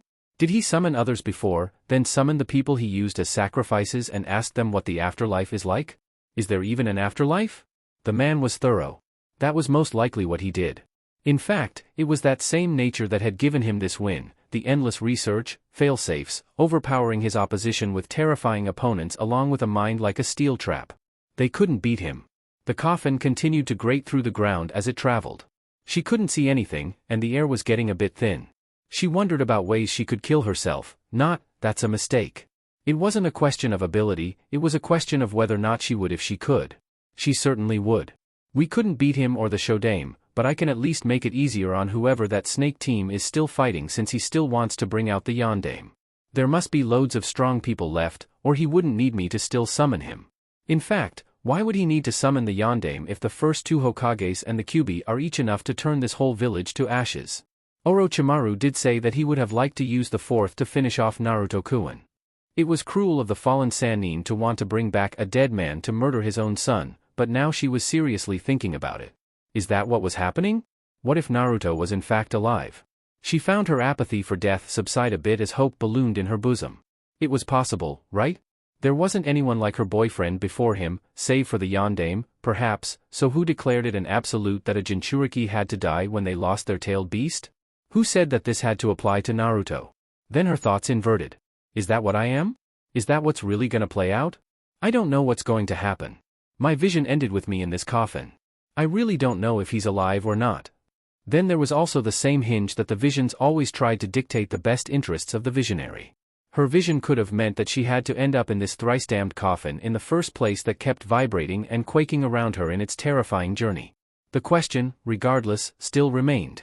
What if Naruto was still alive? But so what if he was? What the fuck could she do if he was indeed alive? She couldn't do anything besides indirectly butcher the teen she loved while being possessed by the Edo Tensei. Or, she couldn't. She could not kill him. That's the one thing she couldn't do, and she couldn't possibly go in peace knowing that she allowed that to happen. The only way to do that was by dying before being used to kill him. Back at square one. She had to die. Killing herself. The topic reminded her of how she nearly cut her own throat that morning. Screw waiting around to asphyxiate, feeling around blindly at her waist for her weapons pouch. She pulled out a host of Senbon needles and shurikens and kunais before her fingers finally closed around a single kunai. It was all she could grasp, for the others shook and jostled around amidst the gyrations and shakes of the box. For the first time while circulated by thoughts about dying was she now being affected by her own present state of mortality. She had to die, without knowing if Naruto had passed on or was soon to follow her after. Call her selfish, but she was now afraid of death again, but because she was fearful and regretful of having to die alone. She was going to miss a lot of things. She was going to miss Naruto. She was going to miss doing things with Naruto. They had their first dates that were spent both in their dreams and in the waking world, and she had so many more to look forward to. Their children? Finally, the tears that had refused to come finally did. In the smelly darkness of the coffin, Kin began to weep. Was her vision a lie? Was it really only just a dream as Naruto had said? She couldn't even remember their names. It should have been so easy to remember. We were such corny parents, she grieved to herself, naming them after time.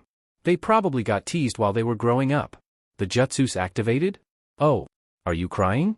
Hush, Kin, don't cry. It's going to be all right. Kin barely stopped as she looked around in a panic, trying to figure out where the voice came from. All of a sudden, she felt extreme pain at the soles of her feet and it crept up quickly. Between these two newfound changes, Kin's psyche nearly broke at once and the kunai she'd had in her hand was accidentally dropped. Her confusion and ignorance tried to convince her that the voice was only imagined and that she needed to do something about whatever was causing her pain, the likely cause being that of the Edo Tensei starting. She needed to hurry and off herself. She could barely shift her body, but her hand searched around blindly for a weapon she could use.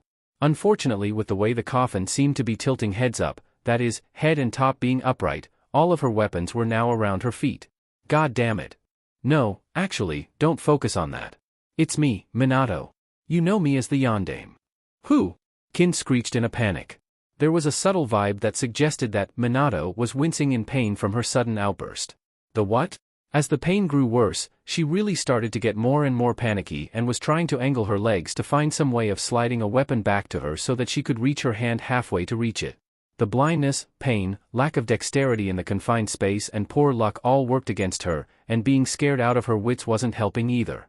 She was terrible under pressure and right now there was a shit ton of it, especially since the pain had now overtaken most of her legs by now and was at her waist. It was enough to make her scream. No! Stay away from me, you hear?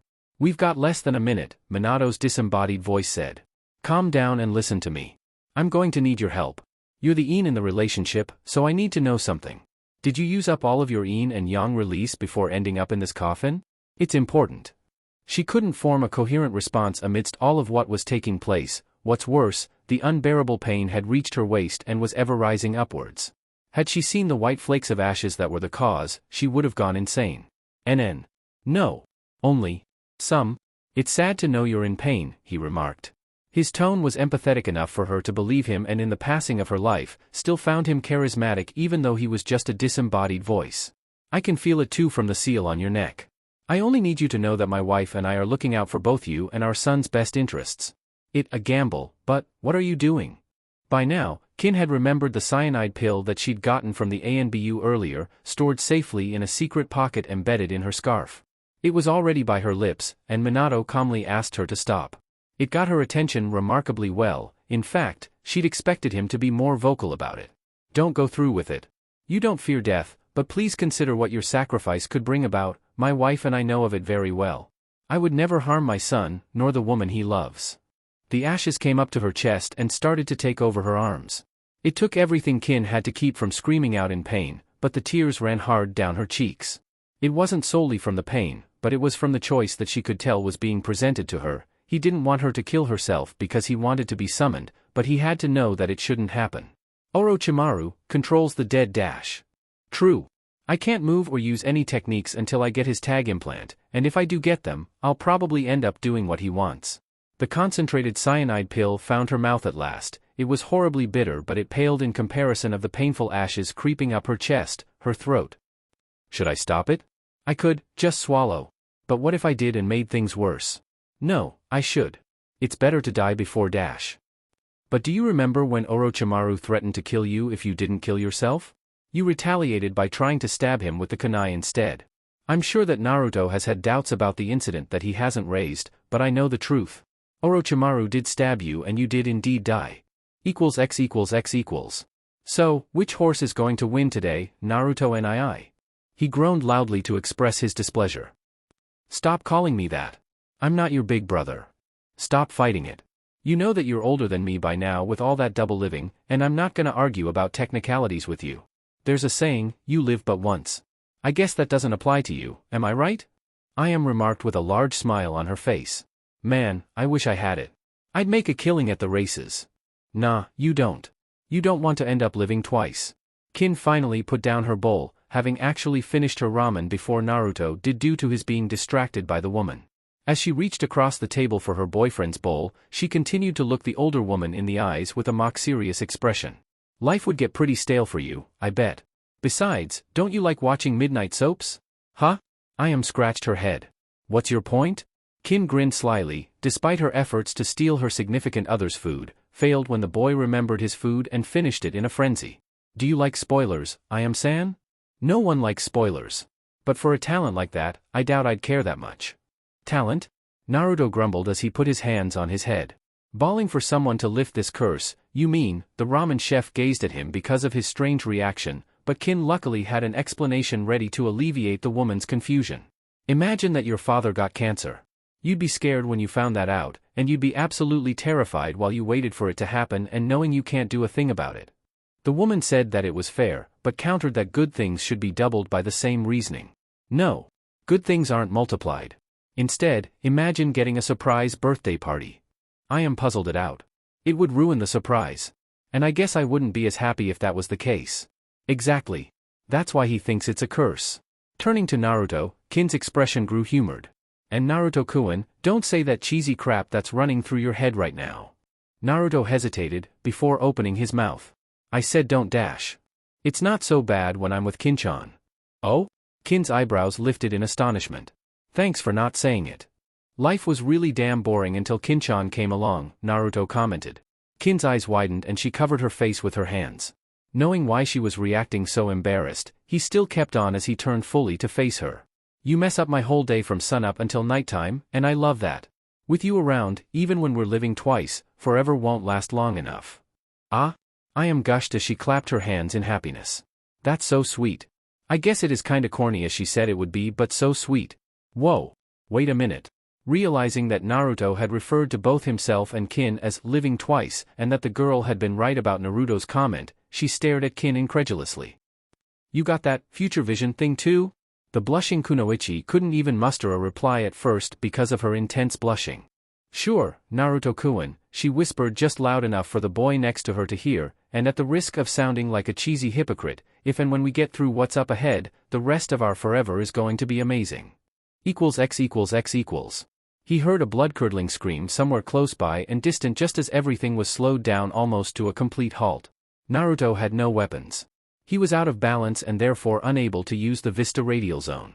His forexperience had let him down and he was currently staring at a massive blade swinging in closer to his neck to cut off his head. Yet, everything had considerably slowed nearly to a standstill, including himself, and he had a feeling that it was tied into his powers, not anything esoteric or existential as to seeing his unavoidable death. The aura in the air was an insensate black and almost cold to him, representing a product of the Ein release of the zone. It had never quite been so slow before, however. The strange thing was, he was certain that he had no more access to the Vista Radial Zone. Even when his mother repaired the seal, he felt that he couldn't access his powers because of his being imbalanced. Even she had said he was out of balance. Kushina never said that he couldn't use it, but that he wasn't the one who used it. Furthermore, this didn't feel like the normal usage of his powers. All of a sudden, he felt a wrenching pain in his gut, almost akin to the wrenching that Orochimaru had done to damage his seal, and it was then he realized that the source of the dark aura was from that location. The atmosphere took on a darkened appearance and substantial streaks of it came from him. Broken voices became apparent in his mind, like poorly eavesdropped conversations and arguments through barely soundproofed walls. Woman, fuck are you doing, the seal? Trying to, so I can stretch my legs? Yin, son. Use the cubies. Ka-chan? Naruto said in thought, giddy with relief when he heard her voice. Is that you? It did sound like her, but her voice sounded extremely weak and distant from the inside of his own mind. He wasn't sure of what was happening, but he was sure that this was her doing. You insufferable Uzuma. He can't, my chakra, it's mine. What the hell's going on in there? Naruto yelled in his mind with growing alarm, only a mere second before whatever his mom had done had been finished and he could hear everything clearly. His mother was screaming as if in pain and the Kyuubi was roaring without end. Use the Yin chakra coming out. Kushina groaned out. Use it for your radial zone, and my chains. Kongo Fusa.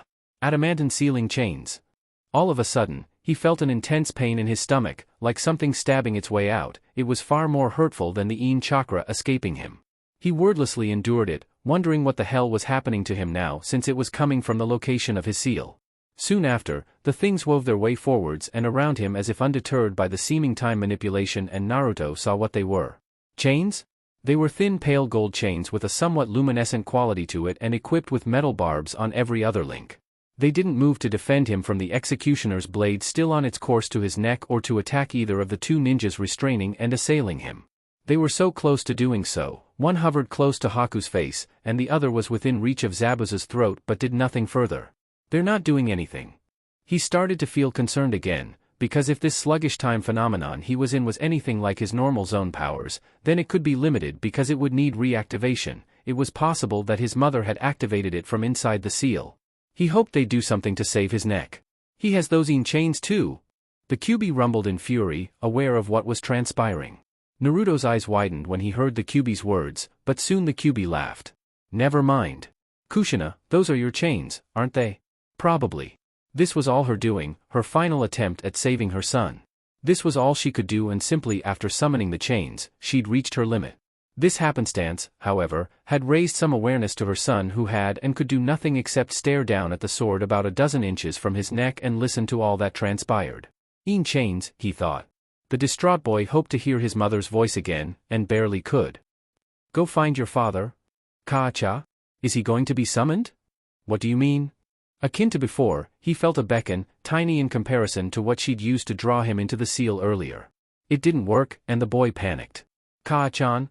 Glad to see her go. Good fucking riddance, always hated her chains, the Kyuubi growled. Naruto's heart fell when he realized that if the Kyuubi who was seeing everything from the seal was saying this, then she was truly gone now. Shut up! Naruto exploded out loud. Shut up! What? His mother wasn't with him anymore, and for his detachment to her, was taking out his frustration on the Kyuubi, a thing that had obviously hated her from the beginning. Trying to figure out where he stood in the current scheme of things, his mother had released something from the seal that had slowed everything around him in a rough, yet more potent, version of his time-controlling powers. The chains around him coming from his belly. Those were her chains? Did he have them too? If they could move while he and everything else currently barely could, it'd be a tremendous help. Kongo Fuse, he said in thought, hoping that he could activate his mother's jutsu. Nothing changed, and he would have to assume that it required hand seals or that he said it wrong. He hoped it was the latter, and tried again. Kongo Fuse. Kongo Fusa. Kongo Fuso. The Kyuubi was snickering amidst his failed attempts as everything around them seemed to start to speed up just a bit. The Uzumaki, unfortunately, was right. The zone he was in was still limited, and it had to be activated. But he was still going to get beheaded the millisecond it wore off. His only hope was the chains, but he'd already almost run out of ways to pronounce and initiate his mother's technique. It must be a sealing chain. Sealing has to be right up her alley if she sealed both the Kyuubi and some of her chakra in me. Kongo Fusa, the boy bellowed mentally with emphasis on the Fuinjutsu aspect of the jutsu. Still nothing. Kongo Fusa. Damn. Kongo Fusa. Immediately, the chains became wily and grew bigger. Internally sighing with relief, he tried to will them to move in ways he wanted and was eased when they did just that, moving to restrain Zabuza's sword and pull away Haku's hand from where it had clotheslined his neck, moving everything like transcendent serpents who could control everything else like impressionable puppets. Then as he mentally informed them to kill Zabuza and Haku, they punched through both of their chests violently and suddenly and slung them away like ragdolls. Although the second they left the chains, they were moving through the air slower than a snail's pace. It actually took another full minute before the zone finally wore off, much to both Naruto's chagrin and satisfaction. He'd long come to accept that this was his mother's gift to him, an inheritance of sorts that was fueled, or simply enhanced, by the Kyuubi's Yin chakra. Regrettably, he thought that if he had tried to hear her out, perhaps ripped off a piece of the seal like she had asked him to, he would have been equipped with these new talents the second he woke up and would not have been so hard-pressed against his enemies. Maybe he would have had a chance to save Sasuke too instead of running with his tail between his legs. So the Een QB is supposed to fuel my new radial zone and my chains? Or is that there is just so much of its chakra that the jutsu is more potent? Could I activate it on my own without using the QB? He didn't know. Haku and Zabuza flew through the air swiftly and ended up thrown through the concrete walls into the far building ahead of the Uzumaki. He wondered if he was done running from his attackers. He still had to get to Kin before she was used in Orochimaru's Edo Tensei. He wondered if he was supposed to fight them off. He didn't know what to do. Just because he had discovered having newfound powers didn't mean that the situation had changed. The other half of the QB was still tearing the village apart. Almost everyone he knew was dead. The streets were full of derelict and destroyed houses and ran red with the blood of Konoha's citizens unfortunate enough to be caught outside. Sounds of ninjas fighting throughout the village could be heard, distant but clearly. Looking down at his gut, he could see that his shirt had been torn through by the chains. His face blanched as he took notice of how his seal looked like a black void as Een chakra continued to ebb from it, trickling and dripping out like ink. He took it as a bad sign. Everything was playing out as his recurring vision in the cell had divined, the very same one that had Kin dying at the end. Was this supposed to happen? Was this what his parents want to happen? What could be the fucking benefit of this tragedy? He felt like giving up. He was still one for kicking against the pricks. By the time Haku and Zabuza re-emerged from the building they had been slammed into, they found the boy weeping on his knees. Sensing their approach, he got up and stared at them with bloodshot eyes. The kanji for slow, after so long, re-emerged on the palm of his left hand before his entire arm lit up like a black fire as the Een chakra from his seal wove into it. The chains meandered here and there, threateningly. I love you, Kaa-chan, he mumbled to himself, you were trying to protect me. I'm sorry for not listening to you or giving you the closure you wanted. I'm still not sure what you're up to with Dad, but he's still not getting summoned. If he does, Kin-chan will die. He almost said it differently. Kin was going to die. Naruto was in a vile mood. X equals X equals. Hiruzen was tired. He'd been holding off the Nidaime and Orochimaru for a long time.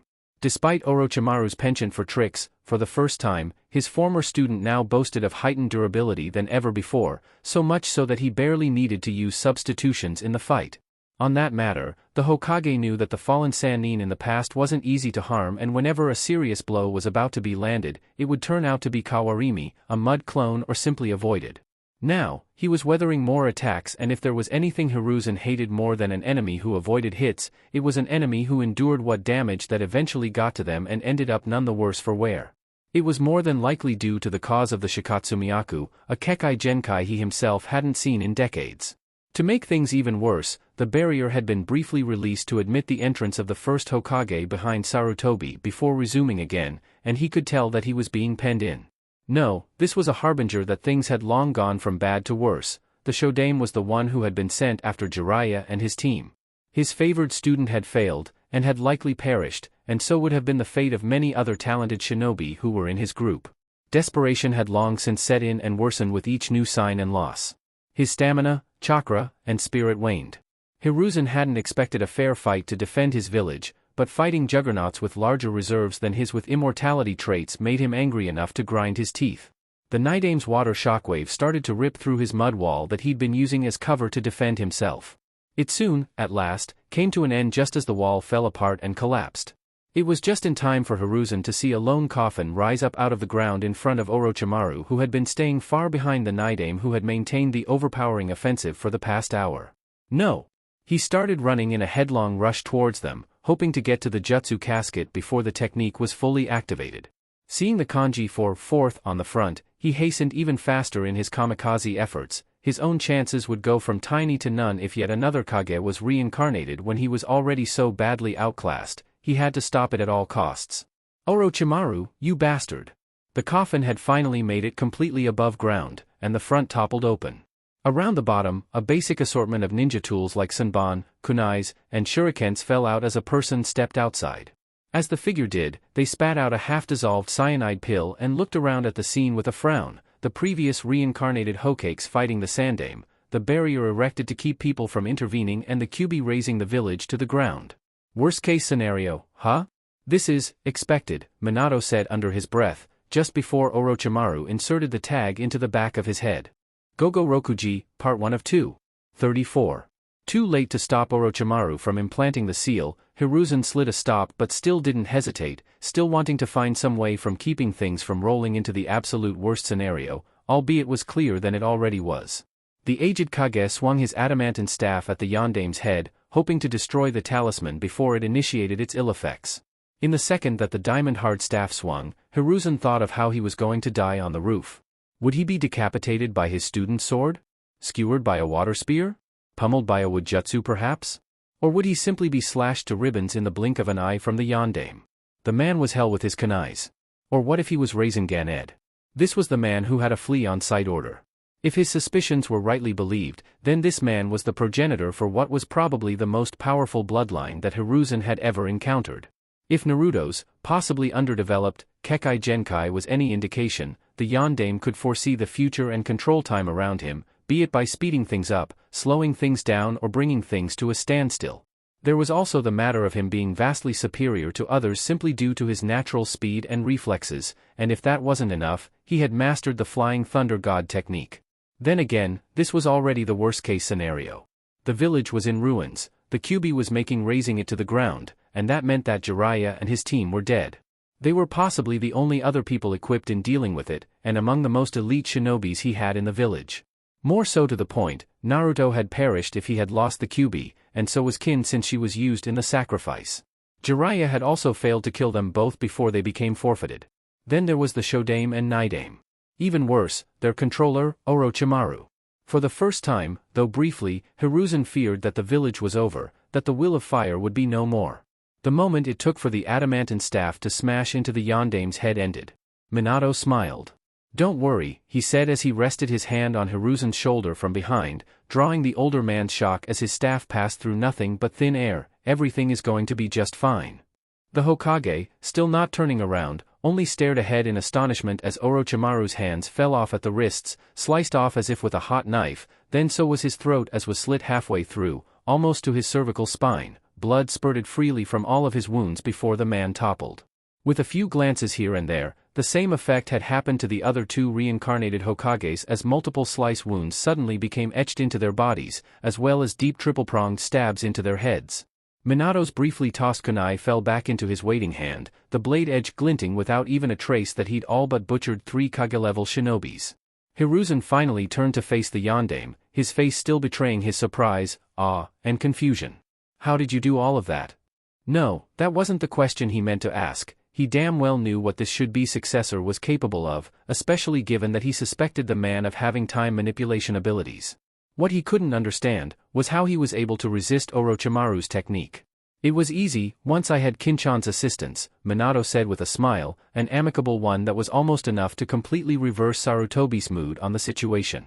Orochimaru's use of the Edo Tensei is impeccable, ensuring jutsu caster safety, that is. We're unable to do anything until we get his tag implant, but once we receive it, the tag first suppresses our personalities and then returns a decent amount of our abilities. So how did you resist it? And what do you mean that you had the girl's assistance? Hiruzen had to know, even as he prepared to fight again as the undead started to rise again. Having the Yondame on his side was reassuring, but if he could bypass the jutsu, chances are that he could also do something about their enemies. Glancing around, he realized that the undead was regenerating again, and wondered if there really wasn't anything else he could do besides using the dead demon-consuming seal to beat them. Kushina-chan warned me that I wouldn't be able to use my own yin and yang release when I got reincarnated, so I would need Kin's own. Edo Tensei doesn't kill the sacrifice, at least, not until the reincarnated is released. The sacrifice has their chakra overwritten, and when the jutsu is undone with the undead's chakra released, it just leaves them as a dead husk. Until then, Kin's yin and yang was still available for me to use, as it's outside of that equation. So, Hiruzen caught on quickly, she's technically still alive, and her yin and yang release was what you used. How is it related to your abilities, and how did you use it to avoid succumbing to Orochimaru's control? You know that Naruto can control time, and so could we. There's an instant where I still have a shred of my personality left and I become able to use a few techniques, a single 1/100th of a second. For me? That was more than enough to use Kin's yin-yang release to stop time in the immediate surroundings. After that, it was child's play to cut off Orochimaru's hands to stop him from using his hand seal to transmit his orders to me, go through the hand seals to release myself from the Edo Tensei, and turn the tides for a bit. I also used those precious seconds to experiment to find out what I'm capable of. Turns out, Minato's expression darkened, not that much. I didn't get back much of my abilities before I had to bail out of the Edo Tensei. I'm afraid I'm not going to be as useful as you'd hope. Perhaps a few ninjutsu or two, minor jutsus from basic releases most likely. No time-space ninjutsu. I can't even make a Rasengan. But you could stop time, as you said? Hiruzen nearly exclaimed, his glimmer of hope in the gloom flickering dangerously close to being quenched. Can't you do it again? At least find some way to release the Kages who came before us? It's limited, Qin's Inyang release can only be used once more, and it's not meant for me, it'd hardly be productive anyway. Putting it simply, I can't even kill Orochimaru, and that's for lack of ability. The same goes for you. Minato didn't even hear the man's response. He could see the what written all over the aged Hokage's face as the undead rose to their feet.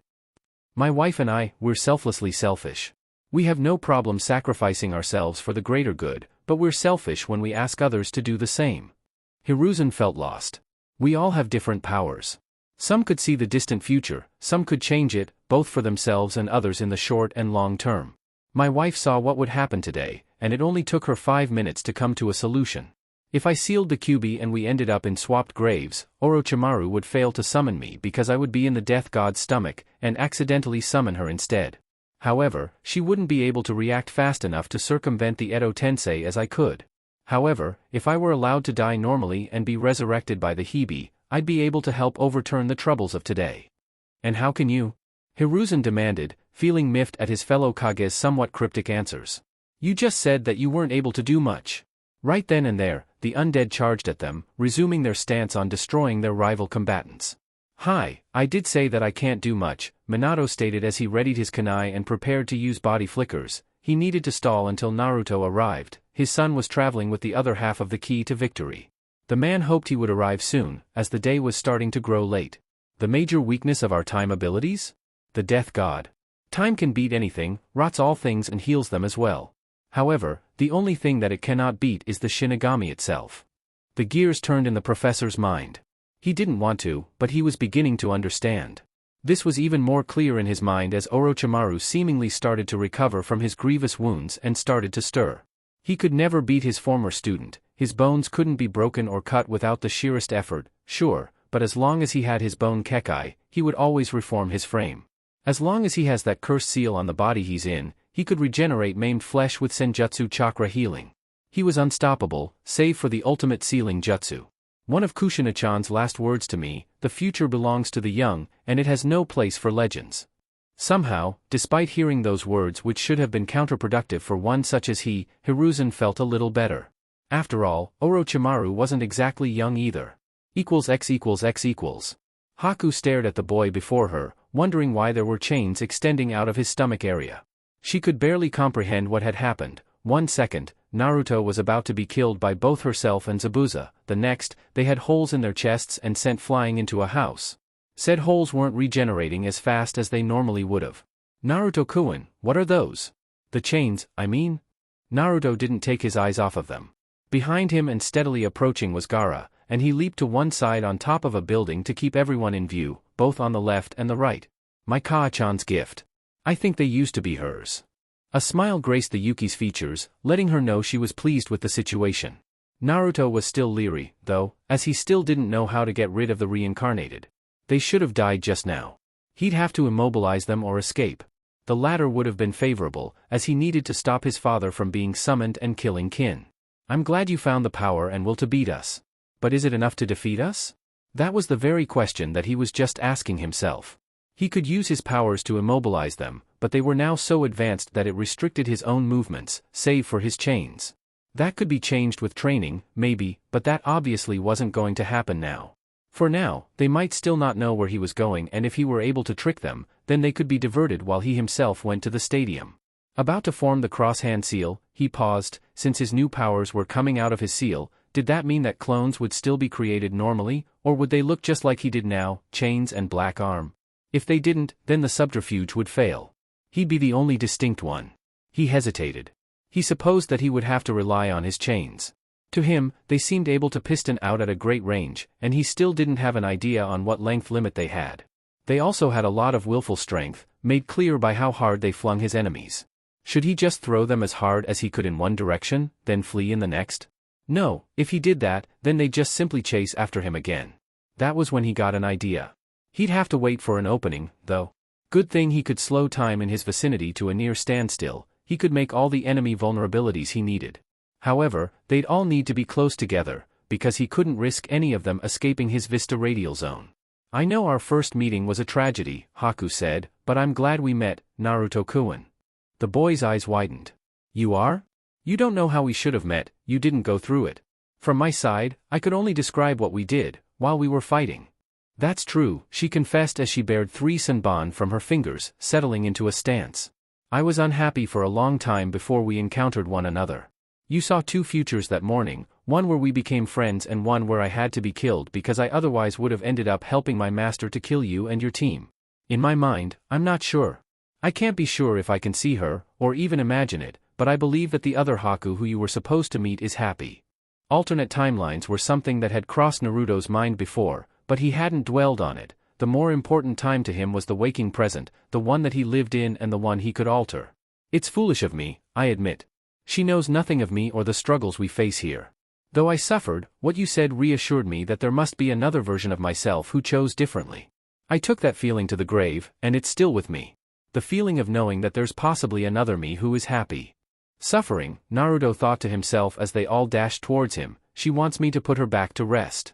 But she's one of my friends. And it hurt me to kill her in the first place. Kabuto knew what he was doing when he had her summoned to fight him, as well as the others. These were not fights and kills he was proud of, particularly hers. He planned on just escaping. But she wanted to be put to rest. Faye, this guy. Steals my chakra, takes his mother's chains and then damns her. And now you're getting touchy emotional over this dead chick, the Kyuubi sulked inside his cage, forget it. Right then and there, just before Naruto engaged his enemies with chains swinging, Naruto several things clicked inside his mind. For starters, the Kyuubi gave up in expressing his opinion. This was not the Kyuubi he had heard while he was stuck in Orochimaru's dungeon. It would make sense if the other one, Yang Kyuubi, was more vocal. This would keep in line with what his mother said, that being that the young one was always trying his utmost to escape. Secondly, the Kyuubi was vocal at one point, but only when he mentioned his mother's chains. They were probably used against the Kyuubi at some point. Adamantine sealing chains. They seal things, don't they? The third and final clue was that the giant holes in the reincarnated chests took a long time to reform. They disturbed the Edo Tensei technique. Was that the power of sealing? Or was that a factor of lingering in chakra, slowing down their regeneration by time manipulation? As he dashed to meet them halfway, Naruto hoped it was the former. The boy, scowling in fury and frustration at the day's events, as the snake-like chains received new orders from his mind as he rushed to meet them. Zabuza was the swiftest to reach and swung his sword in an attempt to bifurcate the blonde. It only took long one chain to stop the swing, almost easily even, before another chain corkscrewed back and punched through Zabuza's arm at the shoulder, fundamentally chopping his arm off and decimated a sizable bit of his right chest. Haku was the next one his focus rested on as she flung her senbon at him. Seconds before they hit his face, Naruto turned his head to let them fly by, only to notice that the Gaara's sluggish sand had been slithering towards him since the beginning from his blind spot. The third chain extended at a longer length and meandered around the Uzumaki behind him to lash out at the sand, slamming down so hard that it carved out a trench as it defended him from the sand as well as Gaara, who had to leap backwards to avoid getting pummeled. The last of the chains lunged towards Haku, who hastily erected an ice mirror to defend herself. To her shock, the chain crashed right through the ice mirror as if it were nothing but a glass version of its namesake, and stabbed clean through her stomach. Doubling up around her torso to hook-tie her, the chain then slung her savagely into Zabuza, who had just been starting to get up. The momentum was so great that they hurtled into another house across the street, bringing it down on top of them with crashing rubble. Much like Naruto himself at times, the chains lacked finesse in favor of brute force and brawling. They helped even the odds when it came to powerful combatant numbers, that much was certain. And they were powerful. He hadn't even been forced to use his time powers yet, but he hadn't forgotten what he needed to do. First, things first. Naruto turned to face Gaara, who was desperately trying to control all his sand but was failing. Naruto nearly smiled in relief. The chains passively disturbed jutsus, and that was evident because the boy's sand was far less powerful and responsive than before, and not just because of the earlier water jutsu. Haku and Zabuza finally came out of the wreckage that was half demolished to find Naruto standing over what remained of Gaara's body as his 4 chains continued bombarding him repeatedly and tearing his corpse apart into shreds, and scattering them apart. That shitty mess looks painful, Zabuza observed as he wondered why his stab wounds were taking so long to regenerate. Looks bad. I think those damn chains can beat us, and we still don't know what his black arm does. Prolonged contact with these things might end us, or at least debilitate us long enough for him to get away. Thank the heavens, Haku whispered as ashes continued to fall out of her wounds with slowed regeneration. But since we know this, won't our orders force us unconsciously to try to avoid the chains? Naruto barely heard her, but he didn't react. The kanji for slow started to blaze in his palm as he ran towards them.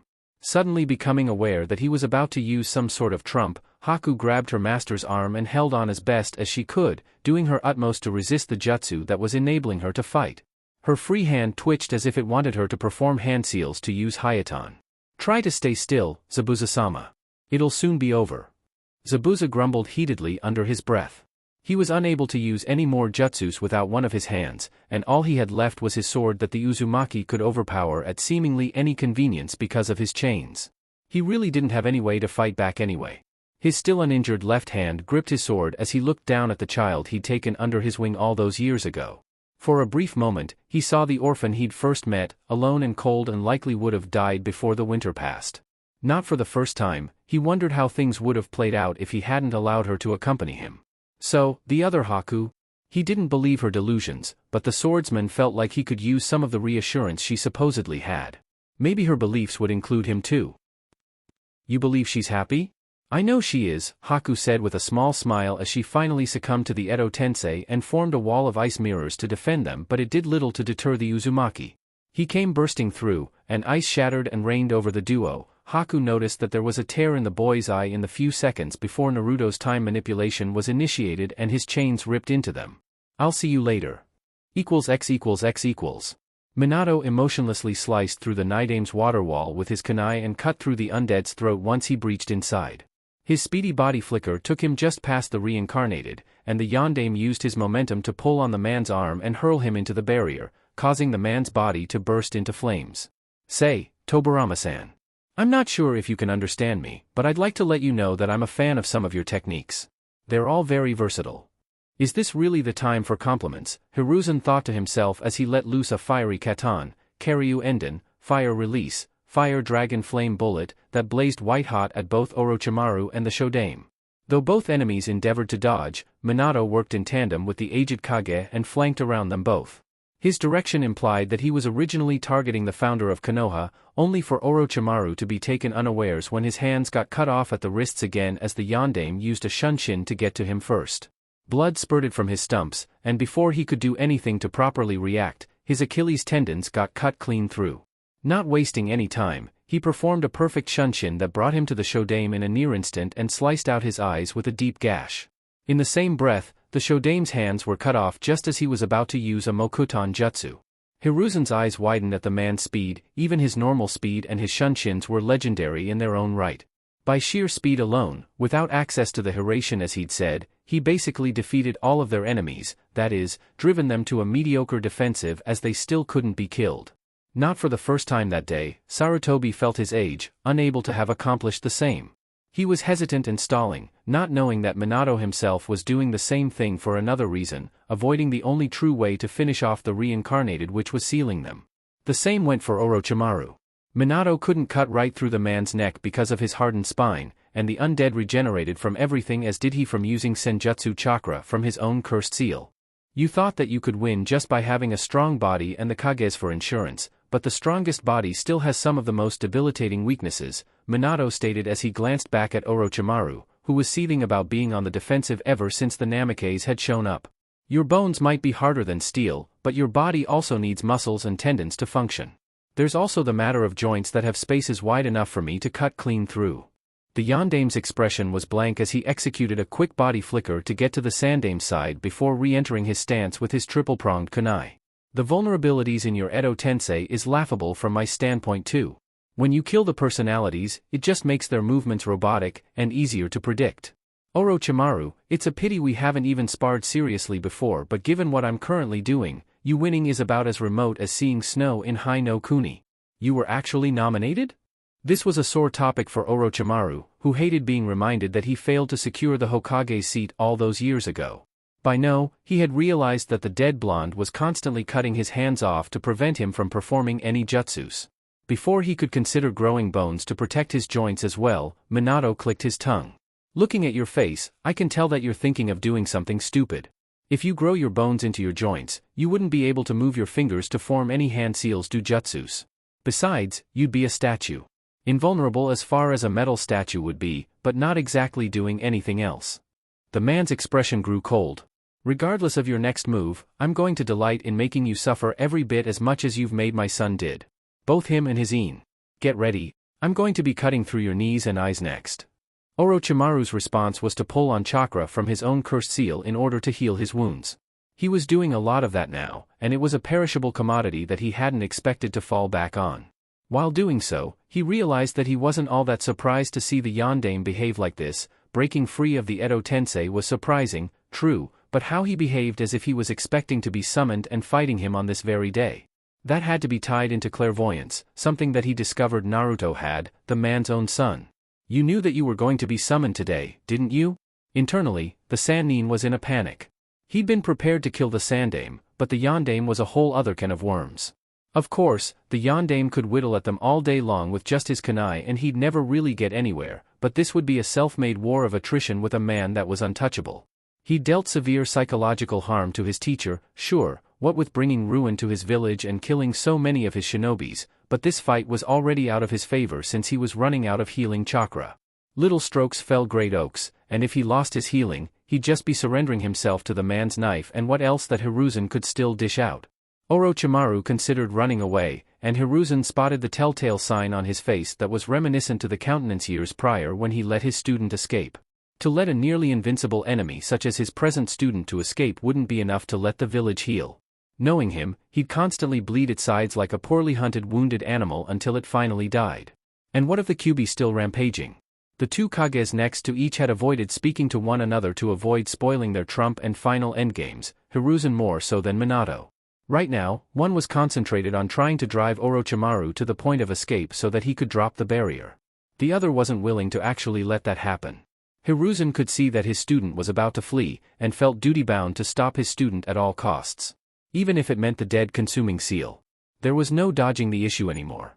It turned out that the Yondaime was right the whole time. He would have liked to still be around to help manage Konoha's recovery, but that, unfortunately, wasn't going to be the case. Now's a bad time, Sandaime-sama, Minato warned Sarutobi, speaking under his breath, believe me. And I should caution you that I want him to release the barrier when the Kyuubi is close by. I want him to try to escape, as I need that barrier taken down so I can take care of that pressing issue. He can't be allowed to escape. Hiruzen was adamant as they watched as Orochimaru regurgitate his Kusanagi, apparently making one last stand. He'll only put the leaf, no, all of the nations through the same grief. He won't. I guarantee you that he'll die today, and much sooner than you even realize. His Sound Four will only drop the barrier if he orders them. Otherwise, they'll stay there until they waste away. That's much too long, and the day will soon be over. If you mess up now, then you'll only end up able to seal the first and the second. He'll get away wholly intact and you'll have died for nothing. Wait for my signal. If you don't, I'd be forced to leave you at the first chance I get in order to reach the Kyuubi, and I wouldn't be able to return in time to help you, you'd be dead by then, and Orochimaru will escape. Would you kill him, then? Hiruzen mumbled in frustration, I couldn't die in peace otherwise.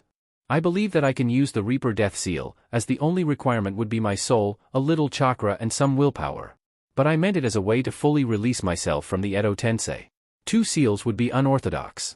Hiruzen had suspected what the man's true purpose was from his first explanation which had failed to answer his question, but it fully confirmed what he suspected the Yondaime's reasons for even being there in the first place. Right.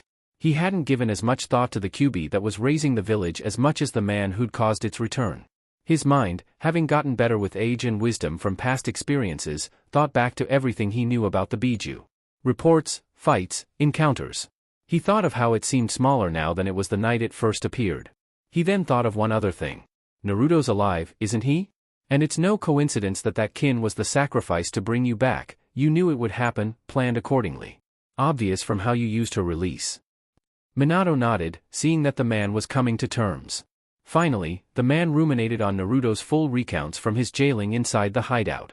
There was something that was seemingly unimportant, something that Naruto had speculated on briefly but went unproven. In any of your visions or Kushina's visions, as you've so explained, do I make it? No. Despite whether I listen to you or not, the Sandaime said enigmatically as he entered his own stance with his staff, watching his undead predecessors regroup with Orochimaru. Despite what I do, he repeated, you can assure me that Orochimaru dies? I can. What you're up to is a huge gamble. At this point, there are likely two ways, but they lead to the same end. He will die, even if it's not by your own hands. However, I urge you to do as I instruct. The more you speak is the less you say, yet all the more I understand. Hiruzen felt saddened at what was about to happen. The village is gone now, isn't it? Yes, it's gone now. Sarutobu grumbled miserably to himself. A pity you died before me. I should have been retired, drinking tea and having a quiet smoke at my house right now. You'd be the only one here, handling this mess. I couldn't help it, Minato said in a somewhat humorous tone, despite the horrible situation they were in. I was bonded to Kushina-chan, and she regrettably passed. I was going to follow, whether I cared to or not. Minato gave off an air of comical indifference. Besides, I am handling the mess. The future is for the young, is it? It is. It suits them. Both Kages lapsed into silence. Orochimaru stared down at the two men who had seemed to be quietly conversing amicably, angry at being pushed back on a tottering defensive. What could they be up to? Hatching plans to finally kill him? It was likely at this point. Though he had succeeded everywhere else in his plans, he'd only failed to kill the Sandaime. As tempting as it was to release the Edo Tensei, he was sure that he'd picked out Minato's claims to have beaten it. It was the only reason why he hadn't undone the jutsu. Minato would likely be still around, and he would be left without his Kage soldiers. It now made even less sense fighting until he ran out of battle benefits to fall back on. Sound 4. We're retreating. Right then and there, the barrier was released by his 4 guards from the outside. Minato immediately took up his slaughtering offensive. The Sandaime was already rushing off to his death in an effort to seal Orochimaru and his fellow Hokages. Arguably, this was only a bit different than what Kushina had described, and it vaguely surprised him. I'm such a coward sometimes, he mumbled as he shunshined ahead of the Sandaime and his produced clones and stabbing his kunai into Orochimaru's eyes and before making his rounds to the converging 4 Odo ninjas, cutting them down before they even realized their mistake of entering the battlefield. He'd done what he could in order to make it easier on the aged Kage. Deep down, he already knew the outcome. It'd be preferable if he could take down the rogue Sannin, but it likely wouldn't be. As much as he'd prefer to linger to ensure this, he had a bigger responsibility. By now, the day was growing late, the sun was setting, and 6 p.m. was lingering close. The air smelt like coming rain. 18 of them means 180, That's an inverse quantity. Not quite how it should work, but each one amplifies the power by an additional 10, he mumbled as he dashed off towards the Kyuubi which had been steadily approaching the stadium. The plan would have been for the Kyuubi to pass close by, giving him an edge in conflict to deal with both it as well as assisting the Sandaime further, but the man had deviated, willingly, at that. He figured out everything. He's called the Professor for a reason. But did knowing that make it easier for him to accept? Minato had been burdened with knowledge before and so was deceased wife, who had prominent in-time abilities could see the distant future on occasion. However, she'd foreseen today only after the Kyuubi was stripped from her. If only I had known there would be an attack that night, I would have been better prepared. That was then. This was now. As the Kyuubi became aware of the Yondaime rushing up to meet it, the fox roared with malice and eagerness for wanton destruction. Minato stared it down as he resolved to die again. Nothing could beat the Shinigami, not even time. That was their weakness, but both Kushina and Minato sought to use it as their strength. Shiki Fujin. =x=x=. The sky was dreary and cloudy, indicating a sure heavy deluge of coming rain. All around him, he could see was the suffering of a multitude. People all over wept in grief and fear. There was nothing but destruction and death of their loved ones, and the soon loss of their own lives. The village was in a state that had never been seen by one as young as he, although he was as old as the last time a catastrophe of this magnitude had occurred. The Kyuubi had been running amok in the village, and foreign ninjas had put many of the survivors to the knife. Everyone he knew was dying or already dead. Everything was either destroyed or was still burning. He alone remained here to see the end. This couldn't be real. But it was. The ending was nigh and was all because of his blunder. He could accept the consequences of his actions if it only affected him. Why were the consequences making everyone else pay for it? He tried to protect his teammates, protect Kin. But it only went to show that he couldn't save everyone. He plodded through the crimson streets and tried to ignore the seeping of the lifeblood that was shed from others that dripped from his sandals with every step that he took. He meandered among the burning and crumbling rubble as he made his way to the exam stadium, completely on autopilot. The whole way, black and red bled in a gush from his belly, the Kyuubi gone rampant and destroying the village around him. His chains had receded, leaving only the Een chakra that had sheathed his arm. He'd lost count of the number of riddled, flies-infested corpses he had stepped over once he made it inside the stadium. Still in his trance, he thought that he could hear the voice of his father, that sounded afar off, yet close by. It's tragic and horrible, isn't it? To see trouble coming and yet not being able to do a thing about it. You just have to wait and watch it happen. Son, I'm sorry. Naruto said nothing. He let the voice continue to speak, and he had no choice otherwise. It didn't sound unkind, but the matter-of-fact tone to it reminded him of himself. He disliked that. It could very well be someone like him speaking right now, and he couldn't help but think that it was his father. Realizing this, however, made his heart lurch. His father had been summoned. He'd failed. I saw how to defeat the Kyuubi. I tried to think of other ways, believe me. But the visions showed me how, and it turned out to be the only solution in the end. To give it my best. Heh. This sounds corny, but my best was you. I gave it you. And after all of this, you manifested powers over time as I could too, and even better than I could. How I could defeat entire battalions in the blink of an eye, how to make other people move faster or slower, and giving myself the best reaction times when using the Flying Thunder God technique. Naruto kept listening as he continued to make his way up the cracked steps, up to the Kage booth and the rooftops above in a daze. His throat went dry, and it was getting harder to breathe properly. I wished for better outcomes, but wishing isn't enough. Son, you're better than me. You take chances now. You deviate from the set paths now. It takes a brave man to venture off into the unknown. Anything could and can happen, and you took the dare. There's nothing wrong with what you did, trying to help others. In fact, the only flaw. The voice trailed off as Naruto finally got to the top of the roof. It was there that he saw all the Hokages, the Shodame, the Naidame, and the Yondame. All alive, yet dead, their bodies were starting to crumble away. The Sandaime, however, was well and truly dead. He was impaled by a long, double-edged chikudo that had its glimmer dulled by scarlet. A trail of the selfsame blood ran from between his pallid lips, and it served to signify that there was no life in him. The only flaw, the Yondame now stated with deep conviction to his son now that he was within sight and gazed at him with blackened eyes, was giving up faith. As his last words were uttered, the three undead Kages finally finished collapsing apart into dust, revealing the corpses of Zaku, Dosu, and Kin. He trudged over to her, tears welling up in his eyes. This wasn't the first time he had seen this. He had envisioned it far too many times, but now it was real. The waterworks turned full as he made it to where she laid among the dust and ashes from the Kages. He collapsed onto his knees, and ever so gently, scooped her up into his arms, her upper torso resting against him. His blurry vision rested on her face. What was previously a bonny one was now ashen, and lightless eyes stared up into his. Slowly, he closed them over with the palm of his hand. As Naruto's tears ran like a waterfall, he didn't even observe his world around him seemed to swirl with black, white, gray and red and begin to crumble away like the ruin it was, and even Kin herself faded away with the rest of his reality, making him clench his eyes shut in apprehension as he lost his mind in grief. Then he opened his red, slitted eyes and howled his anguish.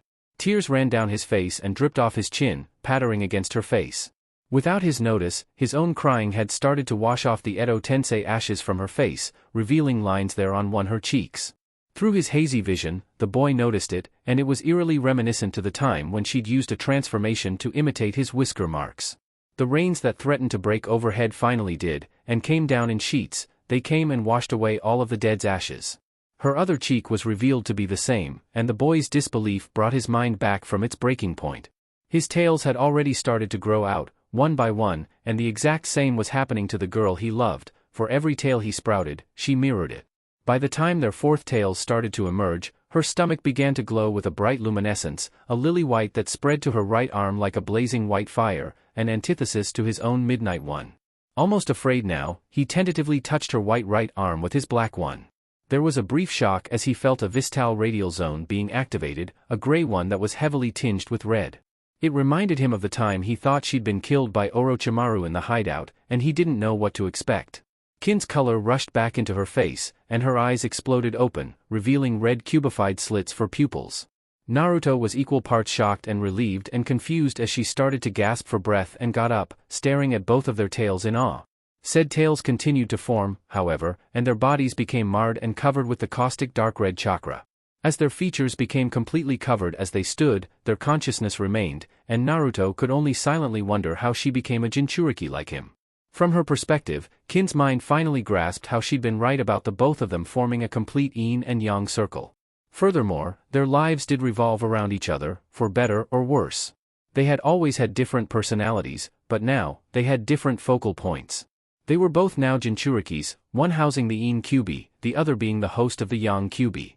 One of them had a yang shell with a yin core, the other had a yin shell with a yang core. Being the one that understood what Minato had been up to, having figured out his reasoning since meeting him, Kin felt pure joy at being given another chance. She'd resigned herself to death, and for the first time since the loss, she recalled the names of her future children. Mirai, she struggled to say but ended up growling through the monstrous features her mouth had become because of the red shroud, and Rikishi. Mirai and Rikishi. She was so happy. By now, their present 9 tails were full length, and she stared into Naruto's pale Biju eyes, wondering if he understood her and what they needed to do. Perhaps not now. Her burning white right arm clasped his blazing black left, but he would later. Their combined 18 tails wound around restlessly as if there was a tempestuous harbinger in the air. Finally, just as the time was about to toll 6 p.m. on Naruto's chakra-covered watch, a gray vista radial zone was triggered, imbued with the sharp buildup of the Kyuubi's chakra that constantly discharged, turning the zone into a deep crimson, deepening to the point that all went dark around them. As they both lost sight of each other for what felt like an eternity together apart, they reopened their eyes across from each other, still standing on the stadium rooftop. The sun was still sinking in the west, but as was their new state, nearly everything else was hardly the same. 6 p.m., Part 2 of 2. 35. Having faith to enter the unknown. Naruto's watch beeped long and loud in the silence atop the stadium roof. After Kin released his hand, Naruto's pale Biju eyes flitted from here to there, then to Kin, then back around his surroundings. Night had almost fallen, but he could tell that the village was different than it was before. Though it was close to nighttime, the time of day that he had an unconscious fear of, he still noticed in the dying light that the village was repaired. No, it wasn't repaired. The damage done to it had been undone. The boy stared in confusion, wondering if he had reversed time. It was something that he had once thought he had done before but had chalked it up to imagination. There was no way that he could reverse time, that was preposterous. Then again, he had thought that even his time abilities were downright impossible when he first got them after his evolution. He looked at the girl who was standing beside him when she had supposedly just died, who had also supposedly been killed by Orochimaru in the hideout, but she only silently returned his stare. The deep painful blanketing chakra on their bodies gradually receded, leaving them in a mostly translucent one that bubbled around them like a too large Kyuubi-themed shroud. As their reddened corroded flesh foe healed, the sight of his significant other back beside him nearly drove him to tears in relief and happiness. When they were separated, it had felt like a part of him had died, and Naruto had feared that she would, and did. In his sudden rush of emotions, the feral teen nearly collapsed in euphoria, immensely glad that everything was resolved. Kin smiled prettily at him, despite her canines and slit pupil eyes giving her face a wild bestial appearance. His self-proclaimed trademark whisker marks were etched into her face, sharp lines as if dug out with carving knives. With the Kyuubi shroud surrounding her entire body, her tails continued to slightly wave around her with an edge of violence and a touch of grace. Compared to hers, his own tails looked as if he was about ready to explode from confused internal stress, relief, and fear. His watch continued to beep. As if only just now hearing it, in the act of turning his head to look at the thing through his bubbling red chakra, he noticed that the Sandaime was nowhere to be found. The rest of the people killed weren't to be seen anywhere else either. Everything was reversed. Everything was reversed. Everything was going to happen again. Even worse, it was sunset. He had no idea what was going to happen in his weakest hours, and things were going to be totally different than that of the first time, and or it could play out in more or less in the same way, no telling which one was the worse of the two. He couldn't prepare, he had no idea what to expect, not a clue on what to do. Looking down at his black arm, he was now starting to even doubt his own doubts, and just as he thought he couldn't take any more, Kin circled around to face him, and leaned forward. Unprepared for the act, it allowed her a moment to bump her forehead into his, akin to how dogs nudged one another. It failed to do anything substantial, and the act made Naruto pause. If for nothing else, it felt reassuring and calming, but the Uzumaki was still confused, and apprehensive. His lone word question came out garbled and gravelly, but still easily interpretable. What? It's, alright, Kin growled out through her Jinchuriki features. Naruto nearly shrunk back when he heard this. Right, they were still conscious. In the past, he'd come close to losing himself in the Kyuubi's rage and power before with each additional tale, but that was barely the case now. He suspected that his parents were still involved if he could have so many tales out in the shroud, but the matter was that he was still conscious enough to make decisions and do what he wanted. He chose to smile back at Kin and told her how glad he was to see that she was alive and okay, deliberately not asking how she became a Jinchuriki of the other half of the Kyuubi that had escaped him. Yeah. I was gonna nip off and kill myself, and then I realized. What would you do without me? He laughed in amusement before his face fell. As was his feelings, so returned his habits. His disappointments. His worries. His fears. The look on her face made him aware that she knew exactly what was bothering him. They, probably, triggered a Vista radial zone that reversed time. Naruto didn't know how far back, but the remaining issue was that Kin kept staring out into the distance towards the south. Naruto followed her gaze and wondered why. Oh no. It was where he had been coming from. The Uchiha clan compound. That's where Orochimaru had been hiding out inside the village, evidenced by how he was brought back there to be experimented on. It was a base of sorts, though it was basically glorified squatting. He wondered if she was aware of this, but he could feel her becoming incensed beside him. He was well aware of her hatred and fear of the snake Sannin, but there was no way she would just know that he was there.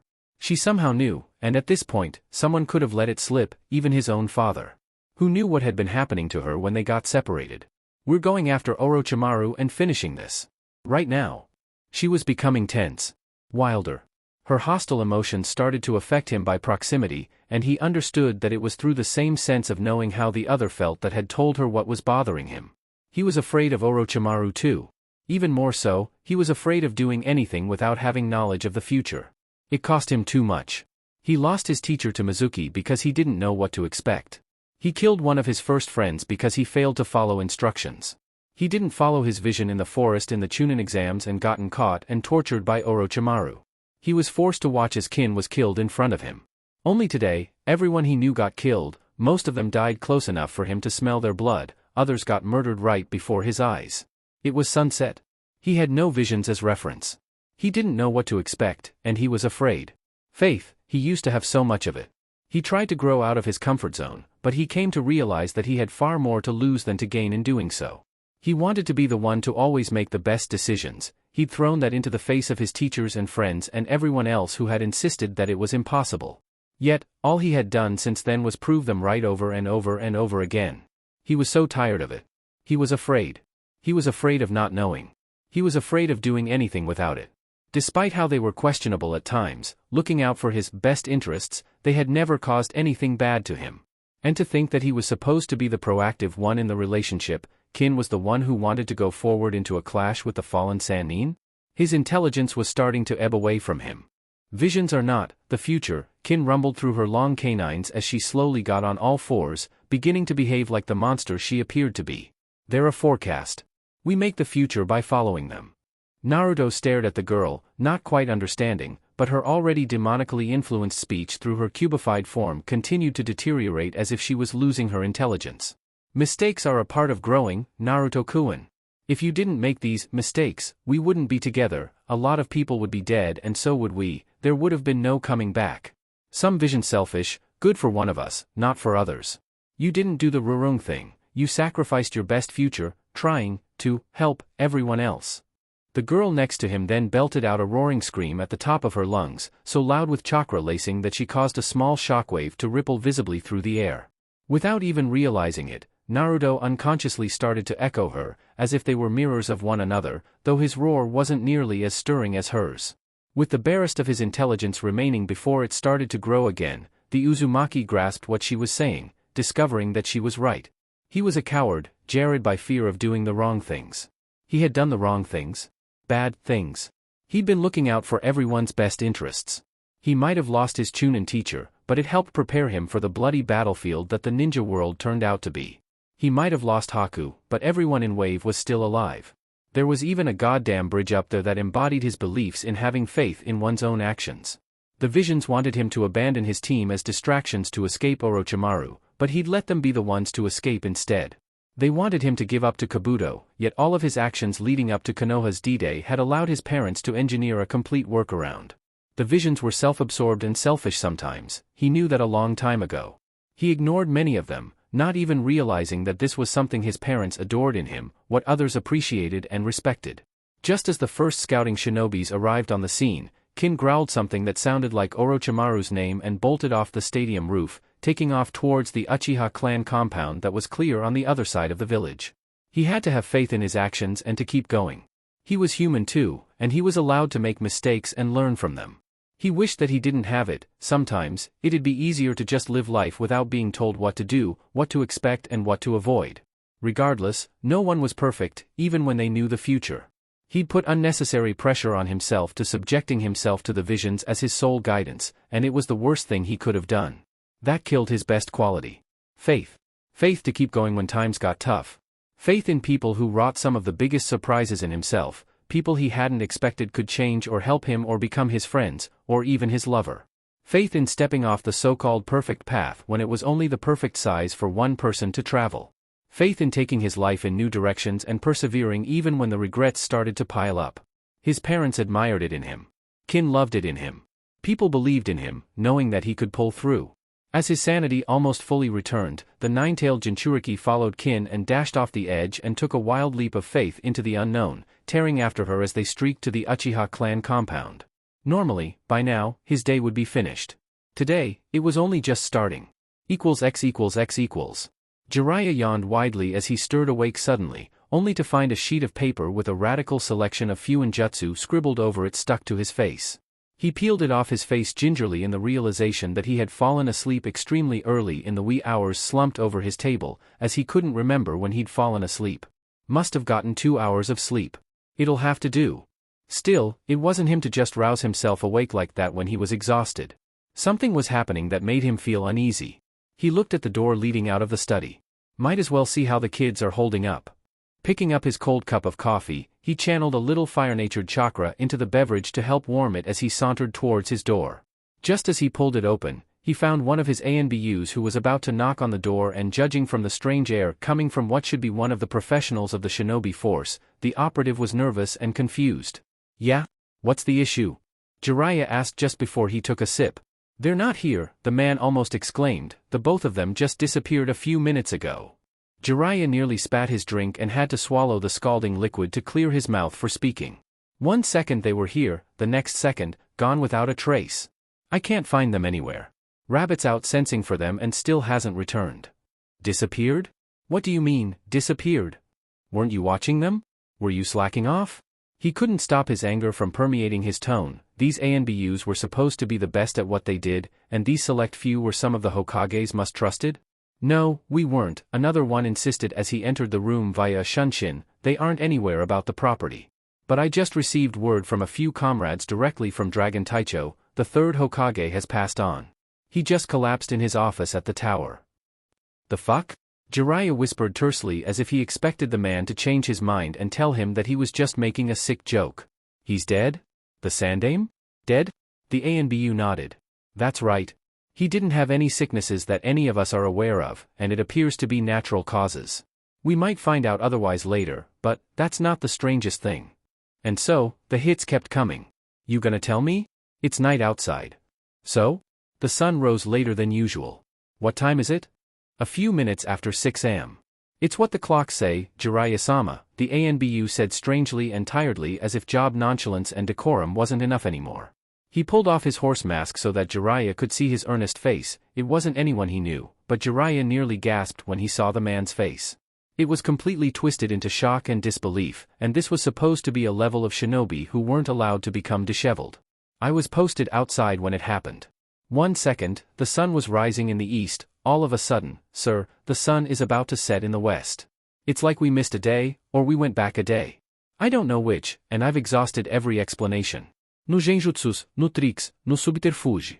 I was wondering, maybe those kids might have frozen us or something, since Naruto has time manipulative powers, right? But it's supposed to have a limited range and time span. Either way, the whole ANBU core is a mess up at the tower, 'cause they also think the whole day just went by in a split second." Jiraiya conceded that point. After all, it was true. He ordered the man to get a hold of himself and to put his mask back on. The third and final member of the ANBU party that guarded both Naruto and Kin finally entered the room, having apparently just returned. "Jiraiya-sama, I found Uzumaki Naruto and Tsuchi Kin." I sense that a great deal of the Kyuubi's power is currently being released and used, and I went to investigate. There have been reports from other members of the Corps that state that the Kyuubi's chakra is somehow being used by both of them. They each have nine-tailed cloaks.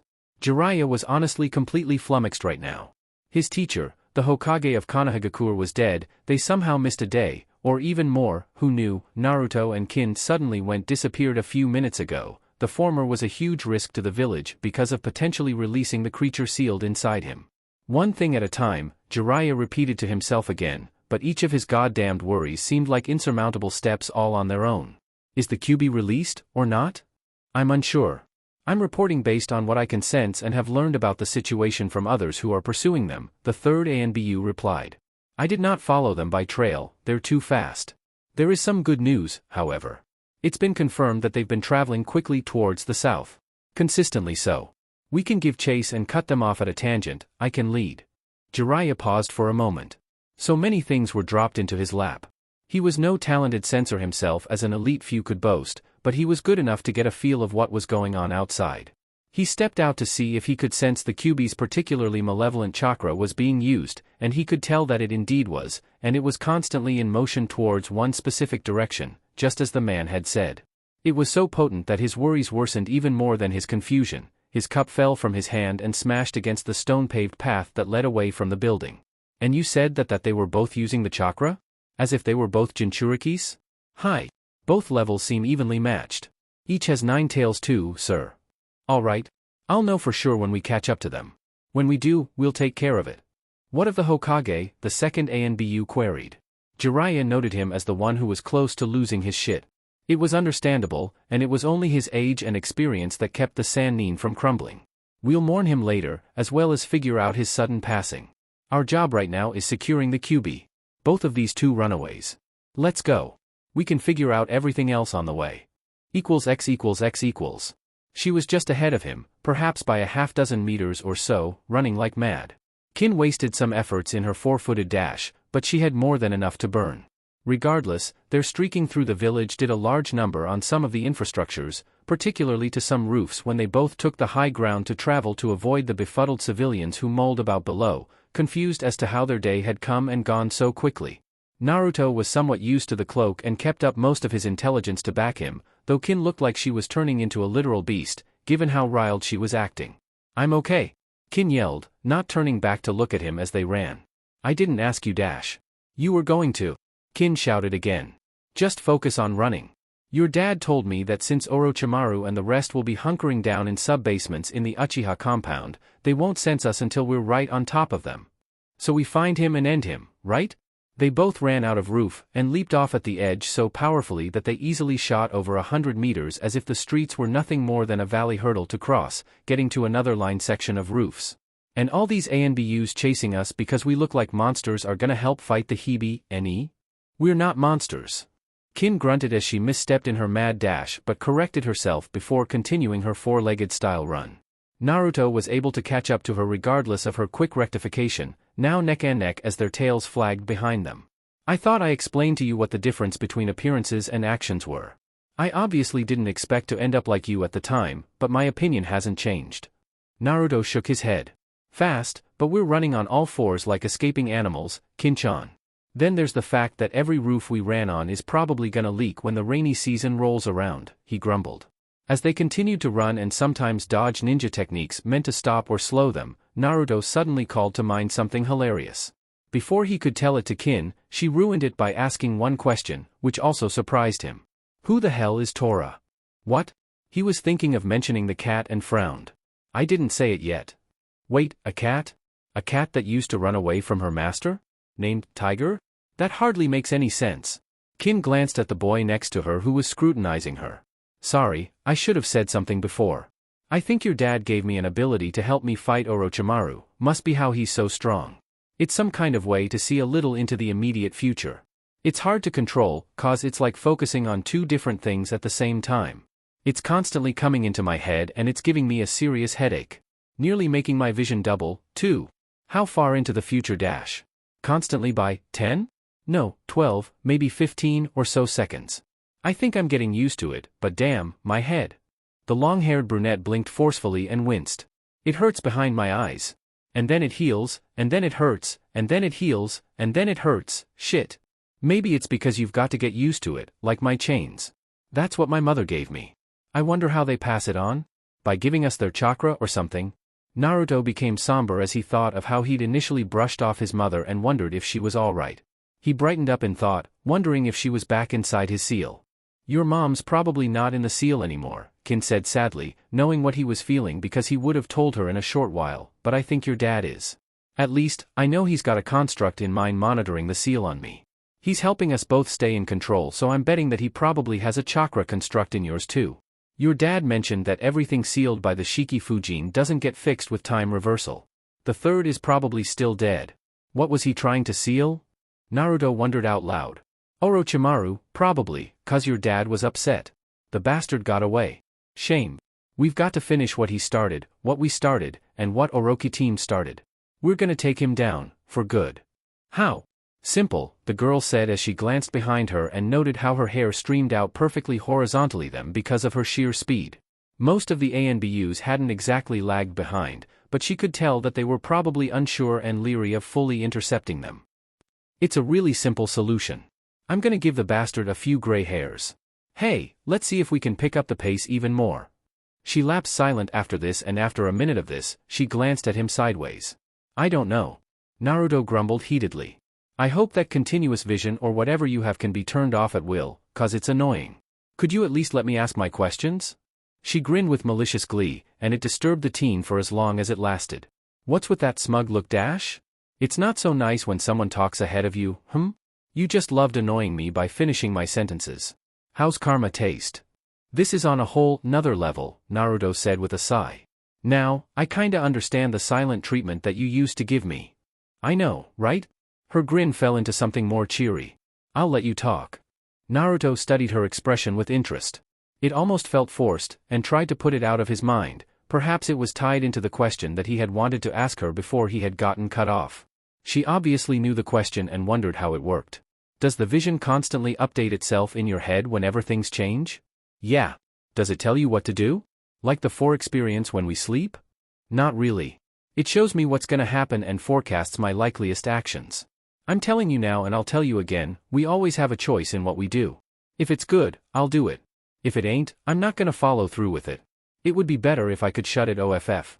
No one can live like this constantly.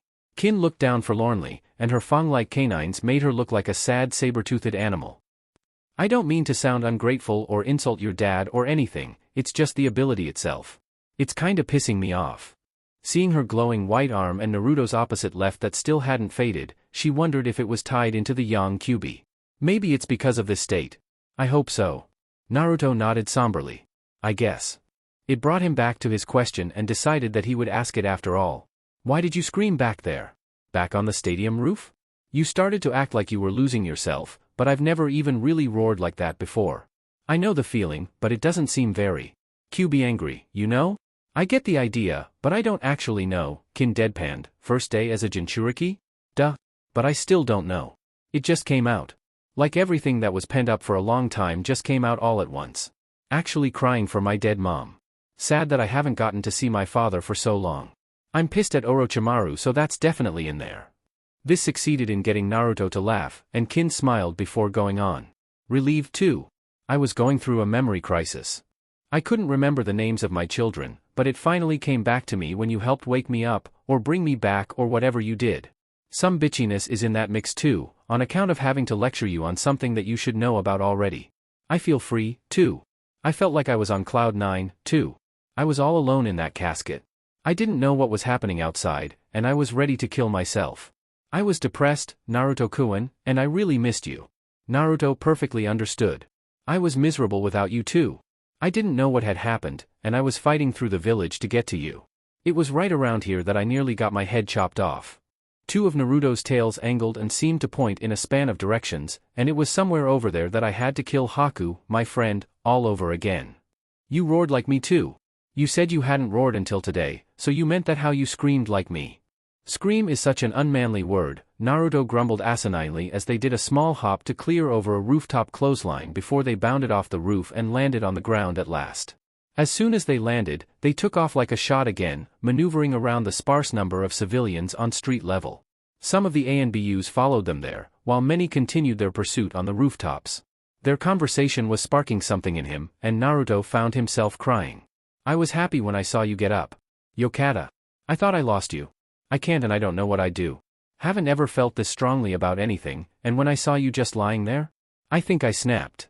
I would too, in your shoes, Kin nearly whispered, but it's no surprise. Back when I kissed you the first time? You asked me if I found any feelings and the truth was that I did, and I feel the same way. It's why I couldn't stand the thought of killing you or hurting you. I can't even handle anyone using me as an instrument to harm you, Naruto-kun. The boy tried to blink away his years before his distorted vision hampered him too much. Anything else? That's it. There was so much more than that. Kin knew precisely how she was feeling. And from how Naruto had joined in, at that point being empathetic to each other's emotions in that short while after their second stage cloaks receded. Love was there, along with some bond that kept them synchronized across time and distance. Both of these, likelier the former instead of the latter, handicapped them emotionally to the point that they couldn't cope without the other. Feel better? Aside from this red chakra that's starting to sting and this headache that I've got? I'm perfect. Hell, I'm so happy that I don't think I mind those things. Anyway, Kin seeming stared out forward intensely as she wove around a portly woman in the way who screamed at the top of her lungs when she saw the cubified teens seemingly charge towards her, yet avoiding her at the last second. Jiraiya and those 3 ANBUs assigned to be our guards are about to cross us. They're gonna get in the way. We can't afford to just stop and explain. We'll need to split up around the far side so they don't try to trap us or some other such bullcrap. You got control over your abilities? Yeah. But it's gotten even slower than watching paint dry. I'm not sure if I can speed things up around me anymore. What about you? I think I got control over my own. Doton, Doria Hiki. Earth release, Earth-style wall. Almost instantly, a wide mud wall rose up between them and their direct path to the south, filling up the entire large intersection. Naruto kissed his teeth. That's their doing, huh? They already set a deep pitfall trap behind it. They expect us to just go through the wall, or jump over, Kin said with a laugh. Looks like they know you too well, 'cause I'm seeing that it's exactly what you're going to do. Naruto sighed at the girl's joke. Okay, let's go around. If we pass them, they'll just try to catch up. When they do that, then we can talk to M. We'll need Jiraiya's help, anyway. Like the 2 demonic fox blurs that they were, Naruto and Kin came to a fast stop just short of smashing into the wall before putting their utmost into the ground like starting blocks before dashing to the 2 endpoints of the expansive obstacle. The ground where they ran on together splintered and broke up as they separated in their launch, and the ANBUs who were pursuing them suddenly realized the new speed and distance that the pair were employing against them. The chase up until then had been more or less in their favor as the 2 Jinchurikis had maintained a constant direction, though with rising speed as if getting more and more used to their powers, but the gap wasn't getting any smaller. The nearly 2 dozen ANBUs divided into 2 groups to follow each of them, but Naruto only gave them a single glance. Wonder if Jiraiya is going to order them to stop so that they can defend the village or to help us. We still have to worry about outside ninjas cropping up to storm in. It might be easier for the ANBUs since they won't have to divide their attention between the Kyuubi and the ninjas, right? He shook his head as he neared the wall's extremity. If Jiraiya's back, that means that our range reached his safe house, which means that probably everyone is alive, right? Everyone in the Leaf and people beyond must be freaking out. Maybe the goddamn murderers retreated too. Finally at the end, Naruto turned the corner to see that a large section of the ground beyond was incredibly deep and wide. Most of the houses that should have been in the space were gone inside too, likely evacuated before ending up as puny filler in the deep pit that was lined with a few seals. Eyes scanning around frantically as he continued to run on all fours as he and Kin circled around the far sides, Naruto finally spied the man looking as if he was in the middle of executing another jutsu, apparently having seen that his trap hadn't worked. On the other side, Kin had leaped over the heads of their ANBU guards, yelling for them to get out of her way, and it was much the same for the blonde, that one being Jiraiya. Grinning as amicably as he could manage with his long canines, he sprinted towards the man and in his way shouted the most Naruto-like thing he could think of to assure the man that he wasn't a threat. Sup, Jiraiya? You look a whole lot better now than you did a few hours ago. Jiraiya froze like a statue with a flabbergasted look on his face as he stared at the Jinchuriki who was almost about to pass him. What? Come on. We're going after Orochimaru. If you can't keep up, me and Kinchan are gonna leave you behind, Databeo. In the next moment, Naruto passed the man leaving nothing but chakra shroud tracks and dust in his wake. Hurry up. Jiraiya's head nearly swiveled like an owl's as he turned to gawk at the boy. Never in his wildest dreams would he have expected his godson to even be in control, let alone communicate when the seal seemed this far gone. He had used 3 tails before, once, but so many at once with a shroud when he had no understanding with the Biju was supposed to be impossible. Being in control was good, but there was too much that he didn't understand, and what Naruto had said disturbed him. Not even realizing it, he was already running after the blonde, and caught up somewhat, able to talk within earshot. What the hell, brat? What's going on? Are you in control of the fox? What do you mean I look better now than back then? Why the hell are you and Kin running to the south, and why does she look like she's a Jinchuriki like you? One question at a time, Jiraiya. Naruto's eyes wandered to his right, blandly looking at the sun in between the buildings as he flashed by. It had just finished sinking into the horizon, with only the barest of its rays lighting the west while nighttime had fully fallen everywhere else. With the last of his trepidation and hesitance gone, he ran a little faster. Before I answer that, I need to ask you something. We're going after Orochimaru. He's hiding out in the Uchiha clan compound, probably since the days leading up to today's invasion. If he's underground over there, like a deep basement, would he sense us coming towards him? Jiraiya looked at him stupidly. Obviously, Orochimaru was a priority, but the Uzumaki seemed to be ranking it at the top of his list. He decided to answer, as the boy said he'd answer his questions as well. Damn sure that everyone could sense you coming if you get close enough, being a sensor or not, though being in a sensor-proof bunker might work against him if he was hiding out perfectly. Nothing a sensor does gets in or out. If that's not the case, and he can sense what's happening, he might think that the Kyuubi's escaping. However, since the power and influence aren't increasing and you keep getting closer, he'll suspect something. Naruto frowned as both he and Kin converged at the other end of the round pit, as did everyone else who was in the chase. Then we need to go even faster. If you can talk while running faster then. I can go faster, Jiraiya affirmed matter-of-factly. Now talk, kid. What happened? Short version? We reverse time after everyone got butchered today, Naruto said grimly. Your ideas sucked, my ideas sucked even more, and Orochimaru basically won. But my parents have been helping me and Kinchan all day. I met my mom in the seal. I wasn't. Naruto nearly became awash with tears. I wasn't a good son, but she helped me. It turns out that mom was the one who sealed the Kyuubi in me, and she split it into 2 while she did it. Yin half, and a yang half. They helped boost my powers, up until when my seal ruptured and the balance went haywire. The Sannin told him to continue, and so the boy did. Anyway, Orochimaru broke the seal today, and mom allowed the yang one to escape before patching it up, saying it was too hard to fix with the both of them in there. After that, I got abducted to be used in experiments. I escaped, and went to where my dad was summoned. Kinchan got used in the Edo Tensei to bring back dad. So everything was basically like your nightmares, the man stated as they regrouped, before ordering his team and the ANBUs coming up behind them to stop engaging the pair. Sounds rough. Nightmare sounds exactly right, Kin remarked as she turned her head towards Jiraiya, who stared at her intently. I got thrown into a coffin, and the yondaime asks me not to off myself. I allowed myself to be used in the reincarnation, but I could always kinda hear what was going on. The yondaime used my powers to escape Orochi's control and kicked everyone's ass. But he soon left to seal the Kyuubi in himself, in my body, basically. Used what? Shiki Fujin, I think he said? To hold the Kyuubi in place while he used some hack-sounding seal on it. That's how I ended up like Naruto-kun. In every sense of the word. Jiraiya exclaimed, easily recognizing her description. It must be the hack no Fuin Shiki. That's what the kid seal is. Looks like I'm not the only one who can't remember jutsus when they hear it only once, Naruto joked to himself. One of Kin's tails swayed and reached closer to slap her boyfriend in rebuke, making him swear in pain as he nearly tripped. Itai. What was that for? She ignored his cry and continued speaking. The Sandaime used some sort of sealing jutsu that could beat the Edo Tensei. But it does something to our time powers too, like a weakness, according to the yondaime. In any case, Orochimaru wasn't there before we turned back time. I'm guessing that means he got away. Since our seals are good now, the village is safe-ish and everyone's alive, we gotta get Orochimaru before he escapes. Her vision centered on the compound that everyone was rushing up towards. He switched bodies, and it's nearly invincible. He probably knows about Naruto-kun's abilities because of how he counterplanned against us. He could learn more later on, time manipulation, me seeing visions now, as well as becoming a Jinchuriki too. We can get the drop on him right now, but if we let him get away, we'll have to look over our shoulders for the rest of our lives. Jiraiya's face became crestfallen. Seeing his expression as he ninja sprinted behind them, Kin asked him what was wrong, before she stopped short, having foreseen the answer. Oh. He's gonna talk about Hokage. Old man Sarutobi is dead. This weakness that you mentioned? When you turn back time, it must not work for the sealing technique that he used. It must be the Shiki Fujin as you said. One-way trip into the death god's stomach, so he didn't come back to life even when you reversed everything.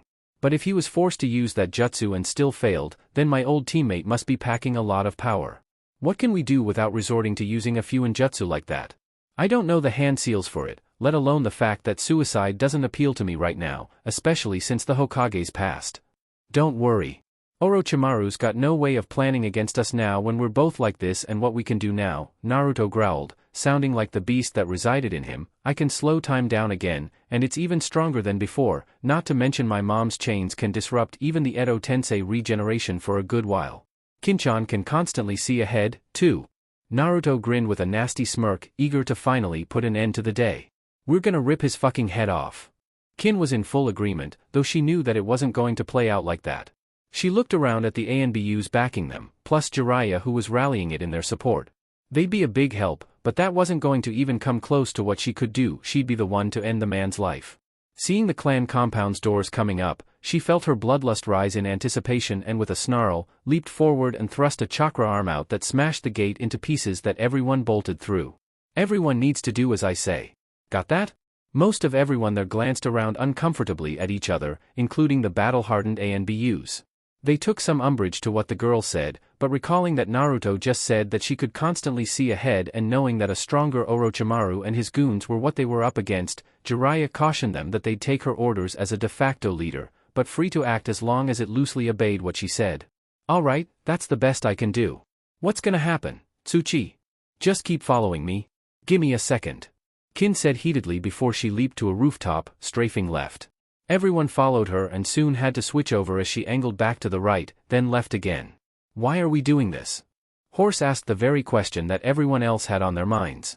Naruto would rather just head to the building that he himself had earlier emerged from but decided to wait. It was a strange change. Normally, people would be the ones who had to wait on him, waiting on his decisions. He trusted his girlfriend to know what she was doing and asked the ANBU to be patient. I'm trying to use Descry to see ahead in different places. Kin stared towards one corner of the compound, and then another before she ground to a halt and stood upright and still, everyone coming to a stop close by. Alright, I have it.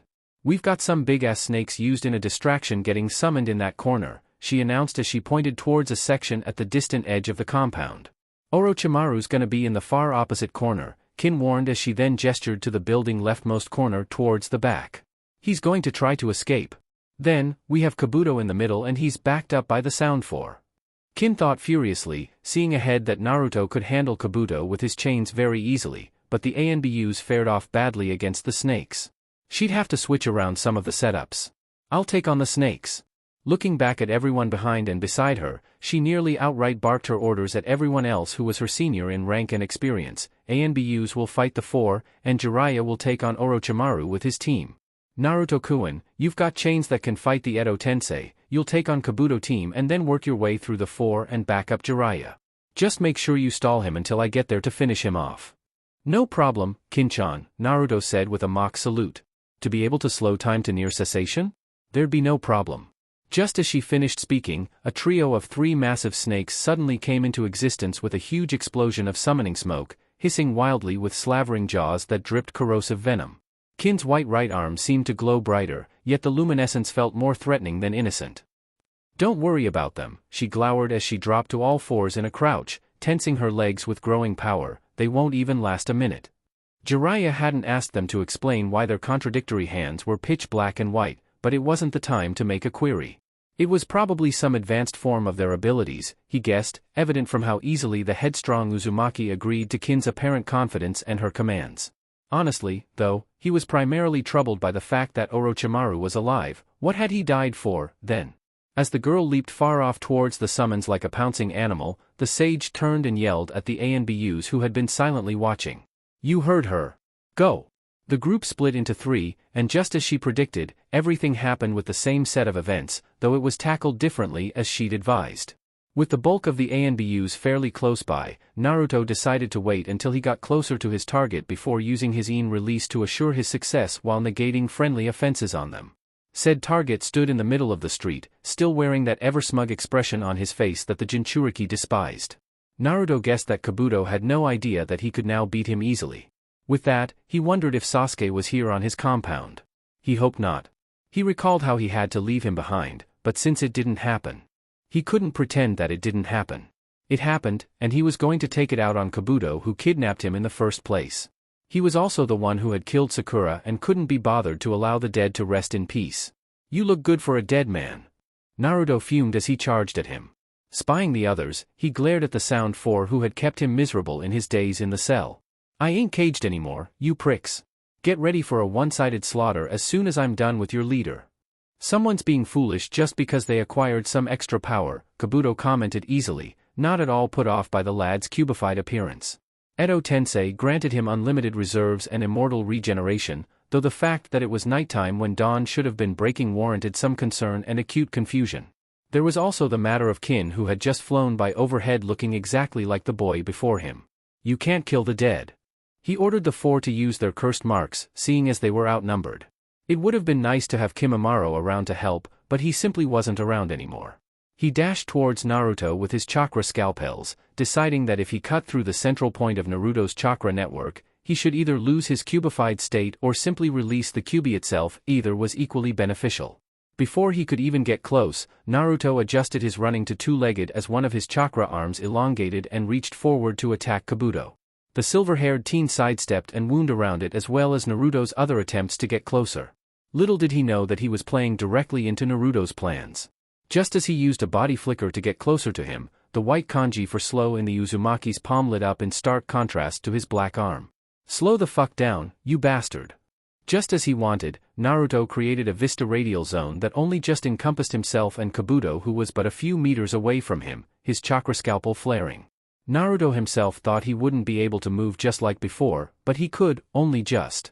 It was only a little faster than Kabuto, but he didn't need hand seals, or even the ability to talk to activate his adamantine sealing chains. Kongo Fusa. His chains flew out of the black void that was his stomach area and stabbed right through Kabuto's head. Not done there, it retracted, and with the three others, Piston punched through the dead's body, multiple times until there was hardly a trace of the man left to be called solid.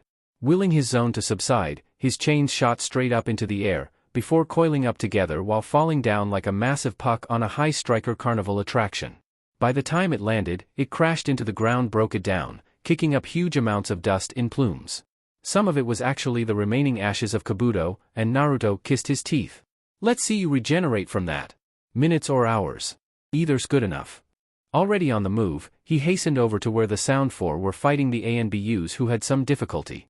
Most of the said elites were at pains in trying to avoid dealing out friendly hits to their own while fighting against Orochimaru's lackeys, who had broken out into new freakish looks with their curse marks. "Holy shit, you guys!" Naruto yelled at the top of his lungs. "Just when I thought you couldn't get any uglier, you all actually started trying." He got Sakan's attention first as well, what looked like the teen's body double. Capitalizing on their attention that was detracted from the ANBUs. He thrust his arms out at them, but the pair seemingly relished seeing that he was trying to attack them. "You're just an uppity asshat just because you got sprung out. Come on, Yukon." Sakan retorted with a sneer as he and his twin formed the snake hand seal. "Kuchios, Rashomon." A massive gate erupted out of the ground before them, armed with a spiked top and decorated with a demonic face on the front. Recognizing the jutsu, an ANBU warned Naruto that it was supposedly impervious, and Naruto took it without skepticism. On the other side, the twins were still awaiting impact and were not disappointed to hear it. In the same second, however, the ground beneath the two crumbled apart as the second of the Jinchuriki's chakra arms broke through. Though they were marginally able to dodge it, Yukon was a bit too slow in doing so, and one of the arm's fingers tore halfway through his thigh before pulling the arm back. The boy yelled in pain as he clumsily landed on his injured leg, already begging to enter Sakan's body in an effort to heal from his debilitating wound. Unbeknownst to them, Naruto had feigned fully attacking the gate and had already flanked around it, and now used his retracted arms to grab the crippled Yukon bodily in a handclasp and held him up. "Brother!" Sakan yelled as Naruto's arm held him high out of reach of his assistants, the hapless Yukon screaming as he was burned alive by the acrimonious nature of the Kyuubi's shroud. "You motherfucker! Let him go. Make me. Falling for the easy taunt and distraction, he didn't even realize that one of Naruto's tails were seemingly missing. Rising up out of the ground behind him, it impaled him cleanly through the chest, the boy's innards bursting out with a mini shower of gore. At the same time, without restraint, the blonde manipulated his arms once more to make them clinch even tighter and crushed Yukon to death. Dropping his broken, corroded corpse back onto the battlefield, mentally jarred the remaining members of the Sound Four, whose leader, by skill and pecking order, had been effectively killed in less than a dozen seconds. So, with some elite ANBUs to help, I've got to deal with a spider kid, a fat ass and one potty-mouth redhead, he announced as they desperately tried to fend off the ANBUs and now worrying about him as their enemy. Easy. In the meantime, Jiraiya wasn't having that level of an effortless fight, as Orochimaru now seemed to boast higher fighting capabilities than before. Honestly, the guy was already a monster, but turning a fucking battlefield into a growing forest of skewering bones was where he drew the line. Shikatsumiyaku. Goddamn. He had thought it was an extinct bloodline. I'm starting to see how Sensei had trouble with him, Jiraiya mumbled under his breath, and how he got annihilated today. Gotta keep him lingering around in the fight now, or he'll try to escape. Going through a bare two-hand seals, he slammed his hands down on the ground separating him and Orochimaru. Doto, Yumi Numa. Earth release, swamp of the underworld. Almost instantly, the ground between him and beyond the snake Sannin was practically dissolved into quick mud that fully sucked in the bones, as well pulling at the enemy himself, trying to ensnare him. He had the skill to focus chakra onto his feet thickly before leaping off to a nearby building that was left out of the technique, laughing scornfully at Jiraiya for his efforts while the jutsu receded. Every team seems to have a bloody fool, Jiraiya. Our team was no different, it seems. Never pegged you for the type to put yourself down, Jiraiya commented as he clapped his hands into the snake hand seal. Gamayuden. Toad oil bullet, spewing a huge amount of oil towards Orochimaru. Horse beside him only needed an instant to perform a fire jutsu, igniting it with a Karyuden, fire dragon bullet. The result was a sweltering fire technique that carried weight from the burning oil, one that Jiraiya used to make a cascading wall of fire behind Orochimaru as he dodged it. Seeing him penned in, Rabbit used Doton to create walls beneath the Sannin with a sudden drive that shot him up into the air, on a direct collision course with the real Jiraiya, who fell down towards him from high up with a Rasengan in his hands. For the barest of seconds, Jiraiya wondered if his former teammate had allowed himself to be hit but still didn't shy away. Gripping it for another second more, he then let the Rasengan go that forced the snake back to the earth, kicking up dust as he landed. He got up soon after, however, none the worse for wear. Still in the process of landing, the Toad Sage watched as Orochimaru pulled out a bone sword out of his hand and patiently waited for him to land, stabbing him once he soon would. Before Jiraiya could enact his escape by summoning a toad or to simply do a substitution with his mud clone on the ground, Rabbit spied what he thought was an opening in Orochimaru's guard and dashed towards him with his wakizashi in hand. Swinging his sword aiming at the man's neck, the snake Sannin turned at the last moment and parried the man's blade relatively easily. The shock alone ran through the ANBU's sword that made his hand vibrate, letting him know that he might as well have just tried to chop iron. Stabbing his bone sword at the ANBU, it just about pierced his mask before he got away with a speedy shunshin backward to his team in a panic. On the inside of his mask, blood ran down his face and dripped off the chin of his mask. Close. Really close. He said that for more than one reason, as in the meantime, Jiraiya had landed on Orochimaru again because of the latter's distraction, this time with a massive Rasengan in hand that was nearly as big as the man himself. It destroyed the area around them and pummeled his former teammate, grinding him through the stone slabs of the first Doton Jutsu, the bricks of the street, and right down into the deeper soil and bedrock. Just before the Rasengan was intentionally warped, Jiraiya used a hasty Kawarimi to replace himself with his earlier mud clone, leaving Orochimaru to his fate when the Rasengan exploded in violent swirling chakra. It was so massive that Jiraiya and his team had leap away to get out of the blast radius. That had to do some damage, the third ANBU said as he approached the pit and threw a few A-grade bomb tags inside to hopefully finish off Orochimaru if he was still alive. As an additional effect, it weakened the sides of the crater left behind by the Rasengan and caused a large amount of dirt to flow to the center and cover up his body. If he's still alive, he'll just asphyxiate down there. Before he could leave, however, a long sword shot out of the hole and through the ANBU's chest, killing him instantly. It soon retracted, however, as Orochimaru's head rose up out of the pit on a drawn-out neck with a snake in his mouth, one that acted as some sort of sheath for the weapon. They all gawked in horror at his snake-like mutation as his body finished jumping out, and his neck receded to its former state. Jiraiya, in particular, was dismayed to see that Orochimaru's clothes were ripped up where the Rasengan had hit him, but his body didn't really suffer any injury. Sarutobi-sensei, what kind of fight did you go through earlier with him? He just weathered that Rasengan as if it barely didn't even matter. He's a monster, but there has to be some kind of limit. Do I summon one of the bigger toads for a food cart destroyer jutsu or one that can bludgeon him with weapons? No, he'll just bring in Manda and make it into a summon fight, and the collateral damage will just spread into the village. Jiraiya thought furiously. Maybe I'll summon Fukasaku and Shima to help me with Sage Mode. Before he could finish his thought, everyone's attention was averted when they heard a loud screaming hiss from the earlier summoned snakes. Jiraiya stared at the snake trio as somewhere from behind a building close to the creatures, a massive Kyuubi chakra arm, with white light running through it like a vein network, shot up and through one of the snake's heads as if it was punching through wet paper. Like some kind of slightly delayed upshot, the hole created broke apart into dust as the arm was pulled back, then swung like a sword that cleanly bisected the others.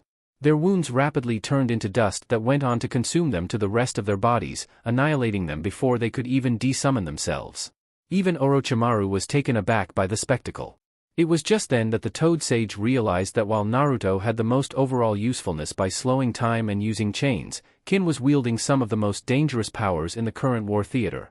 She had prescience that far exceeded that of the Sharingan by actually seeing ahead, and her time powers, no doubt her white arm, was probably aging everything it touched into dust whenever she wanted.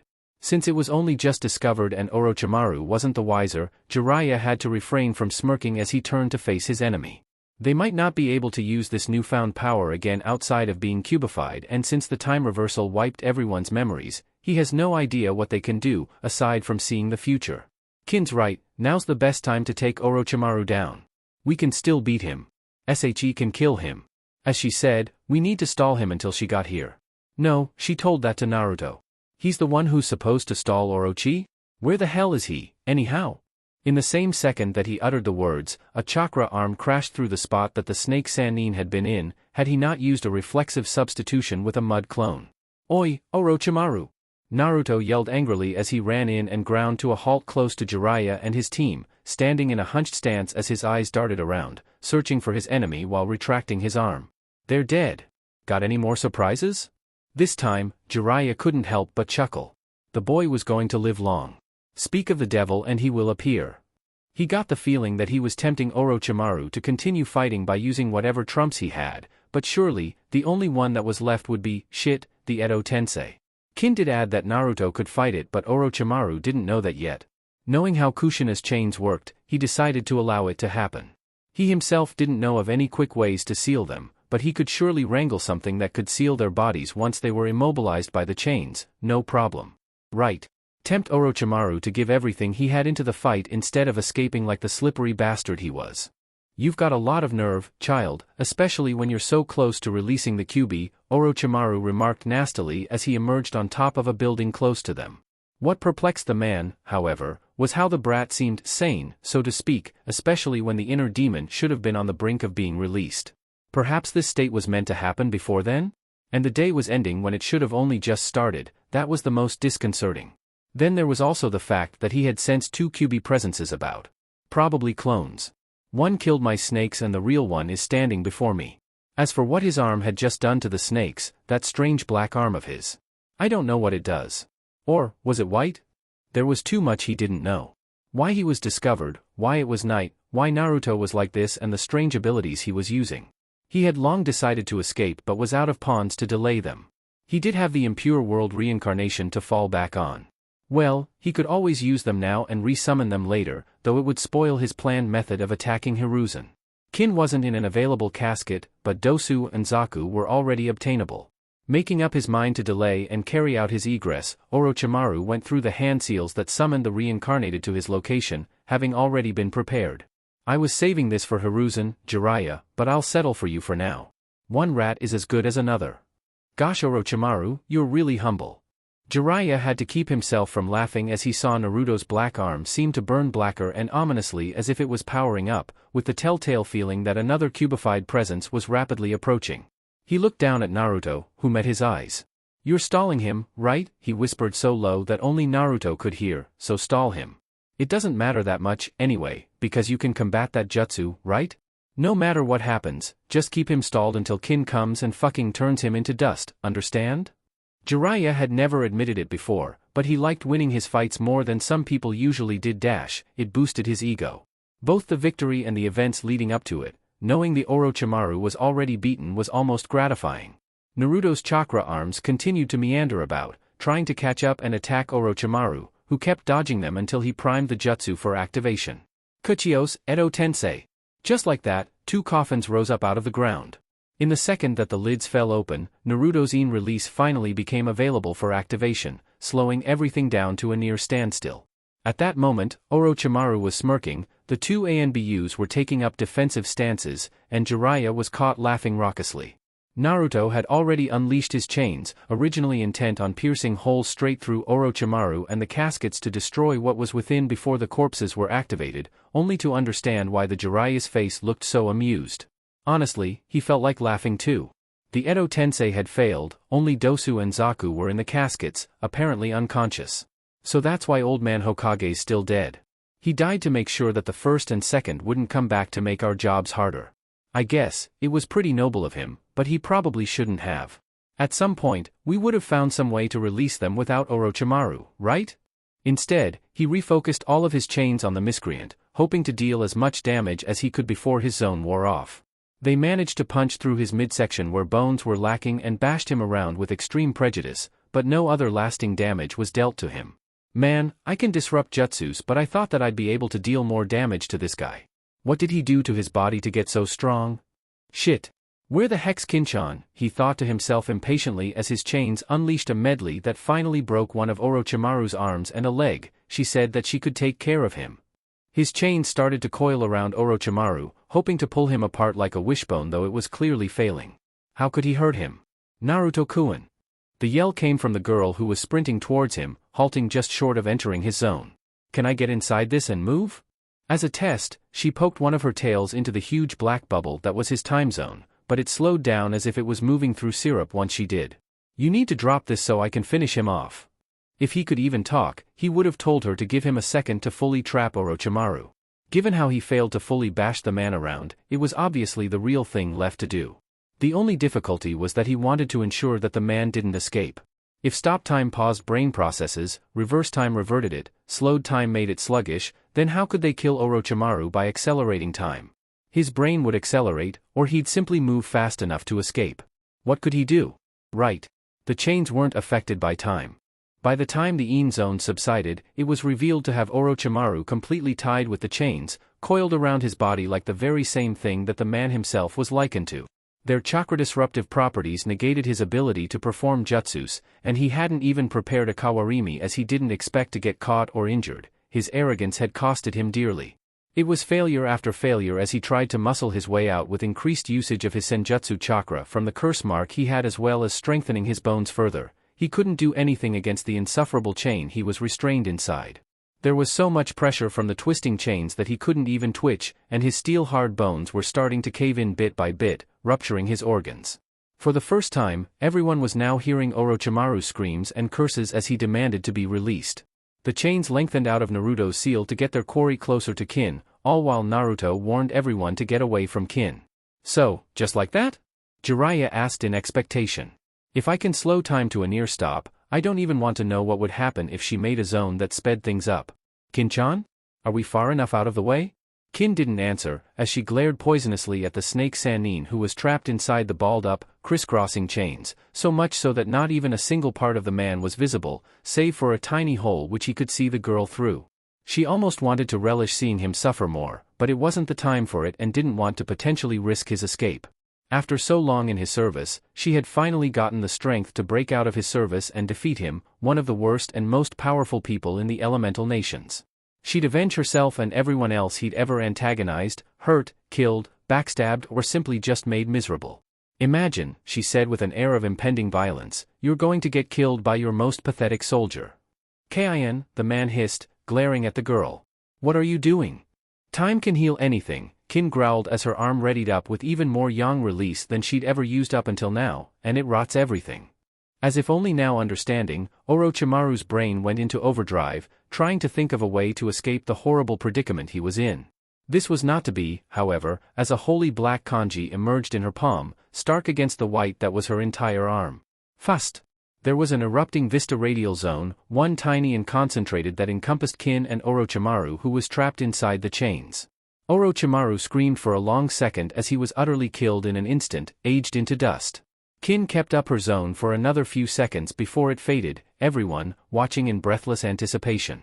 Jiraiya had some expectations, but by the time Naruto uncoiled his tightly balled chains, there was nothing but a trifling amount of dust that fell to the ground, some of which wafted away on a light breeze. Orochimaru was dead. Holy crap! Kin-chan, that was scary! Naruto exclaimed. At that moment, their nine-tailed chakra shrouds started to recede bit by bit as they started to approach one another. I mean, damn! You just aged him into dust. He had it coming, Jiraiya stated, that guy wanted to live forever. And what you just said, girl? You got kinda intense there. I heard it from the yondaime. Sounded appropriate. Their cloaks were nearly almost gone, and Kin could feel the day's stress, the lack of faux healing from the shroud and her severe headache come creeping in and clouding her mind. I'm exhausted. I'm completely wiped out too, Naruto agreed as they finally got together, normal, nearly leaning on one another as they hugged. It was one that comforted and supported one another as they finally came to terms that everything was over. Jiraiya's eye twitched. What's with you two? We won. And we've only been fighting for what? 2.5 minutes? He looked around as if expecting someone to refute his statement. That's right, right? Maybe closer to 3 minutes, Horse added. Short fight. Naruto tiredly turned to face Jiraiya, glaring daggers at the man. For fuck's sakes, we've been fighting all day, you bastard. He stopped suddenly, having realized that Kin had passed out. His face softened as he held her, not wanting to disturb her, asleep or simply unconscious. She'd already done enough to earn some rest twice over. He looked up at the starry night sky and smiled, knowing how few of them he saw and her encouragements for him to see the nighttime sights. Yeah, it's a pretty good night.